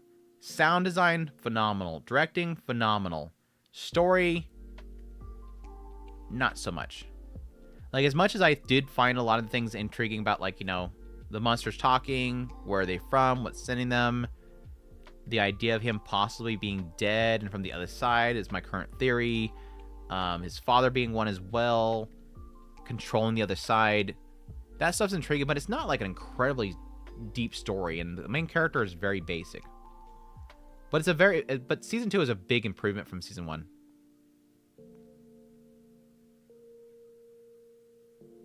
I love Sailor the Moon, but Sugar Chara was fun watch for me as a kid. Like Mermaid Melody, yeah. Like I said, I was a big fan of Sugar Chara.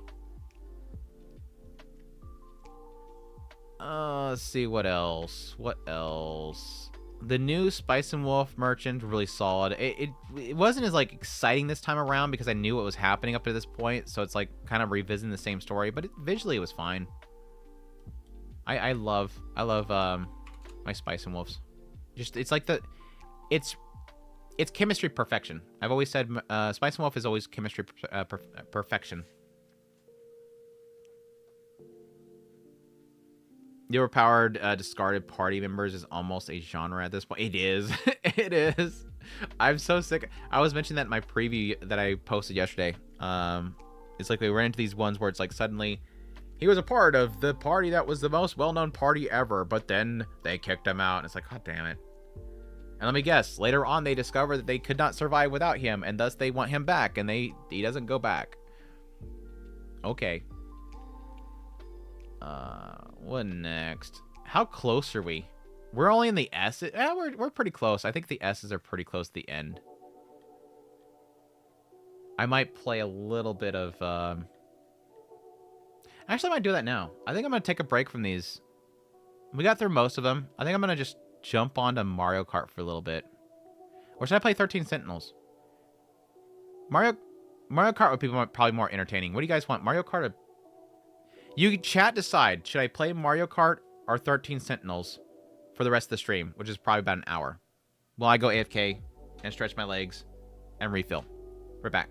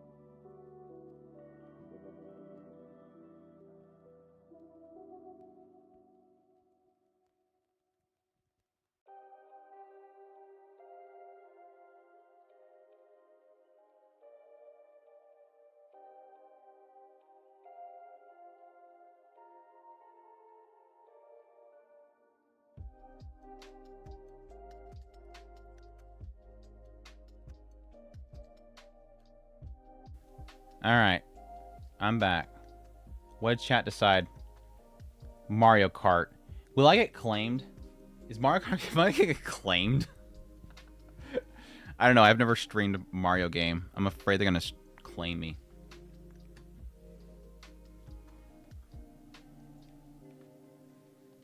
I don't have it on Ethernet though, so I can't play online. That's the only problem. Is my remote? My controller even on? Did my controller die? There it goes. Okay. I don't know how to play Mario Kart. Yeah, who is it? Just say because they want to. How many figures on the shelf do y'all recognize? Good question. That would be a good question. Let me see. Let me turn this off. I need to bring everything over here because I gotta use a screen for my game. Switch over to here. Bring this up.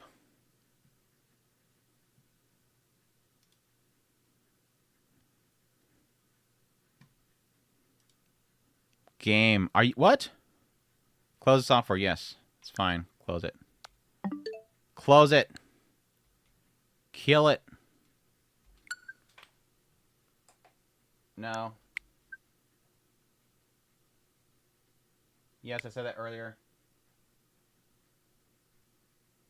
Yes, it's fine.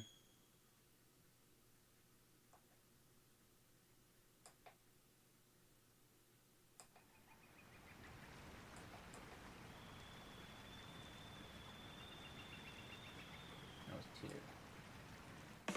two.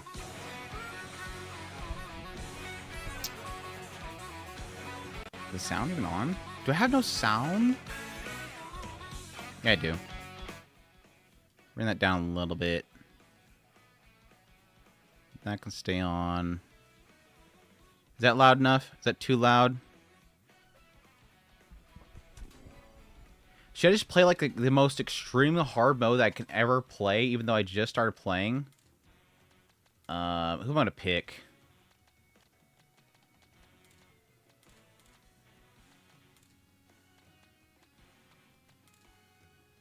Let's do Lolly Rosalina. We're doing a Lolly Lozarina.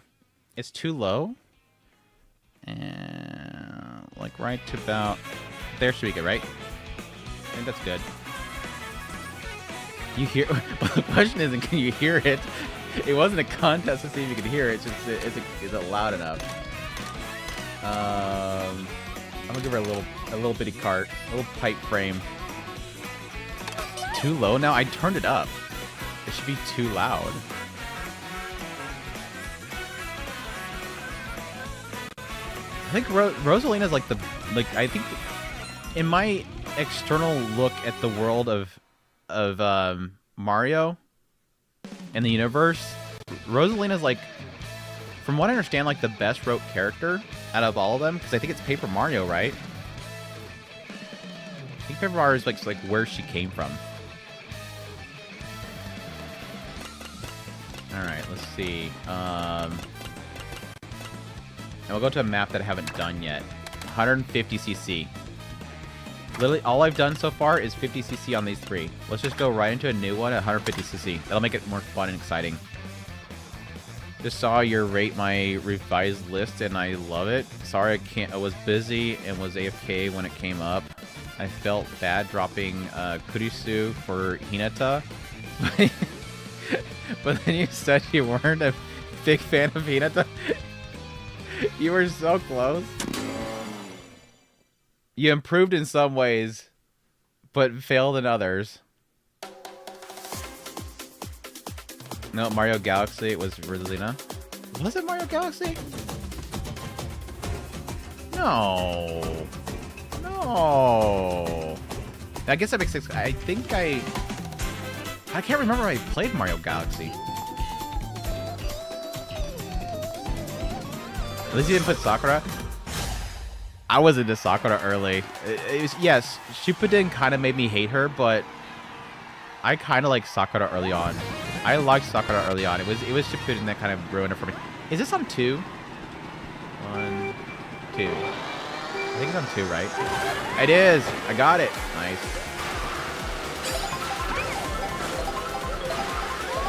Gosh. We're winning, boys. We're winning. God, this is a quick map. Holy crap. It's like the shortest map I've seen in this game yet. It's gonna end in like literally 2 seconds. I should not use that right there. I should have kept that.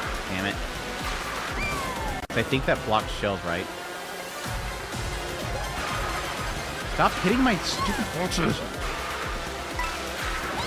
I missed the ramp. No! No, I missed the ramp too.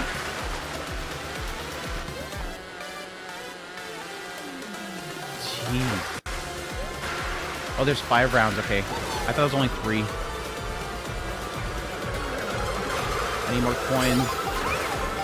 Get the coins.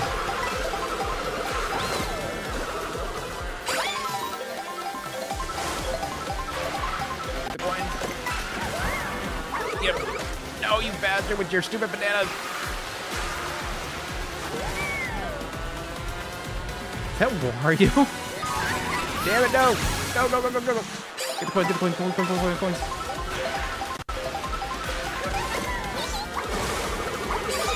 Oh, that was so close, bastard. No, it was so close. Yes! Eat it. I don't want to be number 1 because there's going to be a blue shell at the very end, so I had to just hang out. No, it was it! Damn it! Hey, second place, pretty damn good. Pretty damn good for second place. Damn, I love Sakura too. Yeah, she was good in the first season. I mean, she had a really good point in Shippuden. She just kind of gets annoying towards the later part. She just gets a little annoying in the later part. The little confession thing was a little annoying. Riding her stationary bike while I watched this? Perfect. Perfect. Damn, 150cc, those matches go by so fast. Should I move where I'm at? I'm in a good spot, right? Go. No, I missed it.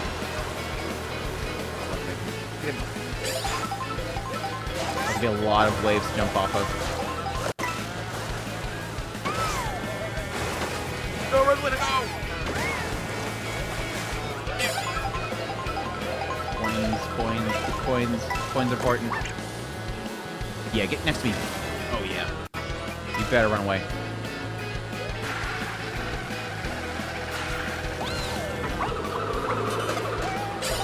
Nice. Wait, where's first place? Why don't I see... Where's first place at? Coins, coins, coins. Oh, I jumped over the boxes! Andrew, don't jump over the boxes. You need the boxes. Damn it. I'm in first place. Not good. Not good. This game has a bad habit of like the last second to last round blue shell every time. Why is an elephant in the road? Coins. Keep the shell for shield. Why is there zebras? Why the hell are there zebras? I should have shot them. Okay, that's fine. I got it. I got it. Got it. Got it. Got it. Got it. No. Okay, that's good. I think that's a gold one. It's fine.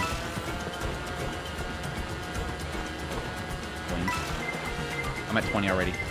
There's the blue shell. At least it's not the very end. That's good. Go, go, go, go, go. Go, go, go, go, go.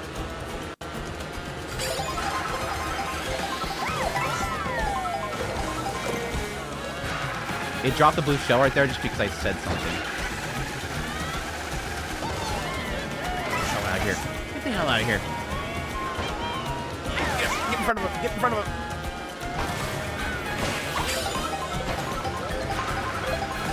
too much. Okay, good.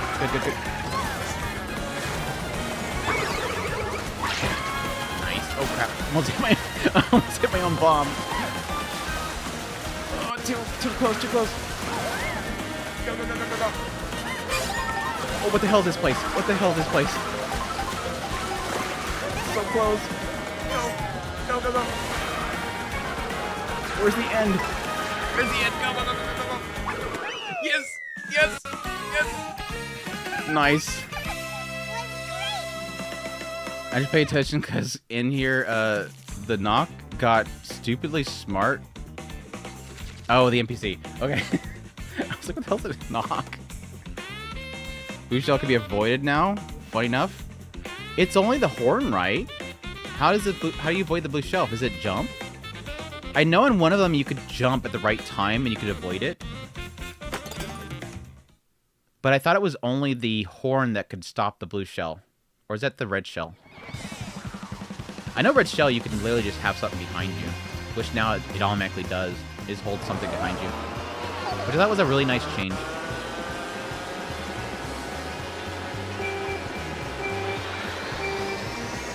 There, we're gonna lose, nice. It's like towards the later part of the second drop. So my box was gonna be mad. Draft. I need coins. Don't get the coins. Don't get the coin. Don't get the coins.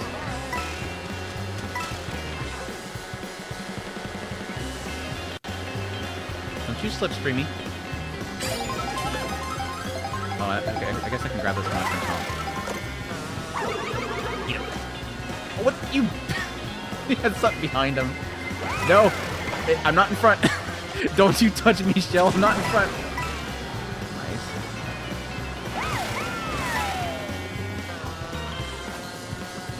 Just go up the side. Going to the side would probably be a lot more safer than going in the middle.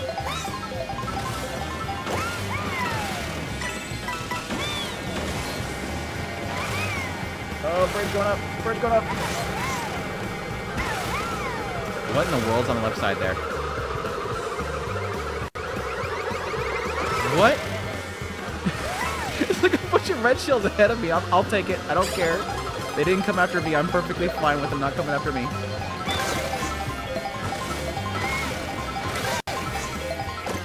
Nice. Oh, this is just like a straight shot, isn't it? I should take that ramp.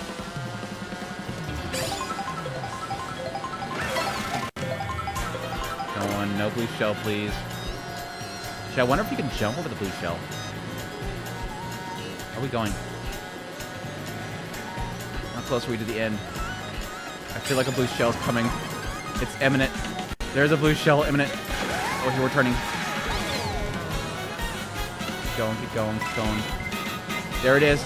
Ready? Eat it. No, it didn't work. Didn't work. Where are we going? Left? Going left. I mean, my right, rather. Go. Let's go. Oh, I can get on the ramp. Go. No more blue shells. Okay, it's a red shell. I can deal with that. I can deal with that.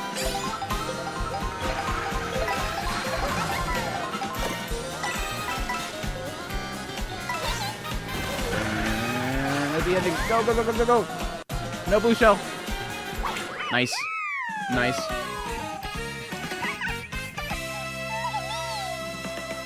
Feeding babies fast. Rosalinda getting fast food.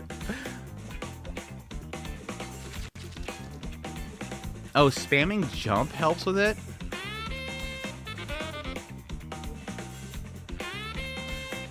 Yeah, I've heard the, there's like a mode where it's like a...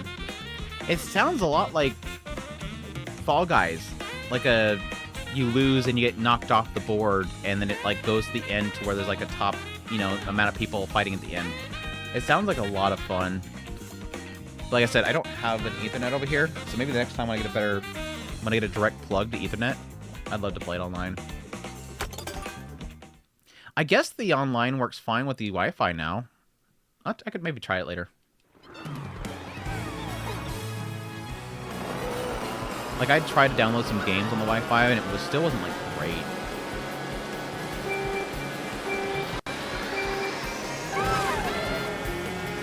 I was super happy to hear that they put a damn Ethernet port in the dock. Don't get it. No, damn it.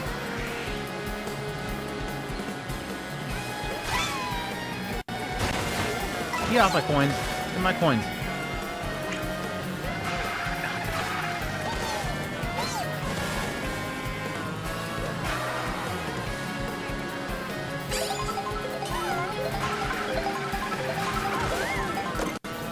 Oh, wow. Triple reds.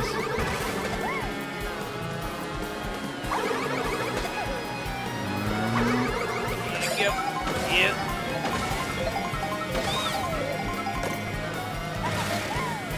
What? Fireball? I've never had a fireball before. Not sure what it does. Hey, Truck. Truck-kun's trying to isekai Rosalina. Watch out for Truck-kun. No! Okay, I guess I'm not going to find out what the fireball does. The game just said, no, Andrew, you're not going to see what the fireball does. I'm assuming it just bounces forward. Alright, pull into the horn. As long as nobody zaps me. Stupid Koopa. Damn it!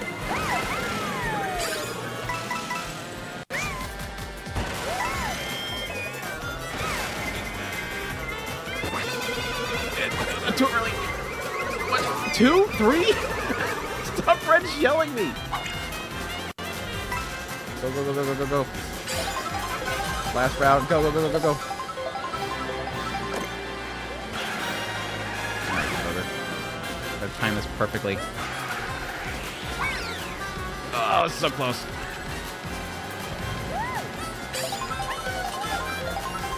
Come on. Come on. I need more coins bad. Eat it. No, I ran into the friggin' explosion.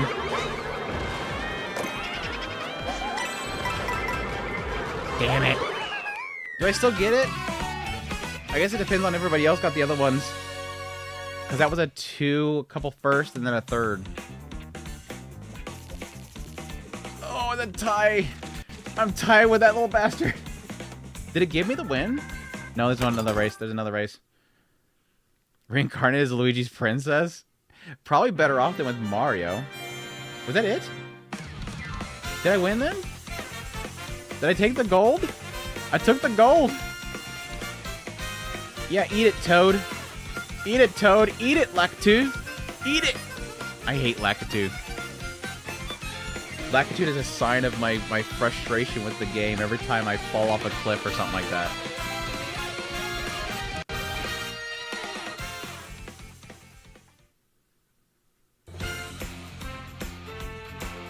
Nice. Still got the gold. Took it from Lakitu. And then it gives me a Lakitu. I think I already have Lakitu, though. Like, for some reason, when you beat the levels, it gives you them. Theory, she's Luigi's daughter? Let's try the multiplayer. Online play 1. Does it use voice chat at all? Are you able to turn off voice chat?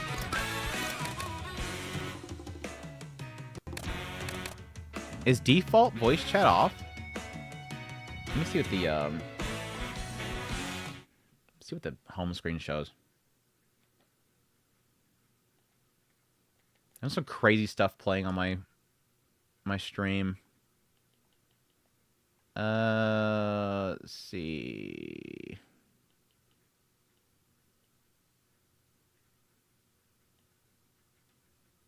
Is there anything for defaults for online in the settings?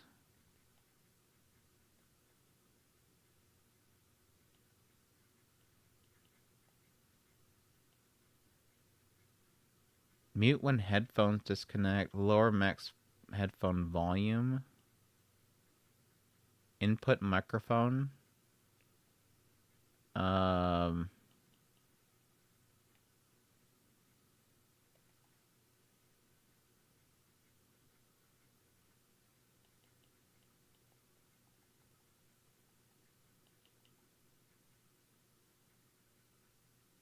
I have no idea.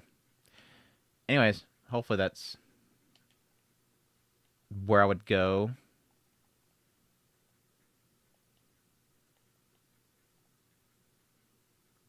My internet's showing...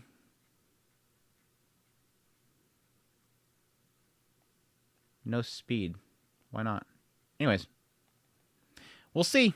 We're about to find out. I know I'm going to have to update it, haven't I? System update. Damn it. I have to do the update before it's going to let me do that, isn't it? Hope it's a quick update.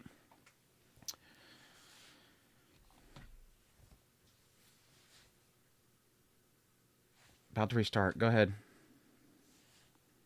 Theory said she's Luigi's daughter. Rosalina is? Isn't Luigi with Rosalina?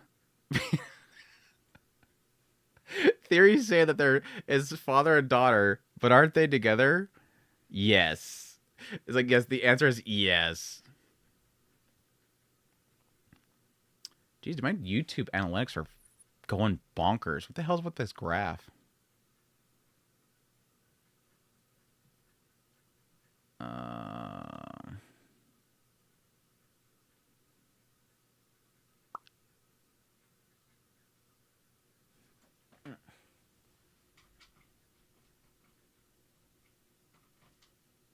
Wait.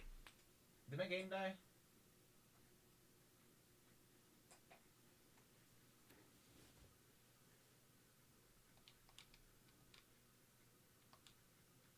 All right.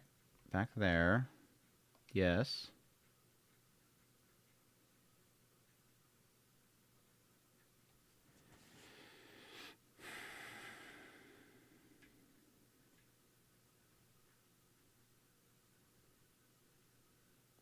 Luigi and Daisy. That'd make more sense because didn't Daisy come before Rosalina? Like I said, I thought Rosalina was like some Paper Mario character, but I'm not smart on Mario Universe stuff. Okay. Was the Knockout Tour? I think is what it was. I think it's the Knockout Tour that everybody's like super big on. Lakitu! After I've grown to hate you... Alright, where's my, yeah.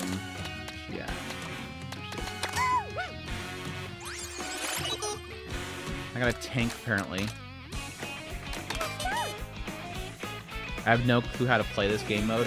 We're about to find out. The race will start soon. Finding players. What? Where's everybody else, though? Oh, this is just like a... This is like a lobby. I didn't realize it was like a lobby or something. Okay.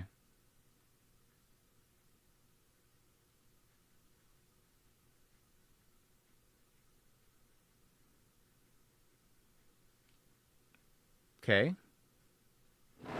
There we go. Alright, we're going. We're going.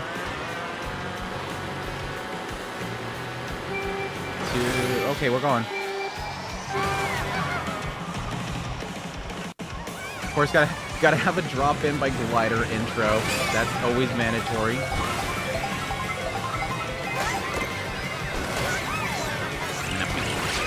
See behind me.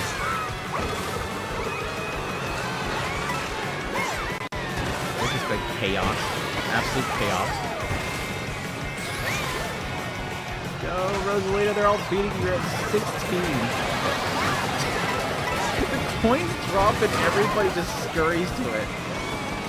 Everybody thinks the same exact thing.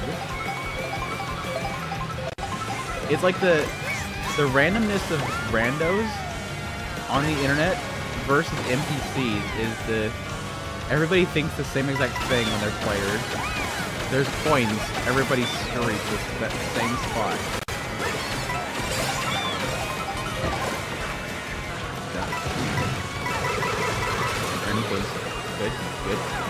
Good. Damn it.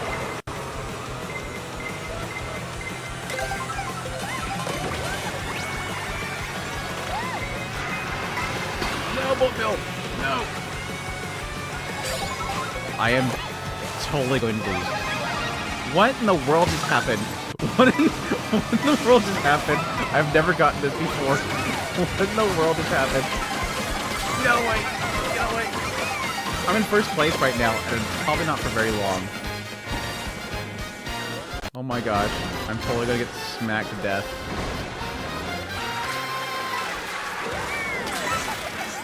Oh damn, that was close. Go, go, go, go, go.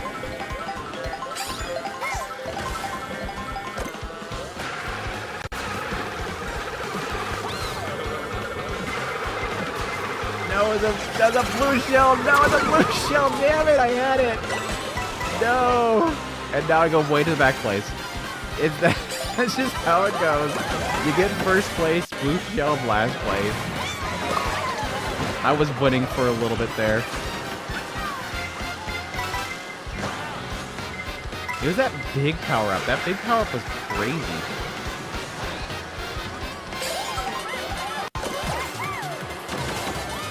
Damn, I shouldn't double that. Wasted some of those mushrooms. No bullet. Damn it.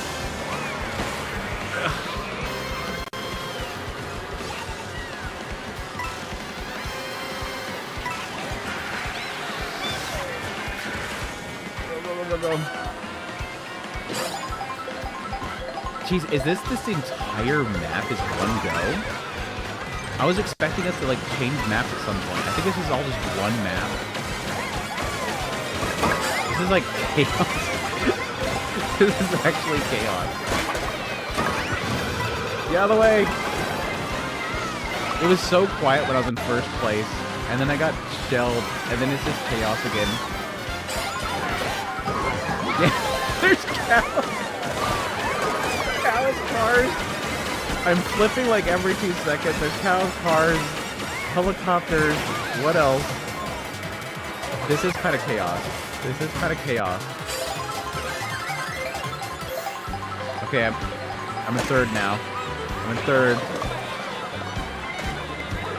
Take that, Daisy. Oh, so close. I like how Wario just ate that shell and it didn't even bother him. Go get the... Yeah, Wario.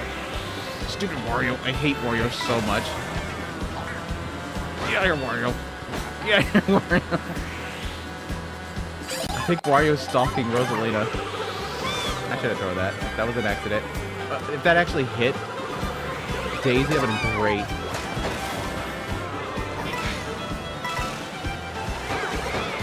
3 more coins. Max out my speed.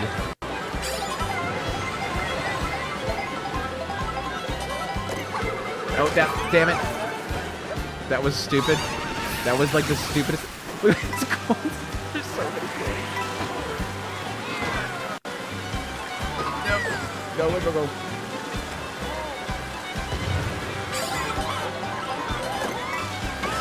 Go, go, go.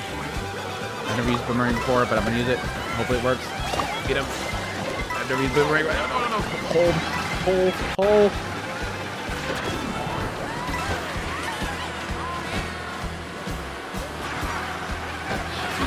I'm thinking it's supposed to be telling where you're at with each map, and I think that's going to tally who wins the end. So it's not necessarily you have to be first place at the end, question mark? That's 12. Is that 12 more... 12 more lanes? Jeez. I think it's... Stop hitting... Stop shooting! I'm down! Stop beating me to death! I'm down! I think it just means that we have like 12 more rows to go?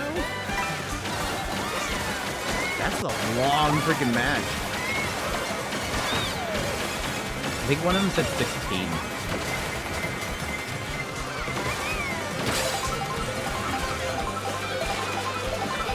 I'm in first place again. That's not good. Somebody thank you. Take first place from me. I don't want to be first place. I don't want to be killed by blue shells.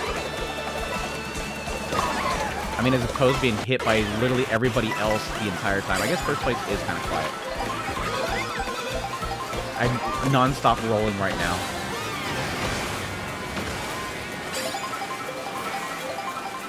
Get out of the way. Get out of the way. No, stop. Stop rolling. Go, go, go, go, go.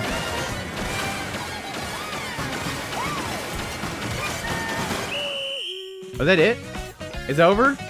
Holy crap. Jeez, dude. Okay, that's fun. That's kind of fun. Where am I going?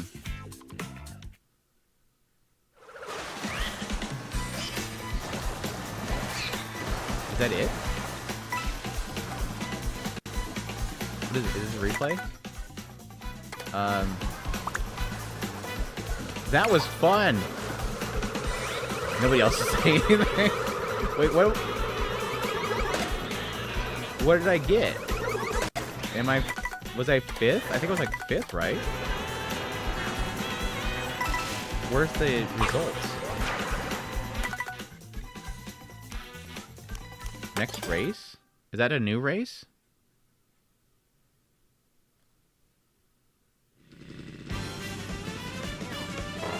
No, this is a different race. What was the results? What was the, what was the result? I seen who was first place. Who won? I think it was like 5th. At the top it said, I think it said it was 5th. I don't know. Oh, it's elimination after each lap? That was a lap? That was a hell long lap. Yeah, that was my understanding, is that like every single one of them, like the lowest ones get knocked out, kind of like Fall Guys, and then whoever's alive at the end wins. So I guess I made it. I didn't make it to the end? I don't know. Whatever. Anyways. That was cool. Very, very chaotic. Very chaotic. Anyways. That was fun. That was fun. I'll try that again. Again, like I said, get a better connection. Can I put you to sleep? Put you to sleep. No, no, no, no, no, no, no, no, no, no, no, no, no, online. No online. Sleep mode. Slept mode. That was fun. That was fun. Anyways, I'm gonna probably call it there. It was a fun stream. Got on a little bit earlier than usual, which was nice. But, did anybody post any 9-9s? 3-3s? Doodle Game did. Let's check Doodle Games real quick before we stop. Well, Doodle Game will be the last person we talk about. Is that the screen? No, I think it's over here.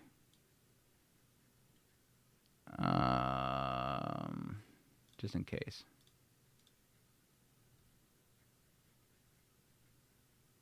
Browser. There it is. This is Doodle Games. Doodle Games.